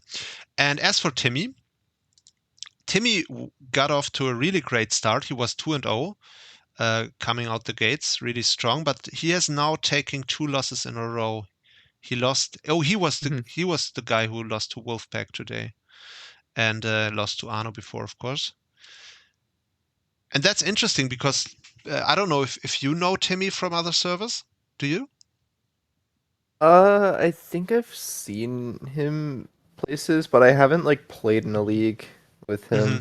Because prior to the season, Mr. Grimes kept telling me, "Man, this is a big mistake. You can't put Timmy in bottom division." But I think I said that also in the first recording. But for us, since Timmy had only been around once as a replacement, and when he was around as a replacement, he lost both his matches. That was also in Division 4. So we didn't really have another option than to just put him there. And yeah, luckily it turns. Also, Mr. Grimes is the ultimate authority on division placements, so you should have just listened to him. Yeah, I mean, we're gonna, bro. Do you know what we forgot to talk about? Mr. Grimes played versus Pup, and he straight up 5-0'd him. So he actually might be the ultimate authority on where we place coaches in the future, because clearly, if he's beating up Pup that badly, then he should just be on the PGP roster, and we should take his word on placements. Yeah, because before you were saying that you wanted Pup on the PGP roster, but how it works is if you beat somebody on the PGP roster, you get their spot. So I think that means that Mr. Grimes would get that spot instead. Exactly. That's exactly how it works. But yeah, for Timmy, no big deal, I would say. He's probably, if we go over to the standings, he's probably, just in the middle now. 2-2, -2, no big deal. He'll make playoffs, I'm sure. And yeah, that's all you really need in the regular season. Next match, we do have Skeptor Bird, who is the ultimate authority on really close matches. I feel like all his matches. He has Lipard, which, as big fans of the channel will know, I am a very huge Lipard supporter. Right. I'd love to see it. Yeah. But yeah, although this one did not have Astro Barrage, unfortunately. But yeah, if you look at Skeptor's results, then you will notice that all his matches tend to be really close. Like he won 2-0 over Jax week 1. I think that was also a huge comeback win, if memory serves there. Then he had the insane loss versus Attila 1-0, and then he won 1-0. So all the matches have been really close. And then he still has to make up his week 4 versus Anu, which is going to be a good one, I think. That's also probably going to be close. And he beat Phantom in this match. That's a very good win, because you may or may not know, I think Phantom is already done with his season. And I think he is... Yeah, I saw that. He's confirmed. Right now, if we look at the standings, he sits at 3-2. But we know that he will not lose another game this season. So he will end up 6-2. Because he already played all his matches. So yeah, that means that Skeptor is only one of 2 people who will have beaten Phantom in this regular season, which of course is a good achievement. And the Lipard ended up putting the Heatran to sleep, which is not something that happens very often. What? So. Did it run like hypnosis or what? It used Yawn. Oh, Yawn. Okay. That's It yawned, Prankster yawned on the substitute, and then next turn it broke sub as it died to flamethrower, but then Heatran fell asleep. So you basically force Heatran to take the sleep or switch out and waste its substitute. oh yeah. It looks to have been a really close match as well, with the Iron Jugulus living as the last one with only 23%. Yeah, and it came down to hurricanes, so Oh, okay. So it was basically it was a 50-50. Oh yeah, Yeah. that's crazy. That could have been a 2-0 for Phantom if the Scepter Bird missed the Hurricane there. So yeah, good win, good win. Oof. Moving on to the next match and moving on to the big bad boss of the division. There we go. Yeah. Man goes by the name of Silver. So, did you watch any of Silver's matches? I watched the Mudkip one live, and I think I saw the week 1 game, but I don't think I watched the week 2. But the So, week 2 was the only one that he didn't get like the 6-0. so yeah. So Or where are 5-0. you? Where are you on the Silver Smurf allegations? Do you have an opinion on that, or? I don't think that he's like massive Smurf. I do think that he's definitely too strong for Div 4. Yeah. Like I think like Div 3 would have been a much better placement. I mean, it was But, really hard to it tell. was hard to say for sure because, as you said, he's like been on hiatus. So Yeah, I mean, you never know.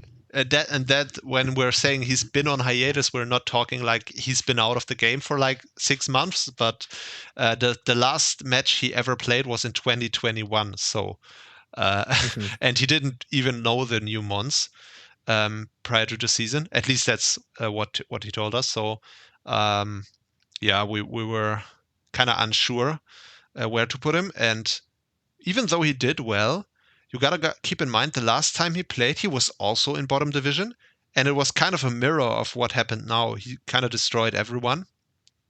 I think he was unbeaten all the way until playoffs, and then he lost in like semifinals randomly. Didn't win the season, but it was clear that he was way too strong for the bottom division back then.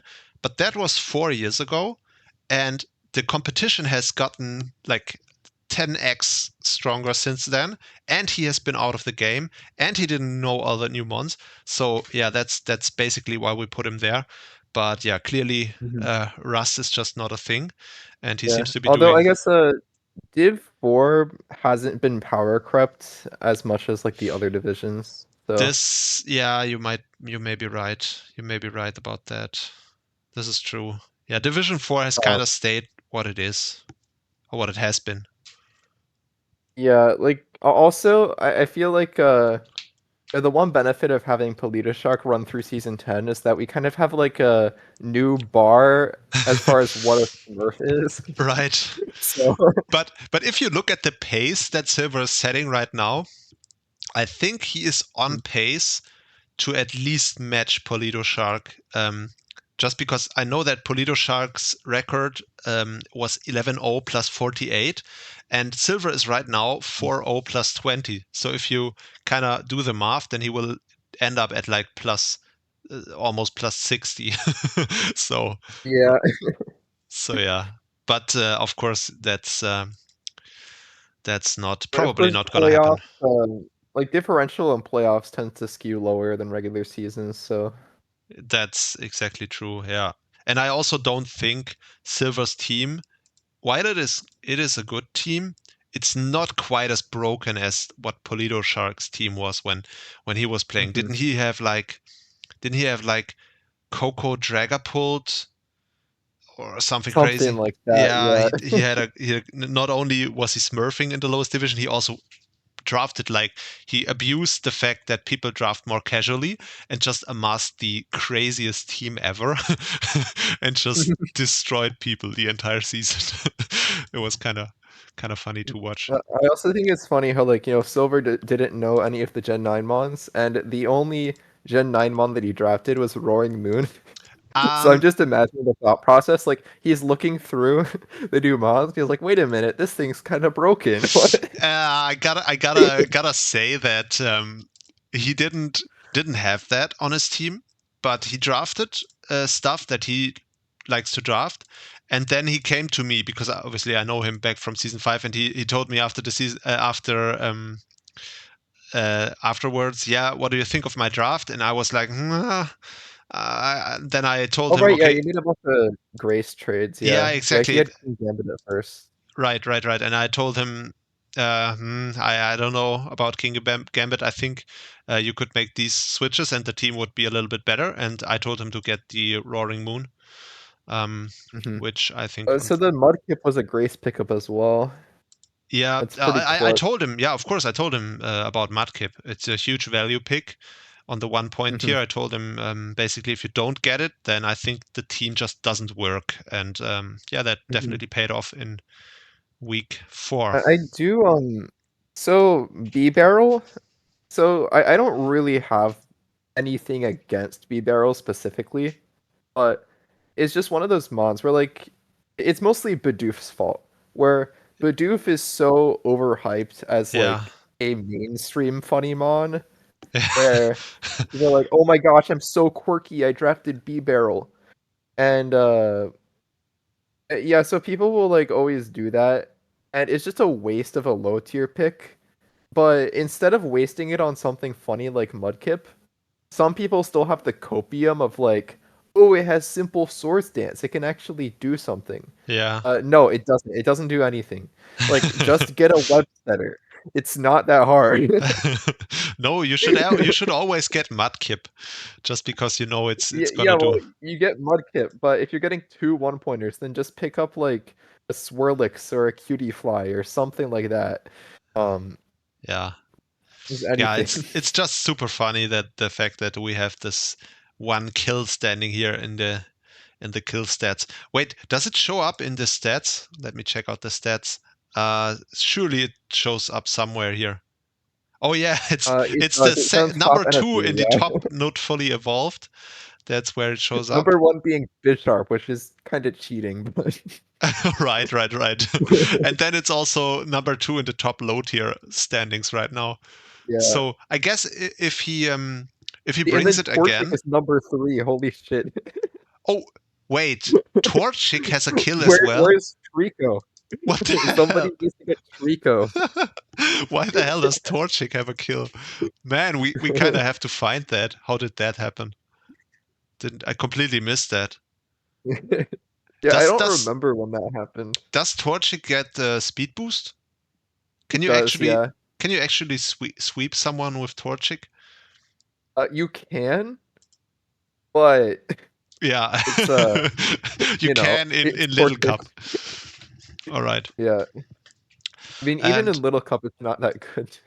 All right. So, but yeah, I mean that's it for Silver. He does obviously really well so far in the league.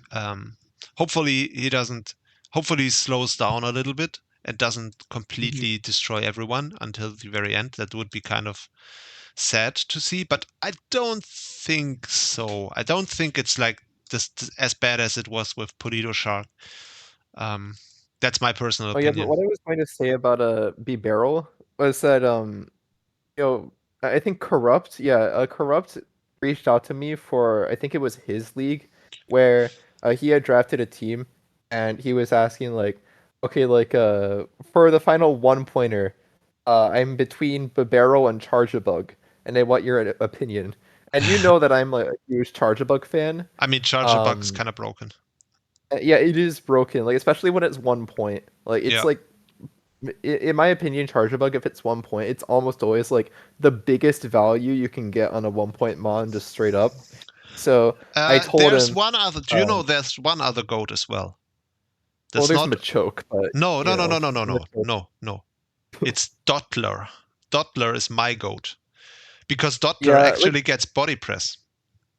Yeah, it gets body press, it gets screens, but Charge-a-Bug gets Volt Switch and like T-Wave and like but discharge I think and stuff. Dottler also gets like baton pass, I think. So I think so, yeah. Yeah, so Dottler is just straight up broken.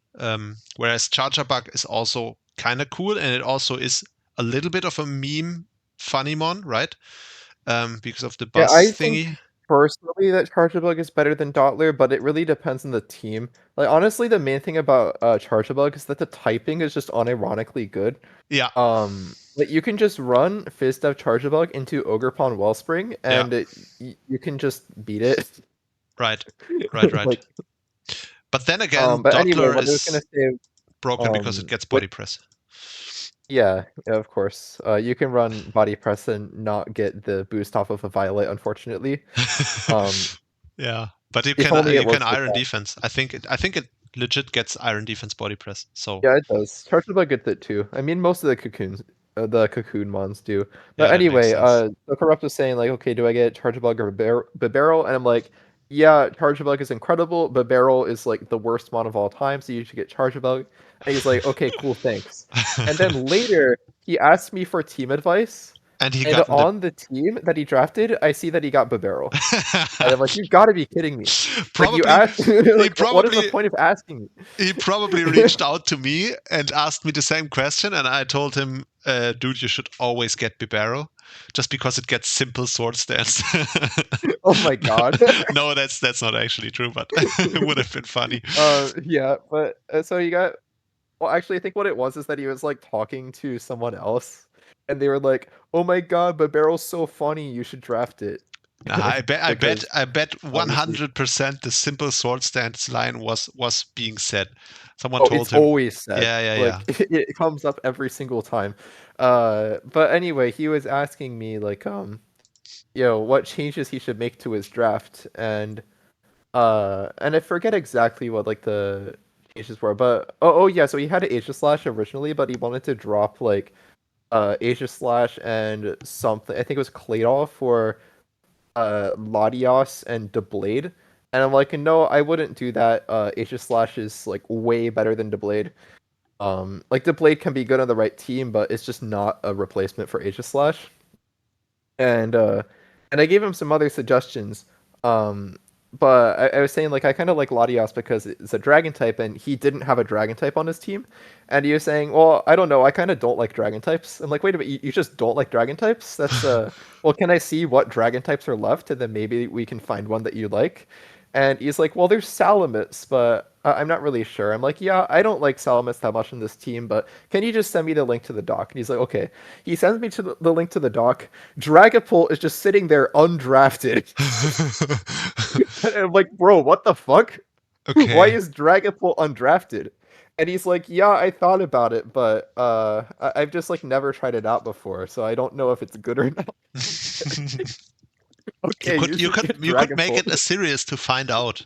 Like we said, is Dragapult still good in Yeah, 2025? That would be the is ultimate. Dragapult so good? Well, this was 2024, but Oh, all uh, right. Yeah, I mean in 2024 it was kind of confirmed yeah, mid, yeah, so he got Dragapult in 2024, and it ended up being really good.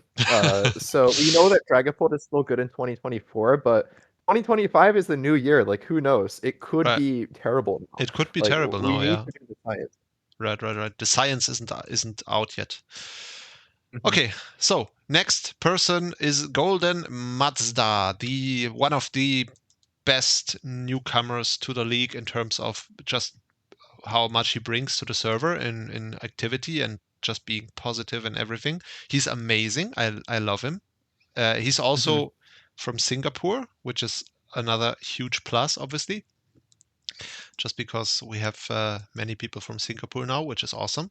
Yeah, unfortunately, he lost 6-0 to Silver. I watched that match. That was kind of This is we unfortunate. lost 6-0 to Arctozol, He lost to but Arctosold, yeah. but he also lost. I remember there was one point in the match where Silver had Mega Sableye with like Will-O-Wisp and Ghost Move, probably Encore Mhm. and Recover, and I Golden had Mazda Calm Mind, I had think. Yeah, a yeah, it was Terra. Will-O-Wisp, Shadow Ball, Recover, Calm Mind, Right. And Golden Mazda had a Terra normal. What's the thingy called? a Colossal. Colossal, which obviously is immune to fire moves, and had stealth rocks and couldn't touch the Sableye. So it was just straight up a complete stalemate between the two of them. And they kind of gentlemaned to not like play out the stalemate to the end, which was really to Golden Mazda's disadvantage because he was the one who had more PP, so he was the one who would have come out on top mathematically out of the stalemate, and that would have meant that he would have gotten rocks up early game, which Silver didn't appear to have any removal with him, unless like the Gligar Yeah, I'm had it PP maybe. selling that every day of the week. Yeah, because that would have been a huge advantage. Because Silver's team is really weak to rocks, especially Mhm. the Arctosaur, obviously the Archeops. I mean, assuming they weren't just boots, but I don't think they were.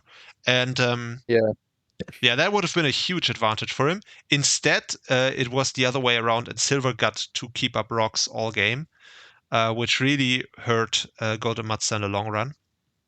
And meant that Silver just basically got an easy win.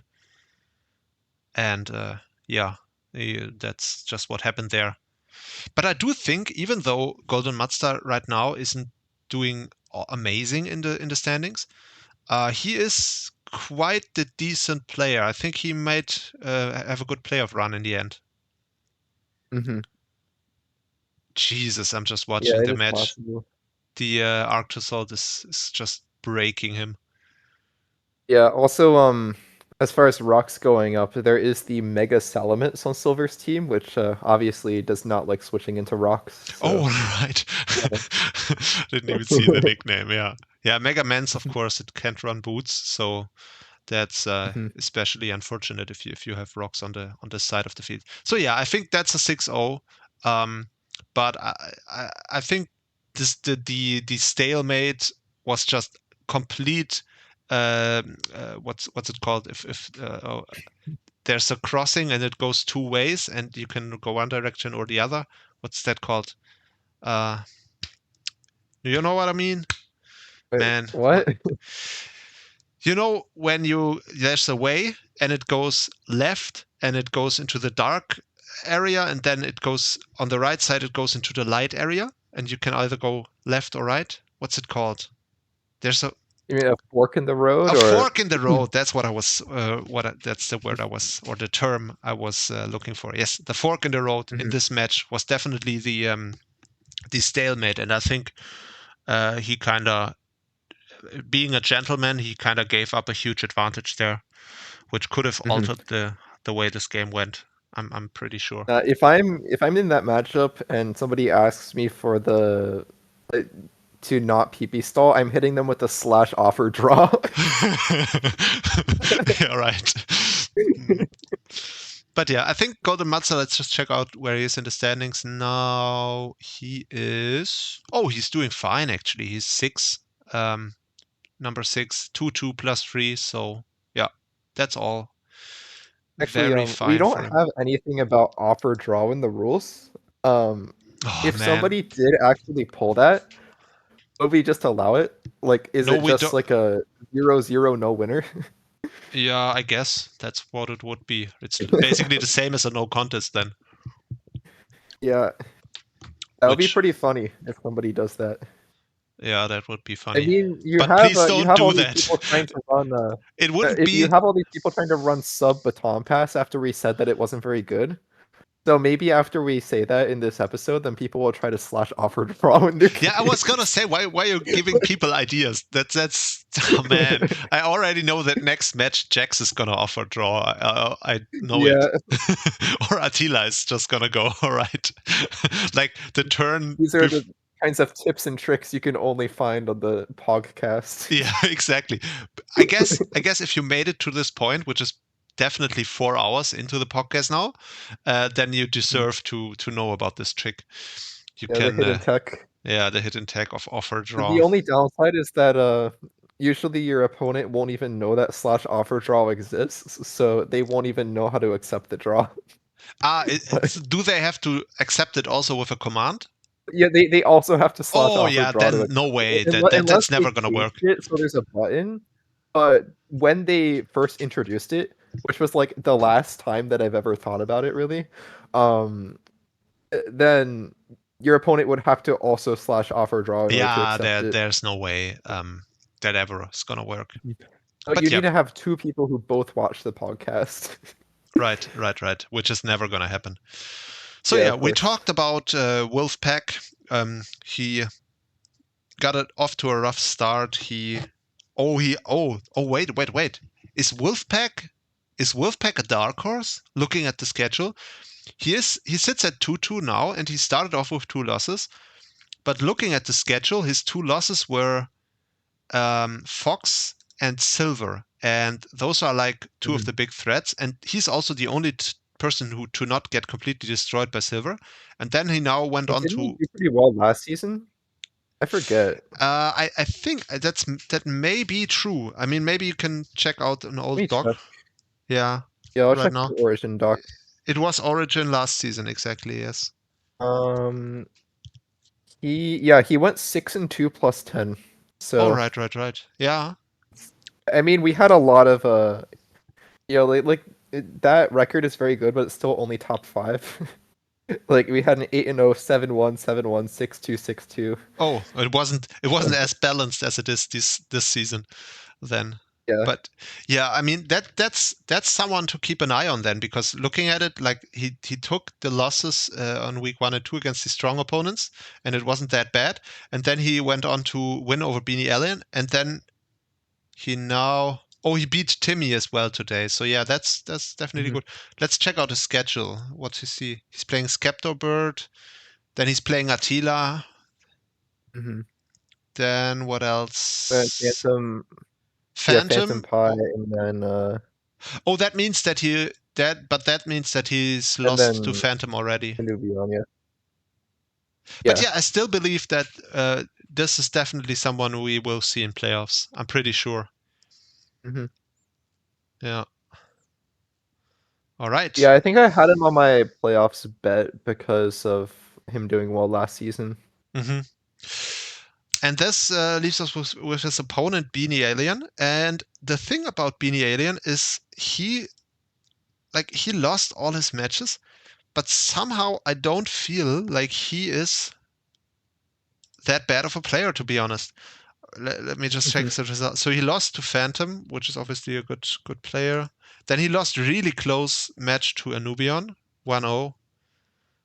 He did lose to Wolfpack 2-0, only 2-0, quote unquote, and then he got smacked by Golden Mazda. That's kind of bad, but I mean 6-0. That not So what losing happened to in that Golden. game? I don't remember watching that one. I haven't seen it. Let's watch it now. Looks like a Mega Galade moment.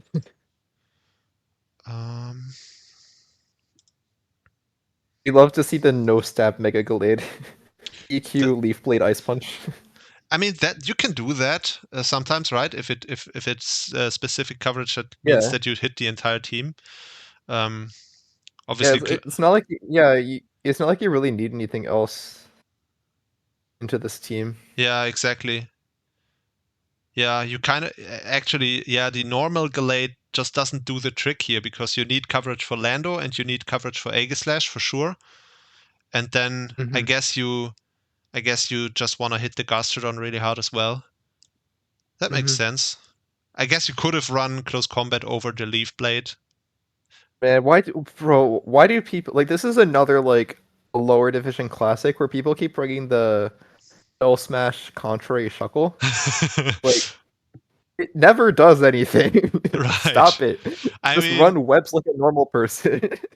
You could say that about Mudkip, but you would be wrong. So you might have been wrong about Shell Smash Shuckle. One day it's gonna get a sweep. Oh no, I never disrespected Mudkip. That's the thing. Okay, Mudkip is a perfectly legitimate mon. Yeah. Shell Smash Contrary Shuckle is closer to a barrel type of mon, where people are like, "Oh yeah, like Contrary Shell Smash is so quirky, I'm gonna use it," and then it like never does anything. It's literally the same as a simple Source Dance B barrel, except probably worse. All right. Actually, I don't know. It's pretty hard to be worse than SD B barrel. So before this match in the history of the PWC, Shuckle, what do you think? How many kills does Shuckle have so far in the entire history? I don't know how many times Shuckle has even been used, but I'm gonna say like 15. 15 kills or 15 matches? Oh, well, I don't know, because I feel like a lot of people would have drafted Shuckle just because it's quirky. So I feel like, but also, Okay, I guess that the type of people who would draft Shuckle probably don't get that many kills with it. So I don't know, maybe like 7 kills. 7 kills. That's kind of no. Unfortunately, your initial theory was right. So Shuckle has made 14 games so far in the PWC, and in those 14 games, he got 3 kills, which is better than nothing, I guess. How many times of those 14 games, how many deaths do you think it had? 14. Yes, of course, yeah. It does have 14 Yeah, games and 14 deaths. that was about the ratio as I was expecting. Like honestly, probably a little higher as far as kills to games brought. I just like thought that Shuckle would have been drafted more. Like 14 seems a bit low. It may Um, have been drafted more, but people never actually bring it to the matches if they draft it. that's true. Yeah. Yeah, it's probably picked up quite regularly, but it's never actually gets brought to the games. Is what I believe, but Mhm. yeah, might be wrong. All right, last match of the Berserk Division is the Talon Anderson versus Brett Enthusiast, with Brett Enthusiast being a newcomer to the server this season. Someone who we must have felt pretty comfortable putting down here in the Division 4. But it looks like he is doing quite well this season so far. He is 3-1 I plus just 6. opened up the replay, and the center four of Brett's mons are all the exact same color. Oh, right. Yeah, they are all a light blue, and they are also like 3 of them ice types. So Yeah. that does make sense, I guess. Yeah, Jellison is just pretending to be an ice type. Right.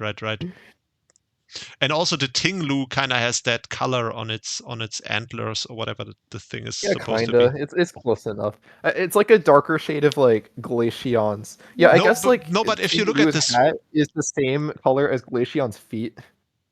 So actually, if you have shiny Alolan Sandslash, that's like a really close color to Tinglu as well. no, but if you look at the sprites on the right, then it looks way more than it would be the same color as the other guys. Yeah. Right? Mm-hmm. Then it looks really similar. But yeah, I'm just having the game open right now. I probably should have put it to hyperfast. I don't know how long this is gonna take. So yeah, Brett Enthusiast doing very well. Talon Anderson, a little bit surprisingly, so far has not been doing great. I think he lost all his matches, but most of them have been really close. And Hey, didn't he have the first 3 mods in the BSS offseason as well? I don't remember. Honestly, I know that he played it, and I, I know I that know that he got terrain, he and I think definitely he had might have gotten the Driftblim. I Drifblim, remember that yeah. because I know he got a win over Leighton in the off season. I watched that game live, and I know that Leighton, he definitely had Driftblim in that match, and Leighton Yep. He had Rillaboom, Lucha, and Drifblim. yeah, and his team got completely mono lost to Skeledirge. Like he had no way of beating Skeledirge, and somehow he still ended up beating Leighton just through the sheer fact that Leighton never has a more than a 50% chance of winning, regardless of what the matchup is. So And he should have brought a Specs Vaporeon. That's the best way to beat Skeledirge. yeah, right. That's pretty much the only way to beat it because Skeledirge is the greatest mon of all time, as we all know. But yeah, Yeah, I that's guess it. he really likes evolutions. He had Umbreon, Vaporeon, and Jolteon on this team. Yeah, but I think Talon Anderson, I wouldn't count him out for this season yet. He just has to win this. Like he only made 3 matches so far. He has to beat Time Vault. I think if he can do that, then he has Fox next. Oh no, wait.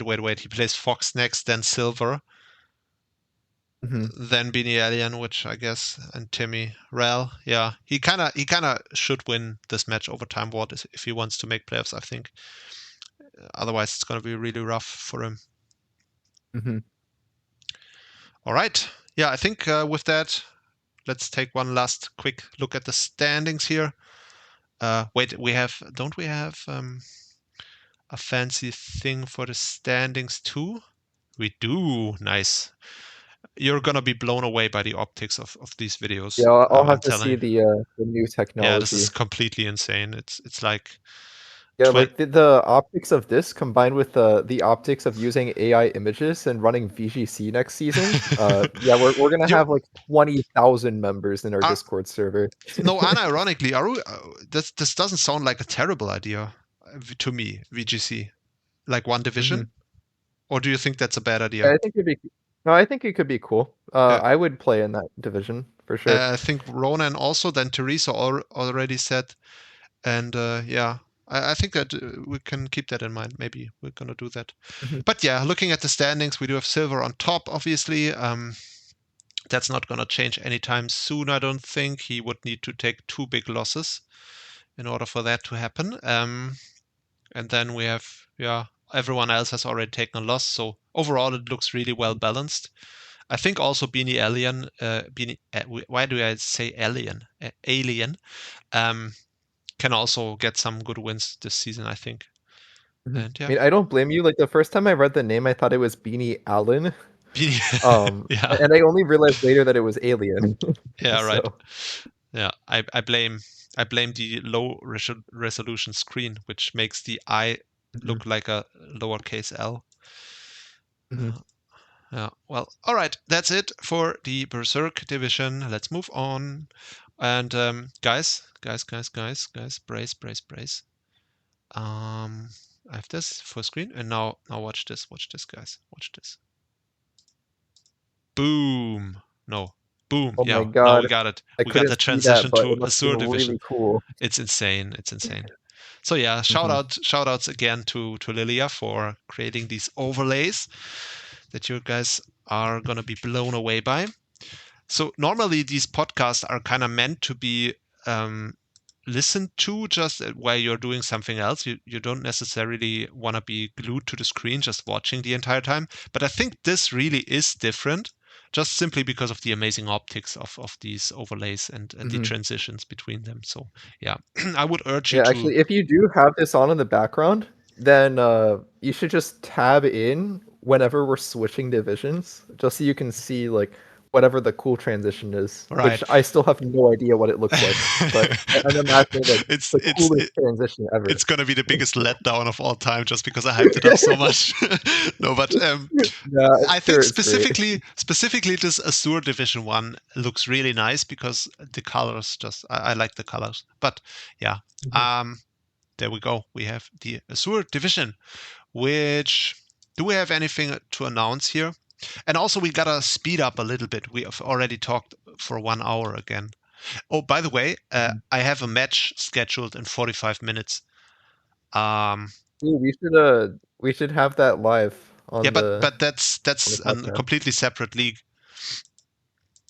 I don't care. People will Yeah, still but watch it. I'm not sure if I have prepped the team, to be honest. But yeah, I mean, I You think what I'm have it? gonna Okay, do. wait, we need to press live on the podcast as well. No, I don't wanna. I mean, I could, but I wanna That would be I wanna funny. actually upload this I mean, it's thing already today. long enough that like might as well, right?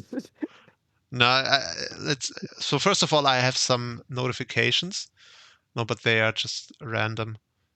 One of them is from the It's P. probably just Starvin DMing you 5 times or Oh something. no, it's Will Owl, the newcomer to Azure Division, telling me that he's not gonna make any changes to the team he took over, which is surprising. Oh, Um, that is actually relevant to yeah, what this we is are about to talk about. exactly. So let's just look at the team he's keeping then. I Whoops. look at the team and I just immediately think of Ronin Sting's season 10 team, which Yeah, like because of I the know that this team Rapidash. is probably better than that, but whenever I see Galardash, I always think, man, why is this Mon so dog shit? Huh. Like, So, really, it's not that Rapidash bad, is I guess. just, it's a terrible, terrible one. I hate it so much. It's actually one of, like, I hate everything But, about it. okay, so the thing about Galardash is that I feel like it wouldn't be that bad if every single one of its moves wasn't 90% accuracy. I absolutely knew you were gonna say that. Uh, Yeah, which is just the most camel thing to say, but I just hate its design so much.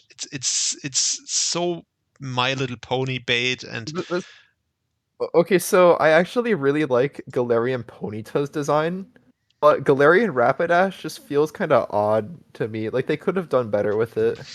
And yeah, but I was gonna say the reason I think this is surprising, the fact that he keeps the team the way it is if you look at the tier list and what's available, there is amazing combos available still. Like there is gouging fire, melmetal, and Mew, for example, is still available for the high tiers. Or alternatively, you could go Diancie Mega, gouging fire, Mega and Dancing, Mega melmetal, Metacam, which sounds Urshifu Rapid bad. Strike is still on the board. Yeah, but Annihilate 2. the three I just mentioned sound bad because they share a weakness to ground. But there's also Rillaboom still on the board, which is doesn't fall under the restricted points types. So you could build a core around that, I think. So I thought he was definitely gonna tap into that, but he did not. Does Gauch get horsepower? I think it Gouging, just gets EQ, right? this might be true, but I think in a lot of matchups you don't actually need the EQ. I feel like EQ is really valuable on Gauch though. I feel like that is pretty definitely. noticeable anti-synergy. I mean, I had it last season in Wi-Fi, and I ended up using Earthquake a lot. But that's also just because I'm a person who doesn't like scale shot, and obviously outrage is just trash. Left side always misses. Yeah, exactly, and that. Yeah, but I mean, I think there are definitely. I just checked before. When he took over, and I thought, well, man, there's a lot of good stuff available here. I'm sure he's gonna tap into that. Even just the combination of Lando T and Melmetal sounds really good to me, or even gouging fireworks as well. But yeah, he chose to keep it, which is cool, I guess. And yeah, he took over for. I think he was just distraught that he couldn't pick up Scizor for 15 points. Yeah. So he took over for. Man, I keep forgetting so quickly. It was Lil Strike. The guy that Starvin was like, oh my god, pushed. this guy is so good. Yeah. You should put him in top pile. Which is so funny because if you look at it, so it says Will Owl is 1 and 3. So he lost the one match he made up, but he was 1 and 2 before. And then you're thinking like, well, this is Starvin's pick. He didn't even do that bad. He got 1 win in the 3 matches he played. But no, but the one win that he got was the DQ, Exactly. which he actually lost the which game, he actually but... lost the match, but he got a DQ win because of the legendary Attila. Because of the rotating power mechanism. Exactly, we covered that last time, and that was really funny. But yeah, that was the one win that Starvin's rep got here. And so this is when I was saying that Mr. Grimes is the ultimate authority on division placement, it's actually Starvin Pig. Yeah, but it's so funny too if you read through the application doc. It's not only the Lil Strike thing, but it's also like you read through his comments on the oranges, where everyone was like, man, the oranges looks really good. Like the ratings were all like 8, 9. Everyone thought, well, he's really good. And then you go over to Starvin and he does like 6 or so, and he says, man, I don't know if I'm feeling this one right now. Oh, I remember that. Wait, yeah. let me. Oh, he put 7. Wait, I think he changed it to 7. Maybe. And he said, I don't know if I'm quite feeling the love here tonight. Both those games felt like he was getting topped, and then the opponent tossed all of their defensive walls away. So basically, the oranges submitted replays that were really, really strong. Not only did they display really strong play from the oranges, but they were just generally on a higher level. So this means their opponent was good. And this is what Starvin holds against him. The fact that he submitted matches where he was actually playing against good opposition, and Starvin was unable to differentiate between like the coach being good or bad versus him just submitting a high level match. And that's what I thought was funny, because so many of these replays that are submitted, like that's like the main trap that I think a lot of people fall into, is they just want to upload games where they felt like they did the best. So like they got like a 6-0 or something. Yeah. If I just upload a replay of me 6-0ing like the 50,000th guy that I've 6-0'd with Spectrier before, like that doesn't show how good I am as a player. A lot of the time, I would much rather upload a game where, like, sure, like I can show like creative prep and stuff. Like that's why I like to think about that game that I posted where where you were like questioning my application because of it, where Yeah, I but had that the was too Mega insane. Alakazam, Yeah, or because it you had was Zap Zap Cannon with Cannon. Fry Attack. Yeah. Also, I want to say it's not But the like I thing is, doubted you that end per game that I se. had was like pretty crazy, but also I was in a interesting position in that like there was the like I think the replay nuke happened like right around when applications were happening or something like that. No, it was definitely before that. Or no, or was it It was before that. was it before? The nuke happened towards the end of season 9, and you applied obviously at the beginning of season 9, so it was before the nuke happened. Oh, okay, yeah, I guess I was misremembering. Yeah. Oh yeah, I was thinking of another league I was applying to, but I think it was that was a game that I had recently as well. So I felt like it was because I had like a bunch of games where I'm like, these are really good, but they're from like 2019. Yeah. So But yeah, yeah. I definitely agree. A lot of times, and that's just the trap Starvin fell into there. It's just, of course, it looks good if you're playing like a really low level opponent and you look relatively really good because you 6-0 in them. And a lot of times it's also like an early game sweep. You just start setting up turn 1 or and then the opponent just didn't have anything for it. And then of course it's amazing. You got a 6-0, but it doesn't really like tell us anything, to be honest. And then looking at the apps, the parallel was for Lil Strike, you put 6 and the only comment you put was fine. And then Leighton put 5 with no comment. I don't think I rated that one. Yeah, I didn't rate that one. But then Starvin put an 8 and he was like, bro actually did quite well, and that was with no Terra in a Terra draft. Grassy Seed Combined Hatterene was and it beat a Palafin, which was very nice to see. Oh, right. It's like, wait, Yeah. is Grassy Seed Combined Hatterene that heat? I feel like I see that a lot. Like, I don't think know. that's like I think Ronan brings that set a lot Yeah, I as mean, well. I I've remember. definitely seen it in multiple places. I remember it now. This match, now that you talked about it, the Grassy Seed Headerin, it wasn't a bad replay. It was just, like I said, it was Yeah, it's not fine. a bad replay, but it's not anything like Yeah, ridiculous. yeah, it's just fine. And then I was like, after Starvin pushed him, and since we didn't really know anyway, and it's just sink or swim in these pile divisions, so yeah, I guess he sank and didn't really swim. Yeah. Which happens. All right, but yeah, that's Will Owl. He's new now. What's cool about Will Owl is he's from Chile. We were just talking, I think, yesterday or the day before that about some of these South Yeah, about American reps. South American players, yeah. Yeah, and now we have one more. We have one from Colombia, we have one from Venezuela, and we have now a Chilean as well. Do we have any Argentinian players? We need to collect all of the South American countries like Infinity Stones. Yeah. We have Tommy, the Spaniard from the Spaniard squad, is actually from Argentina, not from Spain. Oh, right. Yeah, I remember that now. And then obviously we have Gil, who is our Brazilian rep. And now we're basically missing someone from Uruguay, Paraguay, and I guess like Guyana and what else is there? Suriname. I don't know. I think that might be it. So yeah, we have a lot of South American reps as well now, which is cool. All right.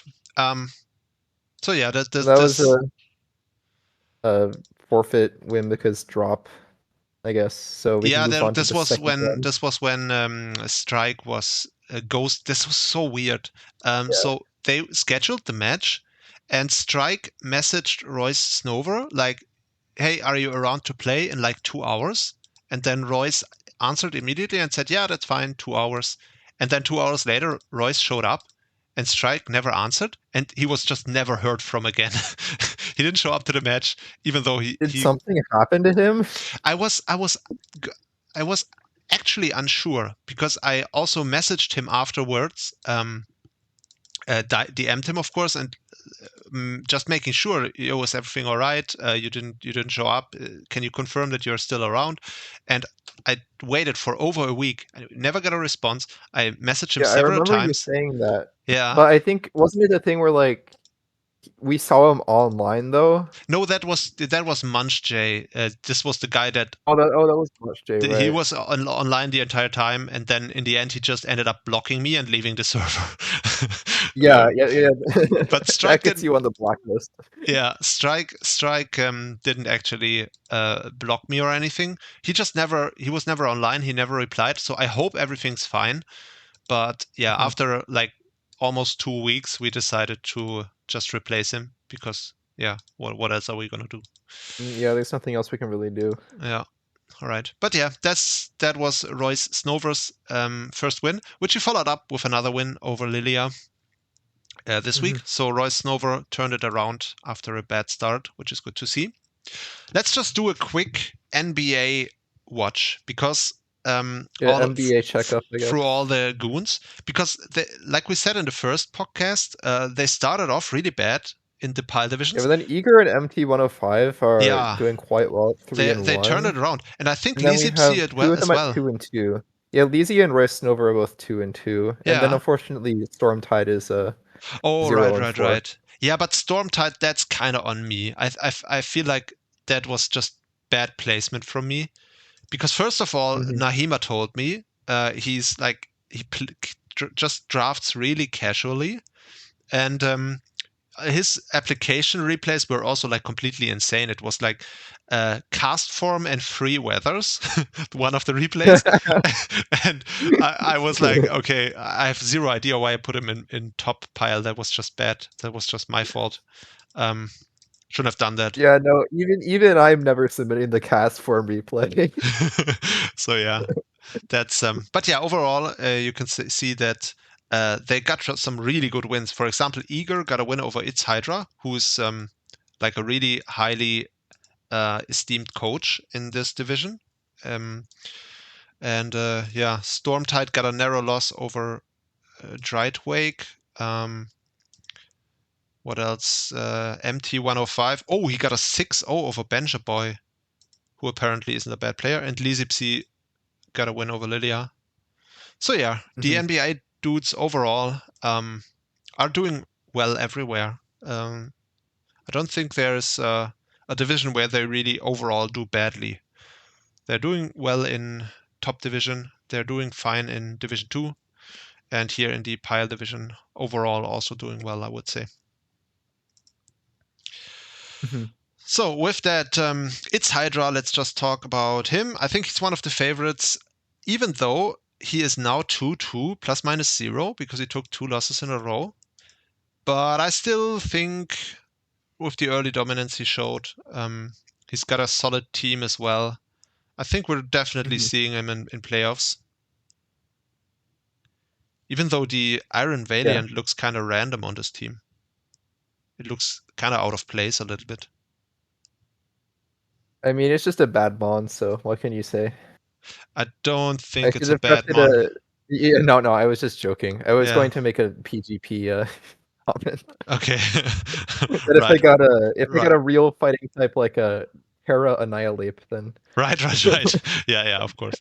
No, I mean that looks like a solid team overall, I would say, and I think we're definitely seeing it in playoffs. Do you have an opinion on Dritewake? I know nothing about I think he's pretty cool. He's active in the server. He got on a voice call with us a number of times. Oh, right. Cool. So, yeah, I don't think I've watched all of his games. I don't think I've saw this one. He lost. His only loss is to the unbeaten guy. And then he's got good wins over Eager and It's Hydra. So he might be a real dark horse, I think. And he didn't play his week 4 yet. Oh, he's playing your in all boy. the discussions we've had, he seems to be pretty knowledgeable. So I kind of got the feeling that he's pretty good from that. Yeah, cool. Also, we see Stormtide running the Workup Mega Pidgeot. Oh, right. That's a classic. It's only really cool if you run it with Brave Bird over Hurricane. True. But it was Hurricane. Oh, that's a shame. But we see the Mega Lopunny doing Mega Lopunny things. As per usual. Yeah, that's just... What does it do? Just you turn around or... Yeah, U-turn, fake out, return. All right, that's Outspeed everything and win the end game. yeah. All right, it was really close though. Mm-hmm. But yeah, good win for the right wake there, which is cool. I feel like we definitely got to talk about Vios because like this is still to me one of the coolest stories of this pile division, just because we didn't know anyone, and I really didn't expect Vios. He kind of came out of nowhere, so he confirmed that he didn't we like suspect that last time that he was from DPL? I think he confirmed that to me in some convo where he just saw that application and came then from DPL and thought, well, this might be fun. And yeah, somehow he's really, really good, and he's still unbeaten, and actually the number one currently. There's 2 unbeaten coaches Mm-hmm. in this division. Yeah, definitely excited to see. Do we want to watch one game, one Vias game? Yeah, should we watch this one or the one versus Lisi? I Let's don't remember. Lisi. Let's watch the The one Lisi because versus that looks Lisi was closer, so it's probably exactly. more Let's interesting. watch that. I just have it on fast. Yeah. I'm just. I just gotta go do the transition every time, which is a bit annoying, but Oh yeah, true. yeah, it's just for the amazing optics. Oh, he Mhm. does have. Oh, Lisi has patch around. Yeah. Oh, he's We Terra. see a Terra Poison Cynois Lapras. Right. That makes a lot of sense just because it's good against the patch around, I guess. Who crit Draco on the Mamoswine. Lives on 5%, so not what you like to see. We do have a Sword Stance Cinderace, which, yeah, that's a really. Um, do you have an opinion on Sword Stance Cinderace? I think it's terrible. I think it can be really good in a very specific matchup, but I also think that people bring it way more often than they should. Yeah. It's okay. So when I was talking about ES with the fucking Source Dance Ogerpon earlier, it's the same thing. Where I think the our superior Ogerpon set in the majority of matchups is like U-turn Cotchel and then some combination of like knockoff grass move, spikes, low kick, something like that. Just like kind of fast pivot that like gets good damage off. Basically the same as Cinderace. And Hmm. then you have some influence on the hazard game with spikes and court change respectively. But people just love to run SD on it, which like when it should just be U-turn. Yeah. I definitely agree. It's Yeah. it's a really big asset on the Ogerpon. And yeah, for this match we just watched, so he did. It was a really solid win. He got unlucky with some confusions there as well, and yeah, he just hmm shut down the Petrant in the end with the encore. So yeah, he played it really really well. I think hmm I mean, if we. you know that I support anybody who can beat Zapdos. All So right. You're the number one Zapdos hater, so you must be very happy. Mhm. It was a Yeah, particularly annoying Zapdos as well because the I only really know. attacking I move. felt mad just watching this. Yeah. So yeah. Yeah, but so Vios is definitely one of the most interesting players we got for this season. And yeah, just looking at this match, I think he may be a good contender for the win. But it's really hard to say in this Azure division, even at this point, who the favorites are, because I feel like there are a lot of decent players, but they are all like decently close to each other, I think. Mhm. Which I think is like pretty cool how that turned out, where like we didn't really have much to go off of for all these like pile players Yeah, besides like applications, and we don't really have anybody who's like getting completely stomped. Like, yeah, exactly. even in like Stormtide's case where he's 0-4, it's like, It's only it's not like he was minus getting shit nine. out every game. It's like, It's -9 after that 4 game, losses. yeah, That means that every yeah, single like game was they really were still close. pretty close. Yeah. Yeah. So yeah, it's definitely very cool to see. Even looking at it, yeah, like he lost 2-0, then 1-0, then he took 1 3-0, and then 3-0 again. So yeah, it's all quite close and good enough. So yeah, very, very cool division, the Azure one. So yeah, I gotta do a little break. If you want, you can just keep talking about Pebby and Rick game, but I have to Alright, go sure. really quickly, and I'll be right back. Alright, guess it's just me now.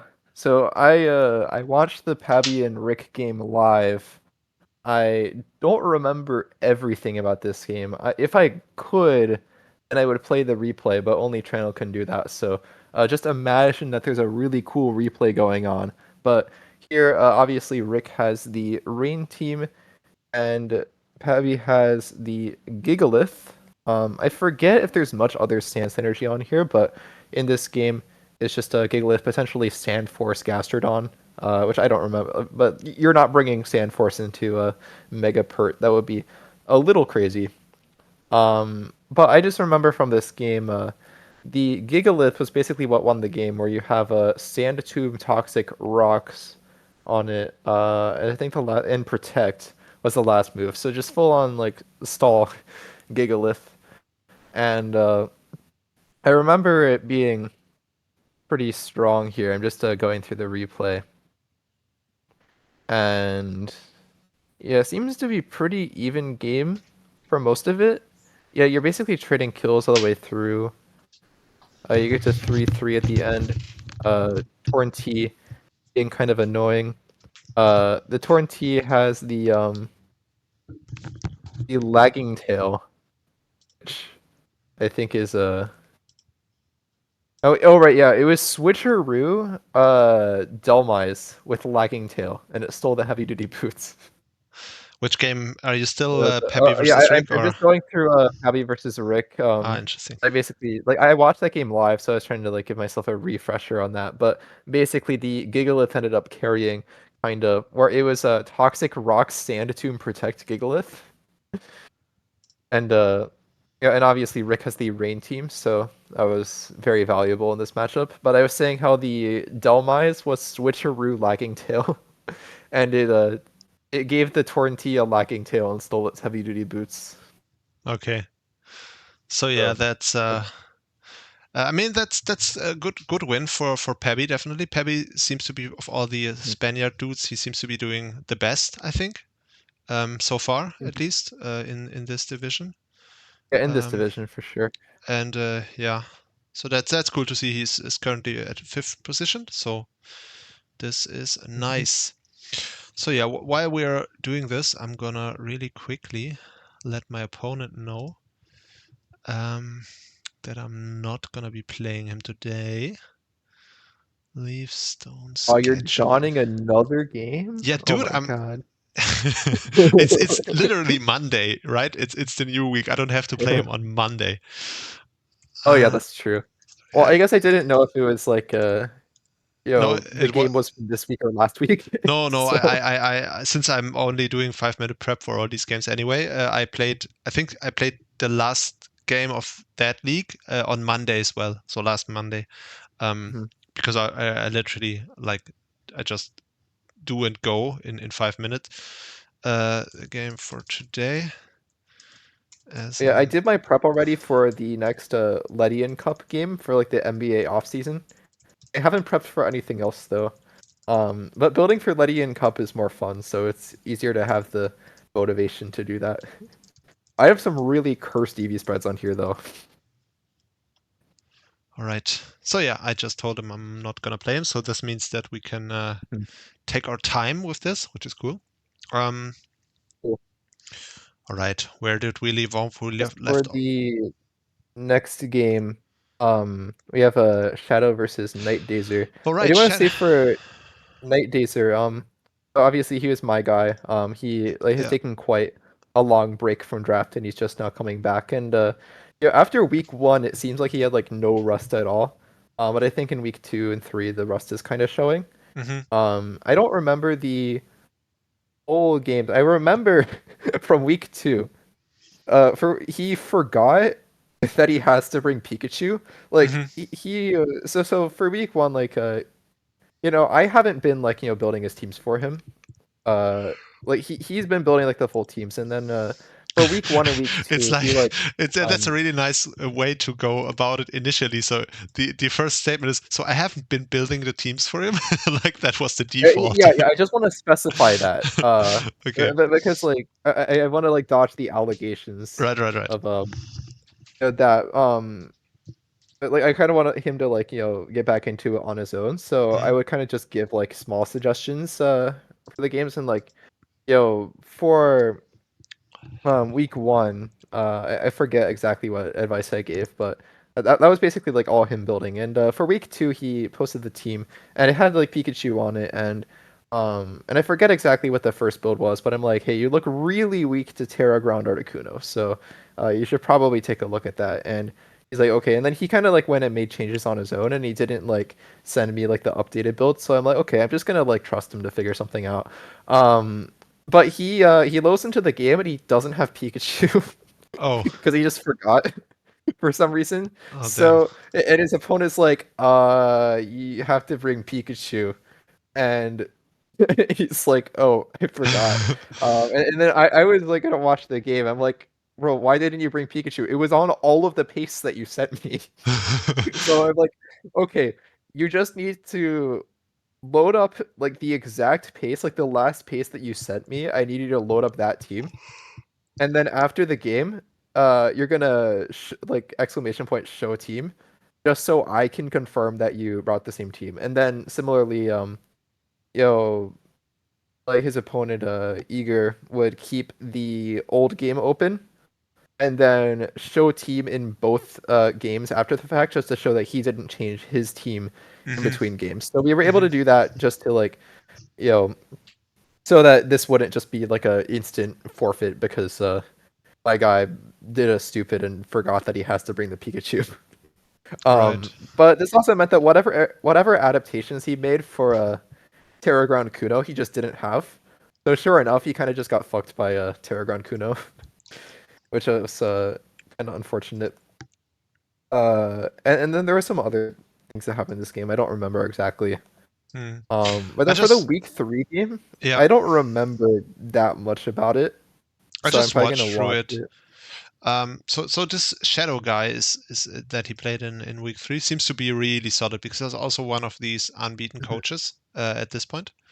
And yeah, I don't know anything. I know that he has a sand team, which is something I really hate. So um, that's pretty much Yeah, all I I can don't see say. too many mistakes here. I wouldn't have just aura sphered straight into Mega T-Tar. I definitely would have preserved the Latios here. Hmm. Because Especially if you Latios had is flip extremely turn. good into every other mon on this Yeah, team, and you don't really need to like go for that necessarily. Like, you have a Treads, which isn't that valuable anymore. You can go to that, or you could potentially go to like a Gyarados or something at the Intim off. yeah. The So Latios really is amazing in this match. Other just yeah, so simply I the would not T-Tar. have sacked the Latios that early because even if you like sack Treads or something, you get the poison chip, and then eventually it's like after like 2 turns, it's within range of Aura Sphere anyway. So you can Right. just keep your Latios. I think if you just did that, then you're like in a really good position in this game. But uh, obviously, you basically just have Pikachu left, and you're not gonna be able to beat the Terra Ground Drifblim with that. So Mm, yeah. actually, no, it was able to beat that with Fake Out E-Speed, but then he protects on Hisui and Decision by Roost, which was kind of unfortunate. But it doesn't die to E-Speed there, so it's kind of I think you have to go for crit. Yeah, I just don't like the team that Shadow has. I hate Sand and I hate Dracovish even more. So it's just really Yeah, obnoxious. I hate Dracovish on any team that isn't Rain. I do think that Vish is very good on Rain Yeah. if you build it correctly. Hmm. But it needs to be paired with Mega Pert. If there's no Mega Pert, then it's terrible. But specifically, Vish plus Mega Pert is a good combo. But honestly, the main thing that I don't like is Hisui and Decidueye. Right. You always hate on that I thing. I have unreasonable level of hate for that mod just because I think it's so like it's like another barrel situation, except this time it's like it's another case of like the ratio of how good it is to how often it's drafted is like so like Yeah. whack. Yeah, but Like you know everybody why loves it's to draft this thing even though it's so mid, just but because you it know gets why, default. right? Because you fall into the checkbox trap with this thing. Yeah. This is when you have a draft and you draft really badly and then you wake up in the later part of the draft and you think, okay, so what do I need? I have terrible removal. I still don't have a grass type because people tend to not draft grass types very early most of the time. And then you think, man, I could also use a pivot still. And then you, okay, what do I have on the board that combines all these three attributes? And then you will end up with Serena, but Serena gets taken early, and then you look at the board, oh damn, that's basically the Decidueye is what's left, and this is what you end up taking. So that's why a lot of people end up drafting it. But I agree, it's definitely not a Yeah. good Except pick. even then, in that situation, the correct answer is Dulmice. Yeah, But but people will just go for the Hisui and Decidueye. right, And but Delmice is has the disadvantage of not having U-turn. That's like the one thing that's that it true, doesn't yeah. have. Yeah. So yeah, And this is as everybody knows, like Mon needs to have a slow pivot move to be usable in draft. exactly. I mean, it is, even though it's a meme and it's not necessarily true. You can have a good team even without like 10,000 pivots. But I mean, there's also a reason uh, why it's valued so highly, just because it makes everything so much easier if you can just have a bulky pivot to link into your offensive stuff. So yeah, that is definitely a good thing to have a slow U-turn. Yeah, but also I feel like it's the bulky water version of this is Swanna. Is it? I've So never. Did you know? well, no, okay, so the people don't actually draft Swanna on Nat decks, but on Wi-Fi it happens more often than you'd think. Yeah, but in the PWC itself, it's one of those mons that has zero games so far through all the seasons. Swanna. Yeah, I was kind of surprised. Like when you sent me that list of mons Yeah, that don't have any games, I'm like, wait, like none of those have been used? yeah. It's like kind of like with me thinking it's like, I think like okay, we're on season 12 and we have hmm so many divisions, hmm but I guess we didn't have that many divisions to start off. This is true, So but ever since at least like since season 8, I want to say, or 9 is when we started doing 4 divisions. No, I think that was season 10 actually. Season 10 is when we started doing 4 divisions plus Wi-Fi. But yeah, mhm, even in the past, we did have like sometimes 40, 30 something coaches per season, which yeah, I mean, you would expect it to be almost everything to be drafted at least once. But there's surprisingly still a couple of months that have never been used ever before. mhm. And Swanna is one of those. All right. Yeah. With that, I think we did enough on that match. Then we have MT 105 with a huge win over Benja Boy. Wanna just check out what happened there? Apparently, Benja Boy is a good coach, good player, Oh at right, least. this was the flame charge Heatran. I remember Oh this wait, one. did he really get a flame charge Heatran sweep?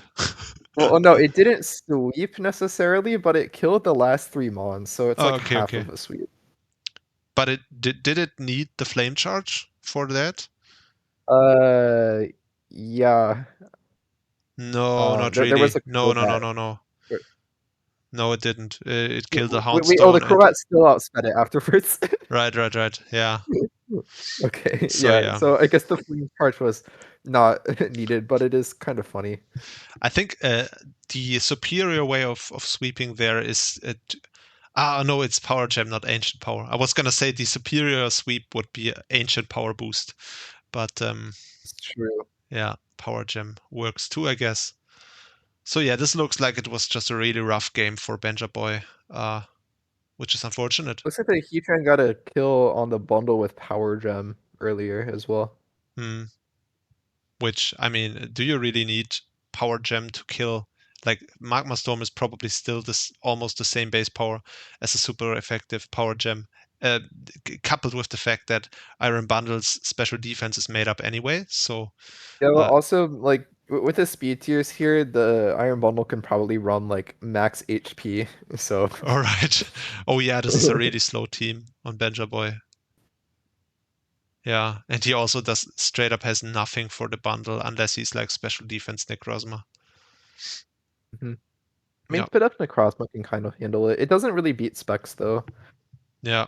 Unless you run AV Necrozma, which, of course, is vulnerable to Hazard plus Flip Turn Chip. So. But yeah. There is that. I mean, yeah, Benja Boy, let's just check out his record so far. He's 1 and 2 -7. That's kind of rough. I mean, obviously getting 6-0 will kind of do that, but apparently from Tereso's accounts, he is supposed to be a very good player, so maybe he can make a comeback. And he also didn't place week 4 yet because Rick kind of ghosted him. I hope that Rick is not going to be the next person to just ghost the league, because I DM'd him this morning and I have yet to receive a reply. I hope he will show up. Would be kind of a shame to lose another coach in this division. Yeah. Even though we have several people, of course, who would be willing to take over if that ever happened. And yeah, lastly, we do have to talk about poor Lilia, who took a loss in these 2 weeks since the last podcast. She lost to Lizzy Psi, very close, 1-0. And then she took the more decisive loss to Royce Snover here on week 4. So do you have an opinion? Did you watch any of those games? So I didn't see the one versus Lizzy. I did catch the one versus Royce Snover. I do remember watching this game. I am trying to remind myself. Are you checking out the Lizzy game now? Oh, right. So for the Lizzy game, she was supposed to have Terra Water, but she changed it to Steel like last minute for whatever reason. Right. I remember. And I was saying in chat, like, yeah, I was 100% expecting Terra Water. And yeah, that was pretty tragic. Oh yeah, looking at the team, I'm like, yeah, this definitely just comes in rock polishes, Terra Water, and wins. But she did kind of get caught off guard by the like, she just didn't think of Sylveon hitting through the substitute there with the Keldeo, which was unfortunate. Where she was behind the sub and then she was kind of got oopsed by the Sylveon. And yet another case of someone trying to use sub pass and it not working. Yeah, it's just. Did you just take our word for it? It's not that good. No, it really isn't. It's I don't know why. It's of course, I don't know. It has this reputation somehow of being super broken, just because the main reason why it is Baton Pass is banned is not because it's so amazing. It's just because it's super polarizing. Like, if you build a whole team around it, then it can be like it's a whole thing that you are either. That's the thing. So yeah, okay. Remember in the ETA, the last ETA season we had, I had Mew, and basically Mew gets all of the setup moves and Baton Pass, and they allowed Baton Pass for whatever reason. Yeah, but they allowed Stat Pass, but no Speed Pass. Yeah, they banned Speed Pass, which, like, even just allowing Stat Pass and no Speed Pass is still ridiculous. But yeah, it's like you don't even need like a full team. Like, obviously your main examples on ladder are like, oh, you have like a whole like Baton Pass chain or whatever, exactly. Or like you have like Gen 6 Ubers, I guess, for and then you have, I guess Freeze, I actually made a video on that. Yeah, it's uncompetitive in the sense that you are either prepared for it and then you just win for free, or you're not prepared and then you just lose and you can do nothing about it. If you have playing like a whole Baton Pass chain. But Yeah, but Specifically in also this like case, even beyond the chain, like the whole reason it's broken is because of the stat boosts. Like it's unbalanced in the fact that you can pass stats to mons that were not balanced around being able to just like come in with instant stat boosts. yeah, But just passing a sub, it's literally just Shed Tail, except it takes 2 turns. takes 2 turns, and this is what Yeah, makes. And not only is it that, it also takes up 2 move slots. So, and yeah, yeah, it's just, and yeah, so we have had several coaches try it out this season, and I can already tell it failed every single time. And I think the coach that tried to use it lost every single time. But I already know yeah. it will work one time, and then people are, oh, see what I told you, it's super broken. I can Like already. honestly, I think we should just do dry pass for like simplicity's sake. Mm, Uh, yeah, you might be like, right. not because subpass is like remotely ban worthy, but because it's like not even worth allowing. Hmm.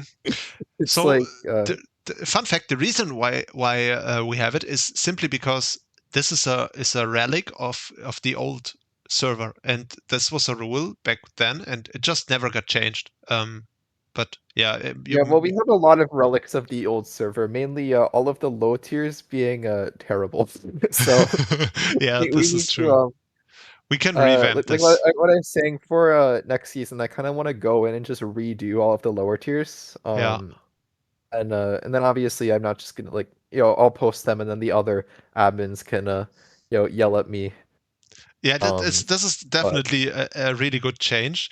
Is that you take responsibility for the entire tier list, and this way you can be the target for all the well, preseason no, I won't discussions. take responsibility for the entire tier list. I'm just gonna be doing like the 4 pointers and below, or like 5 pointers and below, or something. Yeah, I mean that's. Because those are the ones that are like really messed up. I think. Mm, I think for the most part, our mid tiers and high tiers are relatively solid.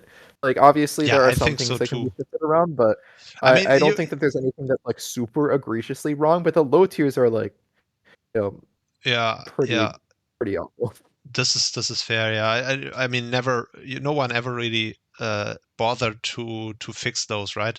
Um, Mhm. yeah, I also personally think the tier list is not bad, but obviously many people Although the think differently. Wi-Fi tier list needs some changes. I will say. I mean, that's just we can change that for next season. But yeah, as for this game, it Yeah. was really really close, and I think Mhm. this was the tragic thing about this is, and that's also why Lilia was really down after the match. If this was Aurora's with the Terror Water, I think that just straight up is a different outcome. I think she just wins Mhm. this, which is unfortunate. Yeah, for sure. Yeah. But yeah, these things unfortunately do happen, and this means that Lilia is, now that we covered all the matches, I mean, she's still doing fine. She's 1-3 and -3, so she's 11th I right think she now. should get a free win for making the podcast overlays though. Yeah, once again, for the 400th time, shout out to Lilia for doing those.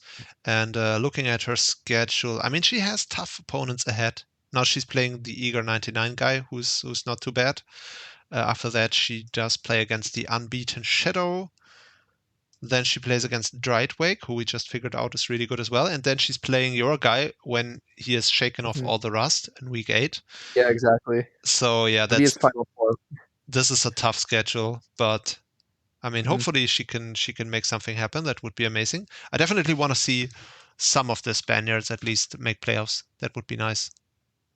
I don't want They're them. all just so nice and they're active in the server. Like Yeah, for I sure. always want to root for all of them.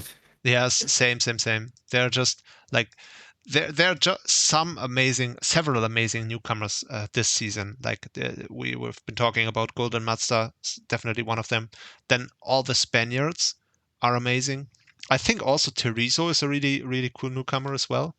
Mhm. Um, so yeah, we have also Vias, by the way, he's also kind of active on the server. So yeah, Yeah. very very cool what we got this season. But yeah, let's just look at the Azure Division's standings really quickly. Mm, So yeah, like So we is said, this the only division where you have 2 4-0s, or was there another one? I think in Wonder Division we also have it. I think in Oh, right, yeah, Wonder but we have 3 of Wonder them. Division isn't real. I think in Wi-Fi Um, we have 3. We have Terizo, Brett, and Ronan Sting, who are all still unbeaten. yeah, yeah. So I think it's just those two. But Wonder Division, it's like more expected because it's like it's always going to be more unbalanced than the other divisions because there's no separation as far as skill level. Right. Yeah, this Um, makes sense. Yeah, this it's is like like when you have someone like a Fire Master going up against a Fist to your Doom, it's like kind of rough. yeah. Although that would be an incredible timeline if Fire Master were able to beat Fist somehow. Or this guy But camelConvention, but unfortunately camelConvention is not. He just doesn't like fun very much, and that's why he decided to 6-0 yeah, him. I'm that's still true. mad, by the way. I decided to bring such a lame mon like Kurom. Yeah. Although actually, funnily enough, uh, wait, actually, wait. So for the season 10 team that I picked up, I forget. Did it have Backscaler to begin with? I think it did. Yeah, it definitely did. Yeah. Yeah, like so I think when I got that team, I saw that Kurom was undrafted, and at first I was thinking like, oh, I like Kurom a lot more, and then I was like, wait a minute, no, Kurom was ass in Paldea decks. I definitely went back Excalibur instead. But now I pick up the team that has Kurom on it instead. So You both just times I pick up always. the team, it has an ice Yeah, dragon what on I it. was gonna say, that's just always gotta be there, an ice dragon. But yeah. Yeah, next time it's gonna have like Arctibax or something. Hmm. But yeah, I I'm mean, gonna have to go for Gig because it doesn't learn Earthquake for some reason. looking at the standings here, we do see the two unbeaten coaches still, and then right behind them are the two of the NBA goons, Eager 99 and MT 105. So yeah, they are also seem to be doing quite well. Then we got Yeah, Drideway, we who we have just the NBA goons are kind of in clusters right now, where we have 2 at 3 and 1, and then 2 at 2 and 2, and right. they're both like right next to each other on the standings. Yeah, and then we have Stormtide kind of being. And they're both within one differential separation, and then Mhm. unfortunately Stormtide is Yeah, it's a little bit behind, but 0-4. yeah, but he's. I mean, if you're 0-4 and your differential is only -9, that also like Yeah, like says he something. has better differential than Swagachu despite being down a loss. So Oh, we didn't talk about Swaggerchu at all. Like, but there's also not that much to say. He lost his. yeah. He got his first win in week 4, which is really cool. But Mhm. yeah, he just had a really And rough thankfully start he here. didn't bring a hidden power that time. So Yeah, right. He was gonna be. What actually he was gonna be 2-2. Um, Mhm. which if there wasn't this. Well, that's assuming that he still would have won the game without just getting a free kill on Lando with Right. HP Ice. Yeah, But I guess. But yeah, I mean, just in theory, I just think the timeline is really funny. The fact that he would be 2-2, and this would mean that the only coach that really is unbalanced in this division would be the coach that Starwin pushed, because that's true. he would be winless in that case. So yeah, I'm good. So the one thing to say about Swagger 2 is that he is just straight up a ladder player, apparently. So he keeps saying that after the games, like, "Oh, these draft leagues are just way different from what I know from the ladder," which does make sense, of Mhm. course, because that is actually the case. It is a different thing from the ladder entirely. So Yeah, yeah. I think we should do an off season that should be more familiar where it's just draft except every roster just has Great Tusk on it by default. And What we actually could be doing once for an off season is like the same thing we did for random battles, where it was just different generations. We could do just a best of 3 elimination tournament where it's different tiers. Like, first of all, you gentlemen, you start with an OU match. you bring different teams every time. Just play OU, and then it's like, okay, loser picks the next tier, and then they say NU, and then it's best of 3. That would be Wait, also this would fun. be crazy if we made it so that you can pick literally any tier from any generation that's like one of the main tiers. That, you know, The problem would be that you would have to like allow for some time in between games, assuming that not everybody is going to have teams built for every single tier on Showdown. right. Yeah, or you just But wing it, right? You could also just yeah. you build But no, but in I mean, 5 like, minutes. even if you're just like throwing a team together, you still need to have like some time to do that. You don't want to be like rushed or anything. Hmm. So we could even have it be like, we just like schedule the games individually, where if we want to have like actual prep time, or we can just say like 30-minute gap. And then if both players gentlemen to start earlier than that, then they can. Hmm. I think that would be really cool. Like, I would just start taking everybody to Gen 7 ZU because that's like. Is that your special tier? Well, yeah, that was like my main tier. Well, actually, throughout Gen 7, I had a number of phases. Like at first, I just started OU. I only played OU, and then I kind of got bored of OU, so I started maining PU. And then they released ZU, and I'm like, man, this tier is like my favorite tier of all time. Like, and it still is probably my favorite tier of all time. Um, and then I started playing Gen 7 1v1, which was also very fun. Hmm. But Yeah. that's not a main tier, of course. So like, it's not like somebody will be able to pull out like, I'm taking you to Gen 6 pure hackmons. That would not be But that yeah. great. Yeah, that's definitely an idea that we can think about for one of these upcoming off seasons. But there was the other one that I think ES has suggested, or it was like between like ES and Grimes and me. They were like kind of like theory crafting this one. But basically how it works is you start off with just the regular tier list, except everything costs half of what it usually costs. And the Hmm. difference is that you can steal a mon from somebody else by paying one more than they paid for it. Oh, so it's basically auction. So it's like auction, except it's like like kind of different, but it's like the same premise. Hmm. Or like on your turn, you can like like make a bid for Oh, something. right. Okay. And doing that would actually be possible to do with Wiglet without me changing any code on Wiglet's side. I would just configure the dock to have the points on Wiglet decks correspond to how many times the mon has been drafted, and then I would just have the mods not show up uh in the Wiglet tab. Like just have the names not show up.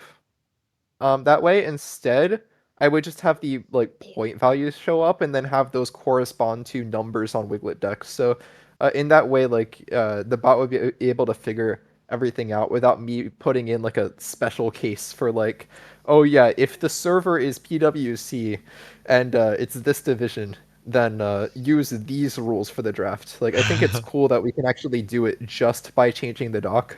Yeah. So, I think that would be kind of cool Yeah, that's also to think about. sounds like a fun idea. But yeah, Mhm. let's move on to the last division, the Gracidea Video Division. division, yeah. Yeah. Let me Okay. pull up the schedule.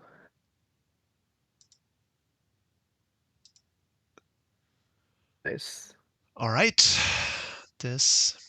And all of the week 4 games are done as well, so I guess we can Yeah. like cover those as well This is if you want. yeah, this is just basically it's the coolest division of all, I think. Just because people are so hyped to play, and Yeah, just let me think. I don't know if we even had a drop. Oh yeah, we had one drop. Laser shot is new, but that's pretty yeah. much it. Other than that, everyone is really active, and it's just amazing to watch.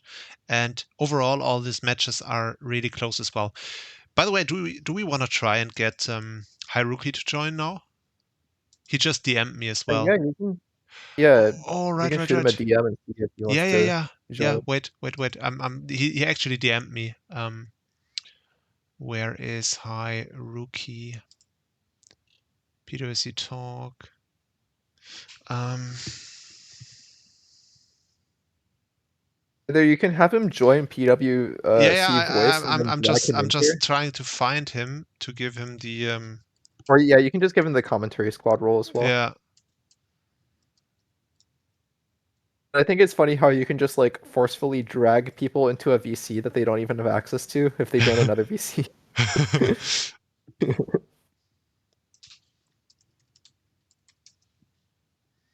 Unless they changed it, but I know you at least used to be able to do that.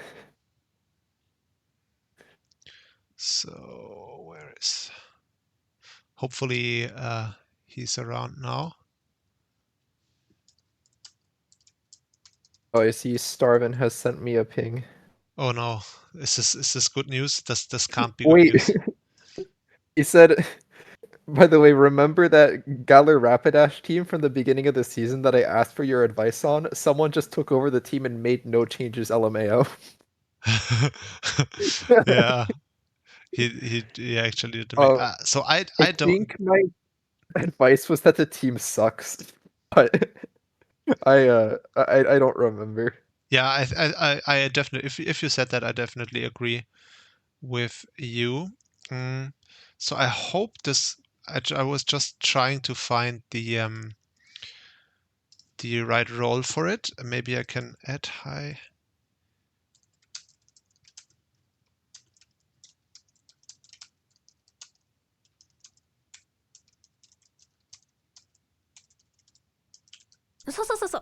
Yo! Let's go! So, everyone, we do have Hiirooki with us. So, Hiirooki is one of the Spaniard squad, and it's really cool to have him around because we are going to talk about the Gracidea Division matches now. So, hi. Hi. First of all, it's a pleasure to be here with you guys. Sorry for my incredible English and my amazing accent. I will try my best. I mean, your English sounds actually fine, right? Yeah, it's not definitely not worse than mine, I would say. I think it's funny how a lot of people are like self-conscious about their English, but they're actually better at English than the majority of Americans. So I mean, of course, that's not a very high bar, but Thanks for saying it. I didn't want to be one to say that. So yeah, definitely very cool. Definitely very cool to have you. Definitely cool to get to know you. And I can definitely tell that you definitely bring the same energy to the voice chat that you do in the just general Discord chat, which is cool to see. Thank you very much. So yeah, I mean, we kind of talked about all the divisions already, except for your division, the Gracidea Division, which is the one that we're going to get into now. And yeah, basically the way we do it is we have the document open, so you can just open that yourself as well. So yeah, sure. You kind of know where we are. And yeah, then we're going to go through the matches in weeks 3 and 4 and just talk about each coach a little bit. And maybe watch some of the replays as well. Okay. So should we start with the Spaniard squad? yeah, we should. Well, and I think what we should do is we should start with Hippie Mochi versus Hai, since we have Hai here, and that's basically a Spaniard Civil War type match, which is kind of funny. Yeah, but then we can follow it up with the Hai's game that he won in week 4. Yeah. Just as a palate cleanser. So yeah, it's fine. We can start with me getting demolished. It's fine. 4-0, it's not a big deal, right? I mean, didn't you guys? There was a Chimecho, so Chimecho is pretty broken, to be fair. But you did get a nice freeze here on the Rotom with the Greninja, but then it just thawed out the turn after, so that's kind of a bummer for you. Yeah, I mean, against EP, I really want to do the turn 1 I did. I mean, the Terra, I'm not Terra, what am I saying? Do you mean the Rotom? No, the Protean with Greninja Mm-hmm. was in the script, but the problem was, yeah, the first turn goes perfectly. Mm-hmm. Now, what can I do against the Rotom? Mm-hmm. Absolutely not. You didn't have anything to hit it, really. Yeah, that's unfortunate. But yeah, the spikes terror ground, or not terror ground, protean ground was same. definitely huge there. That was nice. But then was he live? Oh, he was live orb. He was live orb unaware Clefable. What the hell? Yeah. That's not Yeah. something you see every day. Clefable is one of the mons that destroy my brain because I don't really know how to play against Pokemon that learn like 200 movements. Yeah, T-ball gap, I guess. I think it makes Yeah, sense. I guess the unaware is mostly for Ogerpon, and then No, maybe I think like it's for Dynasty. Phalanx as well. He misclicked the ability. Well, Oh. Phalanx, I I guess. but I mean, don't think that- a funny thing about this match is we were talking on Discord, okay, because we are friends, and Yeah.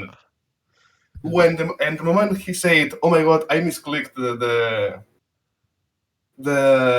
Clefable ability," I say to him, "EP, just check the chat." And in the chat, you can see a message, a really fun one, and the message says something like, "The opposing Moltres pressures."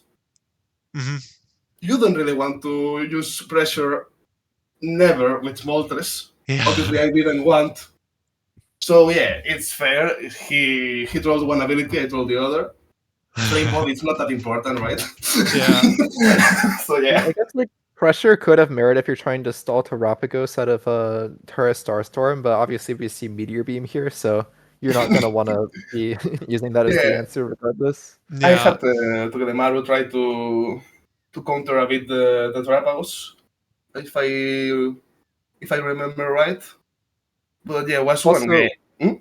Wait, I just realized our theory is wrong. Hippie brought sub Baton Pass Mega Scizor and won the game. Oh, really? I But think that's this is such the a only- bad I don't set. think Why that he would you? ever got the sub pass off. Like at first I saw Baton Pass in this replay. I had seen this one before, but I was thinking like, wait, is it not U-turn because you don't want to take Iron Barb's helmet chip on Togedemaru? Yeah. And then I'm like, wait, no, that makes no sense. Your only move is Iron Head.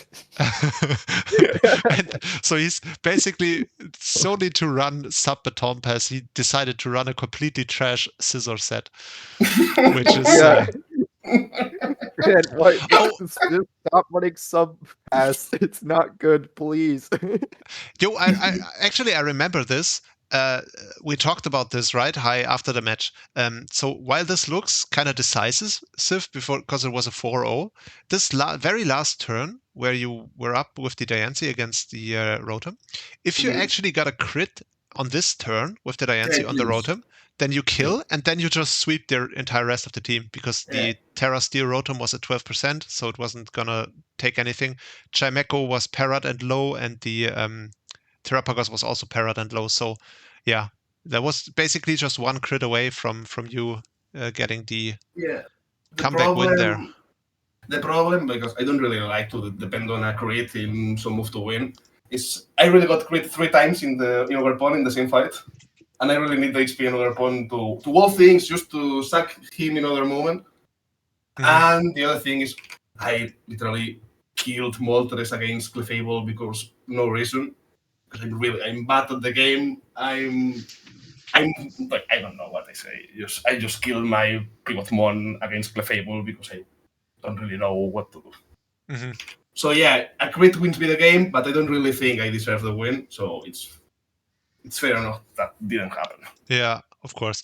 It's just funny that because sometimes these matches look like they were really decisive results wise, but it was literally like one thing going wrong away from going completely the other way, which could have been the case here. If Mega Diancie pulled out the mystical fire here, then you also just win. That's another, yeah. If I just stop, I played with 3 encores this game. 3 encores. Yeah. I don't really need 3. So just put another attack on the Mega Diancie because she's really broken. All right, and then kill them once. Let's just also watch through your win versus Damu, which did that just happen today, or when did that happen? Yeah, last night. Oh, this is the guy with the execute signature. the execute. I play against the X. Nice. Not the eggs. I remember we covered it last time, and the only thing that the eggs did was click sleep powder and miss. Hmm. So, Yeah, I wonder we're gonna if have you can to see, cover that what it did the entire season. But you're definitely not getting very lucky here so far. You got the miss on Super Fang versus the Rotom, which If you see this really close, I was so close to kill Moltres against electric move 2 in a row, but I put the Wakan berry. yeah. the So eggs are in. So what made you Wait, choose? Psychic doesn't even break the sub. That's crazy. yeah, I'm really surprised. What made you choose Togedemaru as the signature? That's a really interesting choice, to be honest. Because he's cute. Okay, yeah, that I makes mean, sense. my first selection for the partner was Parasect. But Parasect was absolutely trash. Mhm. Even with I wanted to be a little bit of a meme with my Mon, Parasect was just useless. I really can't do anything with that. Yeah, and augmentation. it's not even cute. It's kind of creepy, Yeah, actually. I feel like the problem with Parasect is that as just a regular Terra Captain, it would probably be fine. Because with like the being able to change off of your awful defensive type and then click Spore or Knockoff is actually not that bad. The problem is that when you're forced to bring Parasect every week, your opponent can just run safety goggles. So Right, yeah. And whereas if you just had if you didn't have to bring the Parasect every week, then the opportunity cost of running safety goggles would probably be too high. It's kind of like when your opponent has Trapinch on their team, where it's like, okay, I could get trapped by Trapinch, so I could run Shed Shell, but they spent 1 point on that Trapinch. So if I run Shed Shell and they don't bring Trapinch, which is usually more likely than not, then Yeah. you've just completely wasted your item slot. And it's the same thing with Parasect, but if you always have to bring the Parasect, then Safety Goggles is guaranteed value because the only thing that Parasect does is click Spore. But then again, it does get knockoff, so you can knock off the Safety Goggles, so it's not 100% free, but you at least are guaranteed to not take a Spore on the initial switch, which is Exactly. pretty Yeah, bad you have because you can't really expect Parasect to come in too many times either. Yeah, So, exactly. That's it. You have to set Yeah. up for the first time where you're actually able to put something to sleep. Also, I think it's funny that in this match you just had the Siglissar got paralyzed as it tried to use Body Slam because I really want a para. Yeah, I really want a para against something. because it hit the Zapdos. That's kind of karma, I would say. And then I got crit against Darkrai when the Dark Pulse even never killed. So yeah. Yeah, that's unfortunate. But the important question though, is Execute still good in 2025? And I think we can decisively say that the surprising answer. I want to make a point. You talk about safety goggles against Parasect. Well, Yeah. in this matchup, I put safety goggles on my Greninja. Oh, because of the execute. Because if he really tries to get a Spore on me and I kill the execute, the Battle Bond just wins me the game. So. So the funny thing is, though, as bad as Parasect is, it is at least better than Execute. Yeah. That's something. Right. Because at least Parasect hits its sleep moves all of the time. Man, it's really a shame that you didn't have any dark move on the Greninja there, because otherwise you could have won before versus the Rotom, because you didn't have anything to touch the Rotom. I never again will play U-turn Greninja with Battlebond, to be honest. Yeah. Never again. Yeah. That doesn't sound ideal, really, but... That's, by the way, it's Lilia's fault, because she's really obsessed with pivoting mons. She just talk about U-turn, and that apology entering my... Apology, what I am saying. And that idea, it just kills me 1 week after another. And in the end, I'm just another pivoting supporter. Yeah. And I overkill with the U-turn. But that's Lilia's fault. That's just basically the standard move. We were talking about that earlier in the podcast, that this is just the stand-up draft league move. to run as many pivot mons as you possibly can. So yeah, that's just what happens, I guess. So let's just talk about Tommy.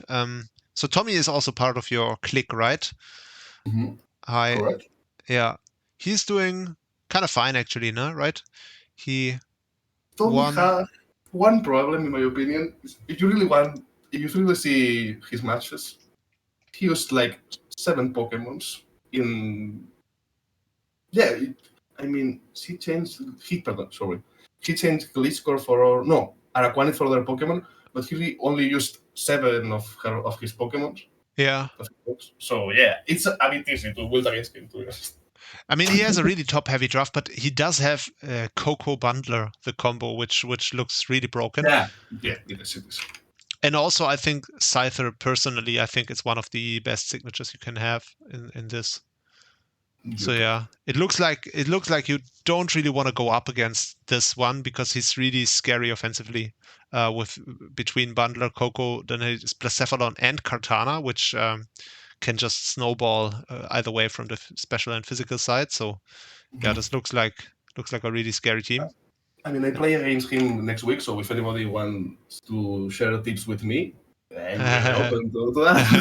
I mean, just looking at it, also the defensive backbone, which is going to pivot into his offensive stuff between Gliscor and Porygon 2 is also really solid, just because you can't just either. So how do you get around Porygon 2? There's basically 2 ways usually. Either you toxic it or you knock off the Eviolite. And obviously Gliscor kind of just ignores both of those things. Yeah, you can't really knock it off. And also Porygon 2 is only weak to fighting and Gliscor resists fighting. And then similarly, while Porygon 2 doesn't resist ice, it resists everything. It's just one of those raw bulksters. Where it's one of those ice types that has a way to hit steels. And like something with like freeze dry to hit waters.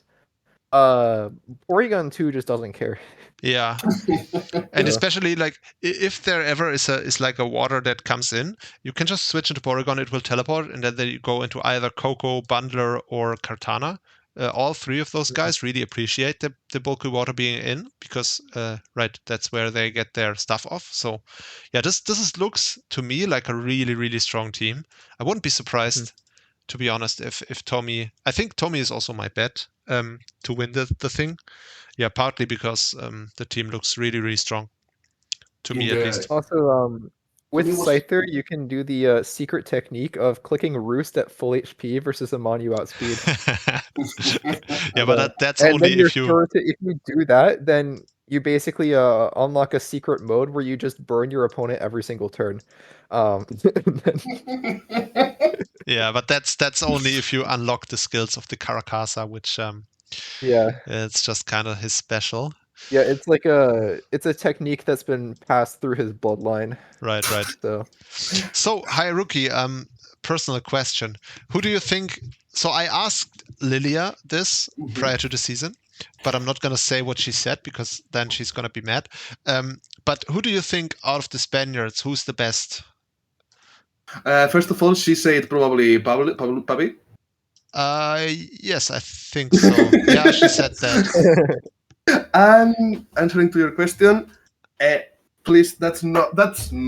I'm gonna say what I really think. Yeah, I'm not lying. That's not any dramatic thing. I'm the worst, by far. We did a draft between us a month ago. I ended all the thing 1-9. No, 2-8. Sorry, 2-8. And then in the last position. Okay. Yeah, I trolled a bit with the team for the memes. I draft like 6 Grassmons, Horseless Calyrex, Cacturn, Tropius. Yeah, I did the thing, but I still lose all the games except against Hippie Mochi. Okay. So that's basically why Hippie got the revenge. Had to get the revenge here. So that makes sense. Well, maybe if you had Parasect, you would have won.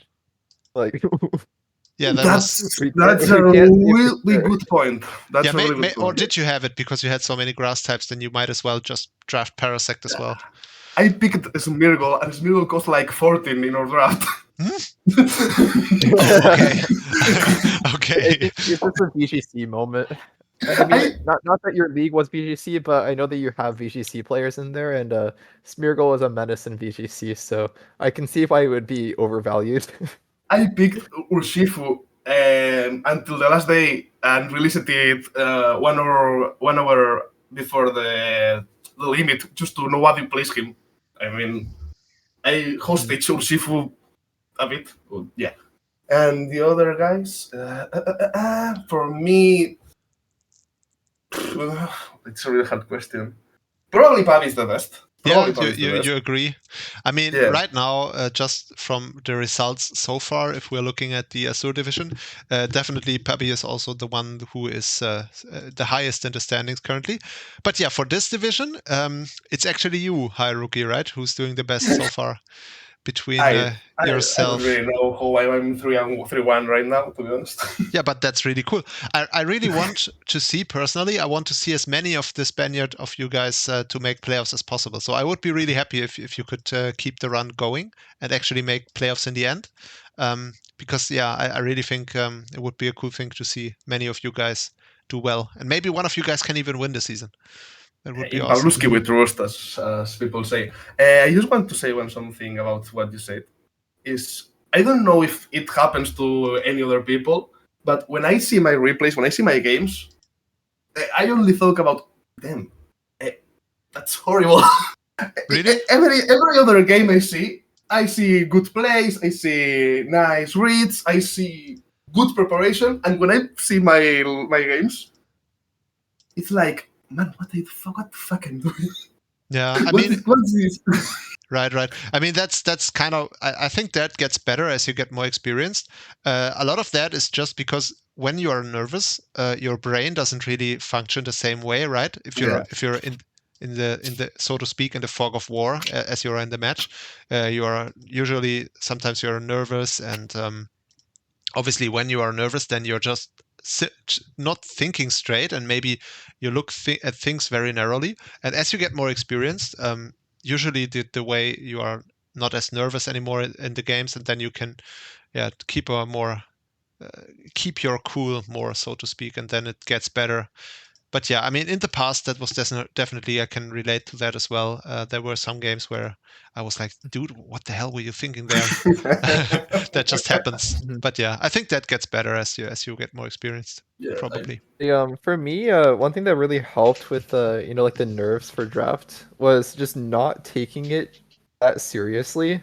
Oh Because yeah, of funnily course. enough, in my second ever season, I drafted like second ever season playing draft. I drafted a bunch of mons that like I didn't really use that much. Like in the team that I drafted wasn't even that bad. I had like a Florges Mega Aggron Alamomola core, and then like a Zygarde 50%, and I forget what the other top tiers were. But basically, I was getting super hacked every week, and I was like super demoralized. So, I think like I lost 6 games in a row, and this was like a 12-week season. So I'm like, okay, I have 6 games left. But I don't want to drop because that's lame. So I'm going to make a transaction for Dunsparce and then bring Dunsparce to every game. And this was like Gen 7. So obviously this was not a Violet Dunsparce or anything. This was just regular Dunsparce. And so I brought Dunsparce to every game. And from that point on, I started winning all my games. Because I was just like messing around. I was like, okay, like I have like Z Captain Dunsparce. I'm gonna try to kill the Mega Tyranitar with all-out pummeling off of Rock Smash, and I got the move off. It didn't kill, as you might expect. What's But, the base power of a Z move that comes out of Rock Smash? I think it's 100. Okay. Yeah. No, not very strong. No Yeah. base power Yeah, can't and win then, against the friendship. So yeah, I ended up winning like all my games after that. So yeah, and then after that, it's like I kind of had a period where like I started like being way too try hard, and like I wouldn't draft like a bunch like fun mons like Dunsparce or anything. And I kind of went for a while where I would just like be like super stressed out about my games, and it was like impacting how I played. And then I got to a point where like I should be having more fun with this. I'm just gonna draft things like Ice Cube and Cosmoem and things like that. And all of the seasons that I did really well. Yeah. And I think like just doing that kind of like breaks me out. So that's why I feel like when you're first starting out, maybe you don't go like Parasect, but once you like have a bit more experience, I would definitely recommend just drafting Parasect because like he's funny. Someday, So why not? Right? Someday I will do it. And Yeah. you will. And also, you gotta keep in mind that the environment that you are in right now here in Gracidea Division, it has, like, you are obviously still not that experienced in draft, but many of these other coaches are not that experienced either. So that's basically the environment where you are basically meant to make some mistakes and just look at the replays and think, oh, well, I could have done this better or that better. Just because like your opponent will likely also have like one or two of these moments each match at least. And yeah, so far you are doing very well, I think, right? And I mean, don't get me wrong. I'm not really. What I say is not because I'm frustrated or I'm angry. I'm enjoying it like the most. You see, in Gracidea. Thanks a lot. I want to tell everyone in my league that you guys are awesome. I'm having a lot of fun. Thank you so much. And you two are the best. You two, my little cuties. Oh, you're the best. Yeah, no, you. I mean, thank you so much. I mean, that's really awesome to hear. Like we from our side, we can only give that compliment back to you Spaniards. Like we were talking about it earlier in the podcast as well. How this is just amazing to have this group of people joining, because you guys are all, first of all, you're really nice. Secondly, you're extremely active in the server, and yeah, just giving these positive vibes, like yeah, the competitive spirit that you guys bring is also really nice, because you're not really like lashing out when you lose, and yeah, it's really fun to see you guys make the transition into here, and we're really glad you guys found us. And yeah, like I said before, it would be awesome to see many of you guys in playoffs. I'm really rooting for that to happen. That would be awesome. If I need to make a prediction, 3 of us will make playoff. Mm-hmm. No, 3? Yeah, 3. Do you wanna predict who it's gonna be as well, or do you just wanna say? Of course. Yeah, okay. Pavi, of course. Pavi will, okay. Lilia will come back. You think? Okay. But she needs to stop tilting.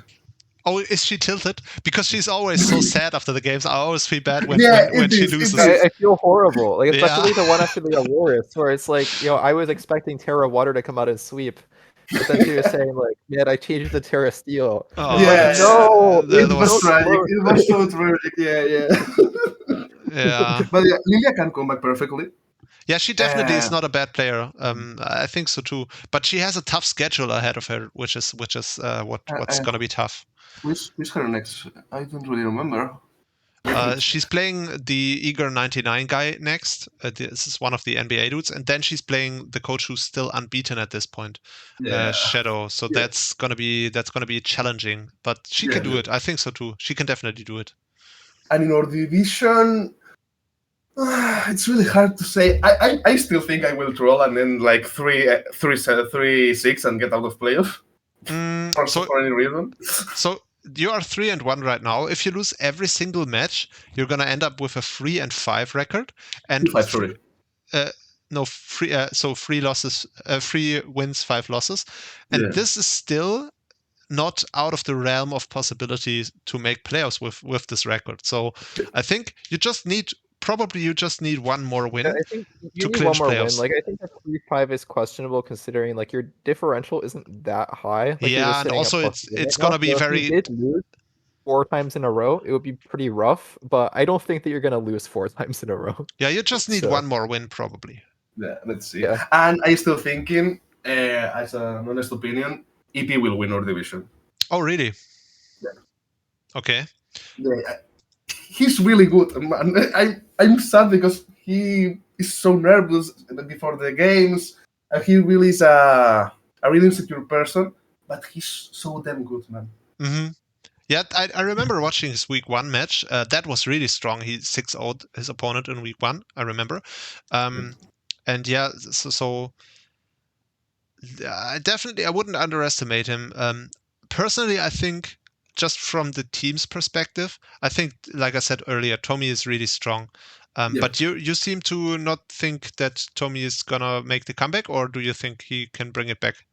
I wanted him to lose. Okay. It's just a personal action. I want him to lose and then like 2-6. Okay. Why is that? Can you say? Because his games are really damn slow. Oh. He takes 5 minutes per turn in every single game. This is why because he thinks so long. He's one of those thinkers. All right. Yeah. He's one of the thinkers, just to click flip turn again and again and again and again and again. So, yeah. Okay. Yeah, that makes sense. You want to get that out of the way. But I mean, yeah, I personal opinion, if I had to make a prediction amongst the Spaniards, I definitely think I mean, I'm also biased because I bet Tommy preseason, but I think he's definitely going to make a good comeback into the season. Even though right now he's not doing badly, but he's just 2-2 -2. So he have a free opponent next week, so he will be fine. It's just a very, very well balanced division overall. This Gracidea division, everyone seems to be almost at the same level.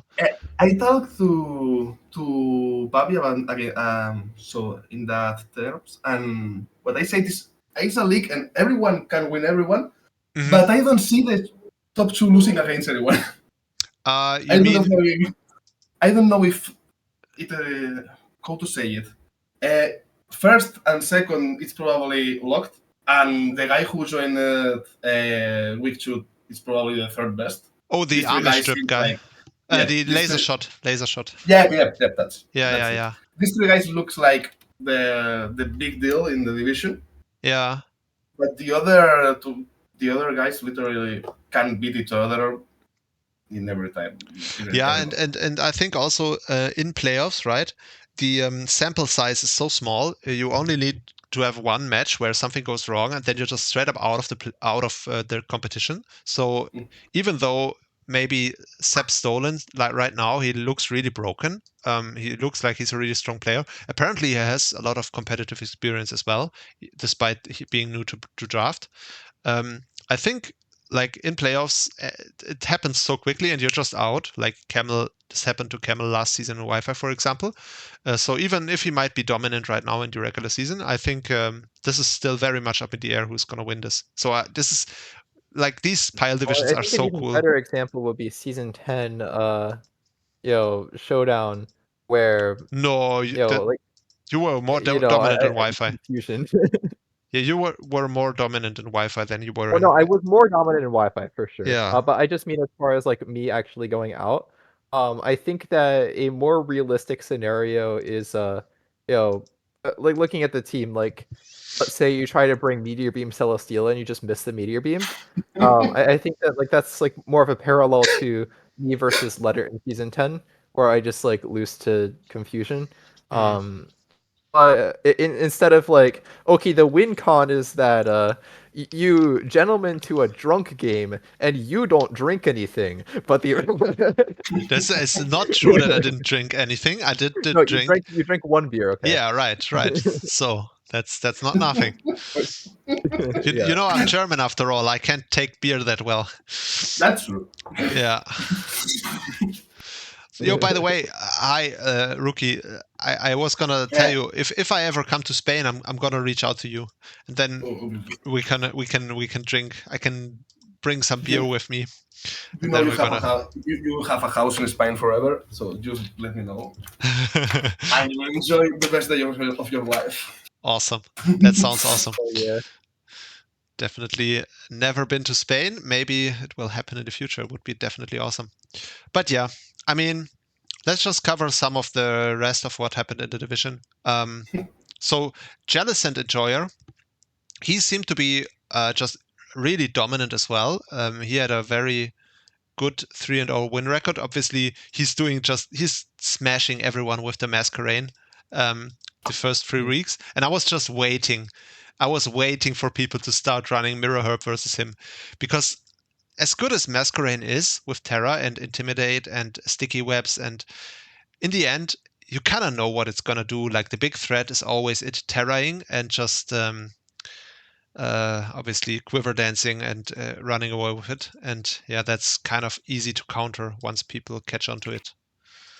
Yeah, it's like in this game, if you had like a mirror herb on potentially like the Valiant or Thundi or something, that would be pretty devastating potentially. Yeah.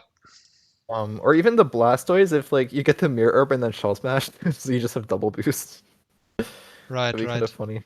Yeah, and this, so this is kind of what happened in week 4 when we had the big showdown between the then unbeaten coaches, Seb Stolen and Jellicent Enjoyer. And yeah, what happened there was that Seb Stolen ran Mirror Herb on Mew, which even though it kind of backfired in the sense that I think it was Mirror Herb Encore, and he he kind of misjudged how that would how bulky the Masquerain was gonna get through the repeated quiver dances, to the point where he wasn't able to kill the Masquerain before it ran out of Encore. Yeah, but then he basically it was enough to get it in fake out range from the Lopunny, so he was. To be honest, the Mirror Red was like the highlight of the because it was fun and it was a really smart choice. But in my opinion, the true MVP of this game was Celesteela. Literally broke him. Yeah. And I really want to see Jelly playing another style than boosting his Pokemons. Because seems like who's the name of the other? What's the name of the other? Masquerain? No, of the other. Jellicent? No, the other coach. the coach. The other coach. Sorry, it's Seb Stolen. Seb Stolen. Sorry. Yeah. Seb Stolen really got how to play against his style, and I really want to see if Jelly can play other styles because I trust in him a lot. He seems like a really nice guy, and it's like a thinking point in his season. I really want to see if you got that style and play against him, if he have some counter attack against you. Yeah, this is kind of a trap that you can fall into, is if you draft one of these mons that are available for Terra. Like one example being Masquerain, another example would be Vivillon, or like we had Oricorio in the past. Like while it is really strong to have this option of Quiver Dance plus Terra available, it is, like you said, it's easy to fall into this trap of just using it every week and running the setup every week to the point that it becomes predictable. And like obviously there are always ways around it. So I think, like you said, it would be cool to see Jellicent reinvent the way to play the Masquerain and use it maybe sometimes even as a bulky pivot mon, which is that's possible. What I was gonna say. Where like you bring up Oricorio and Vivillon. The difference with Masquerain is that it has a lot more defensive utility. Right, like because of Intimidate. Vivillon doesn't really do anything except for Quiver Dance and like Compound-Eyes Sleep Powder Cheese. Like maybe you can run like Specs Hurricane, but Masquerain, like you got the Intimidate, you got Sticky Web, you got U-Turn Roost, you've got decent coverage moves as well, plus Terra Blast. So there's actually a lot you can do with it that isn't just beauty. Yeah, it's one of the we've never seen it before. Let me just check how many before this season, how much it ever did. So yeah, I've used it as a Terra Cap before, and it was really strong. So before this season, in the entirety of PWC, it got 15 games and 4 kills. So I think it's a really underrated mon. It can do a lot of things, like you said. It's a good Terra Captain, and it would be great to see Jellicent grow from this match, basically, where he got destroyed by Seb Stolen, and maybe make even more of the Masquerain, use it in different ways. And yeah, like you said, the Celesteela was definitely huge in this match. It was so hard to break for him, and yeah, it had the Flamethrower to get around Ferrothorn, and then he didn't really have any answer for the Leech Seed. So, I yeah. really love Celesteela, but he's a really disgusting mon, man. Mm. Sorry for saying that in just this conversation, but I hate stall so. I hate stall with all my life. So yeah, I know who are you. I know you guys, and I hate the stall with my heart. I mean, yeah, Yeah, it's I think the thing is like, saying like stall as an archetype versus stall as far as like what mons do. Like, yeah. this definitely isn't stall, but I can see how like sub protect like leech seed, Celesteela does feel like you're being stalled out. yeah, it's So- just frustrating to play against because it takes so long and you don't make progress, and sometimes it feels Because really at least with something suffocating. like Hiram, like with Hiram, eventually it just kills your whole team. But Celesteela just takes forever. So Right, right. yeah. But yeah, this was the Jellicent Enjoyer versus Seb Stolen match, which was really cool. And then yeah, you have just this really huge midfield of the league where it's like so many coaches that are 2-2 right now.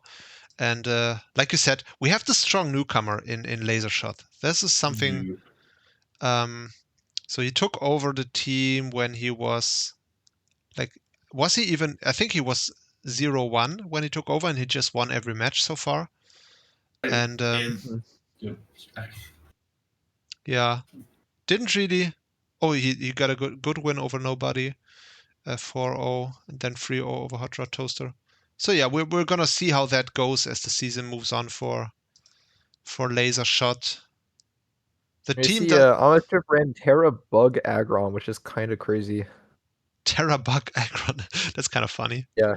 He changed all the monsters. I'm assuming it's mostly just for Sneasler because you can kind of like, you can switch on a Sneasler and also the Sarina, and then you also resist Earth Power from Sandy Shocks, and then it might have like a Covert Cloak on it, so you don't get Dire Clawed. Mhm. I'm not exactly sure. Or you could just, I mean, like Feeny and Sneasler is like anti-synergy to an extent where you can't just like Dire Claw or Poison Touch things.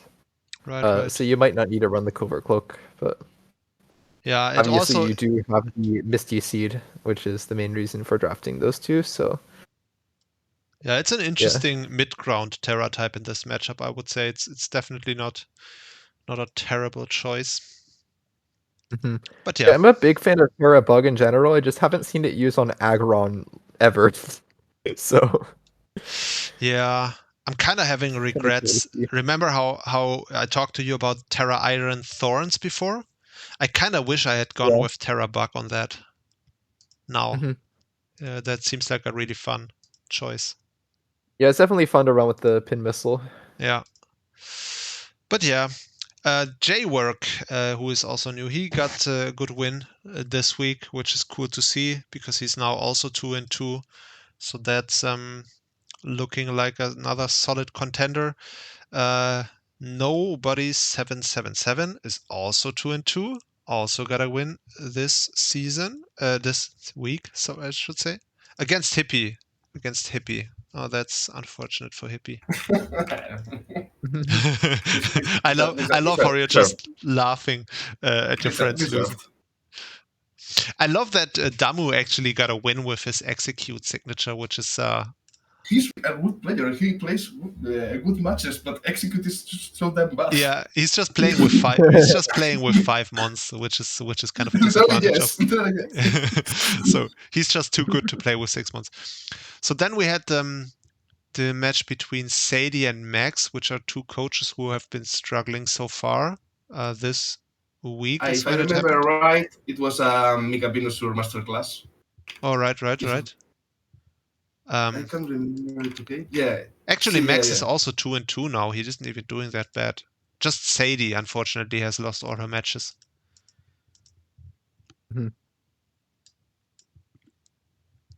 Mega Venusaur and Dragapult. I would not want to play against that. Yeah, that sounds kind of nasty. It's a scary team, that's for sure. It's nice to see more people contributing to Mega Venusaur's stat total. Right. Yeah. There is a funny interaction in the Sadie and Max match. In some turn in the chat, Max said something like, "Oh yeah, Mega Venusaur sits on your team, and then Sadi clicks Swordens with with the Tinkaton. And it was like a fun interaction. All right, there it is. Vino kind of just sits on your team, and then the sword stands. Say that again.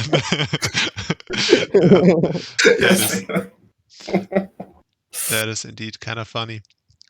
So yeah, I'm rooting for all the coaches who so far have lost all the matches. In this case, Hot Rod Toaster and Sadie. I definitely want to see them at least take a couple of wins in the later half of the season.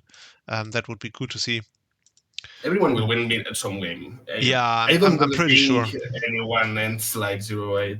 I think so too. I think this division is too evenly matched for anyone to go win this. I would say. At least that's what the hope is.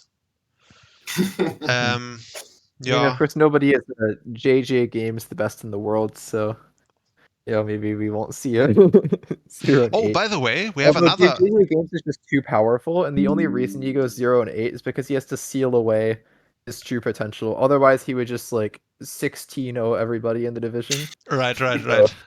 Yeah. That's Hiirooki unfortunately has never been able to enjoy the company of JJ Games, but he was a coach that has been on the league before you guys joined, and yeah, he's kind of famous on the server for being the best in the world, even though he unfortunately never actually won a game in 2 full seasons.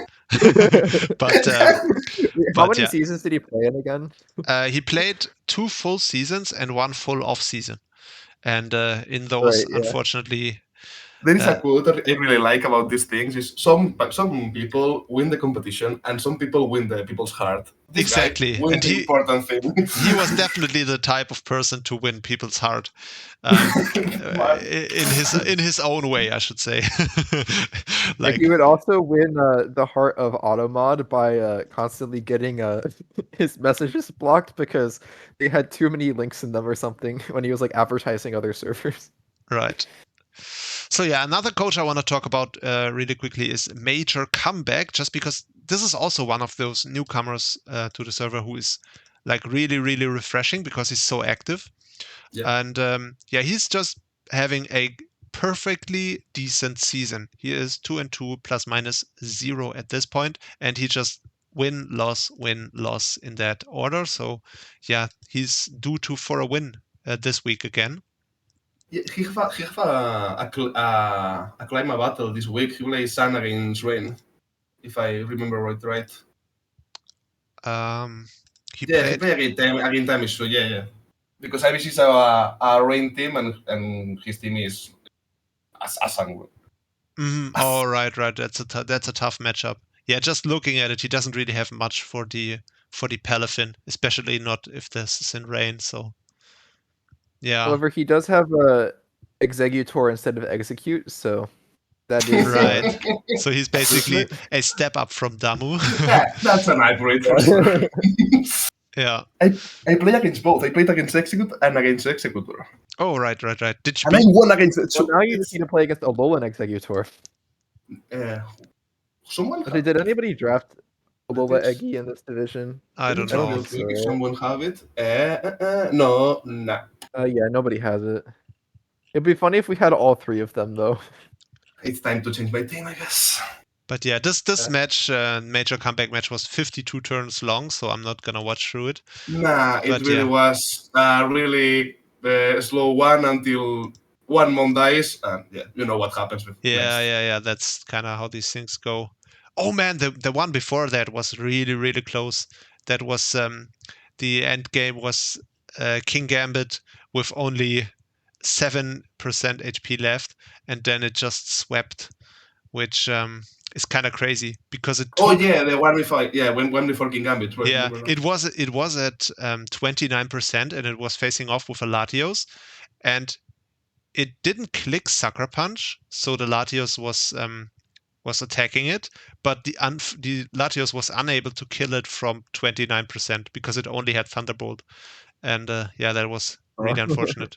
So even though it kind of won the mind game of Sucker Punch, it was just too weak to kill the King Gambit. And then since all 5 of its teammates had fallen, there was just nothing stopping this Gambit anymore in the end game, which is just King Gambit it's a really cool one, man. it's a really cool mon the way it's just so menacing, because like in the beginning you think, well, it's not that threatening, just I mean it is kind of strong, but it has its weaknesses and it's so slow and you have to get sucker punch mind games right. But as the game goes on, if you play it right and hazards go up and stuff, it's becomes so menacing in the end game sometimes. It's a really tense mon. I really love watching games You where see, it's if you just don't kill a single one of your opponent's mons, then it's not a threat. So you don't have to Right. worry about it. If you just decide to lose 6-0, then King Gambit is not going Yeah. to be a problem. Yeah, like the ability never even activates. Like you're fine. Right. Yeah, doesn't even have an ability. But saying that, it could also just be Defiant. But yeah. Be careful with It's Defiant, true. King Gambit. See, what's the third ability? Isn't it like pressure or something? Actually, let me check. It's yeah, it's pressure. Oh, right. Which is funny, of course the pressure is ability a you should hidden always run. Yeah. Hot take: if Kung Fu Panda had King Gambit in the Sacred Division, he would just run sub-toxic pressure every week. He totally would. So yeah. All right. Yeah, this was the major comeback match, which yeah, this was just really cool. This Aroma Nobody match. Maybe I can just show the end game there. Oh god, I just almost clicked. Okay, now it happened. I just clicked play with the music being on, or the sounds. Sorry for your ears, man. Which is yeah, I mean that's gonna be your ears as you watch the videos, so that's I will not my remember problem. that. I'm not failing in that one. I will So, remember yeah. this moment. So yeah, we gotta put a volume warning in. just for context, when the King Gambit hits the field at 29%, Aroma Nobody still had 4 mons alive on the field. So yeah, King Gambit kind of just did its thing there. Sucker punch. I really feel bad for the poor Ninetales because she comes out, clicks Aurora Veil, and gets literally one-shotted by the King Gambit. Yeah, I think that's kind of a joke by Nobody though, because I mean, is it really? It doesn't. We think the same, but it really kills. Does it kill with Moonblast? Is the question. I don't really know. We thought the same in the first place. Encore. What had it just had Encore, and you just Encore into Sucker Punch. Oh right, yeah, right. Yeah, that's true. Yeah. But it never revealed I don't Encore. know what other move it would run. Because usually it's gonna be Veil, Moonblast, Encore, and then like Freeze Dry or something. I mean, it usually has Blizzard and Freeze Dry, right? Or a lot of the times. You don't need to run both. A lot. I guess like here you can run Snowscape to set the weather back if when the Charizard is interrupt. But yeah, I think Encore is one of those moves that you just like almost always run.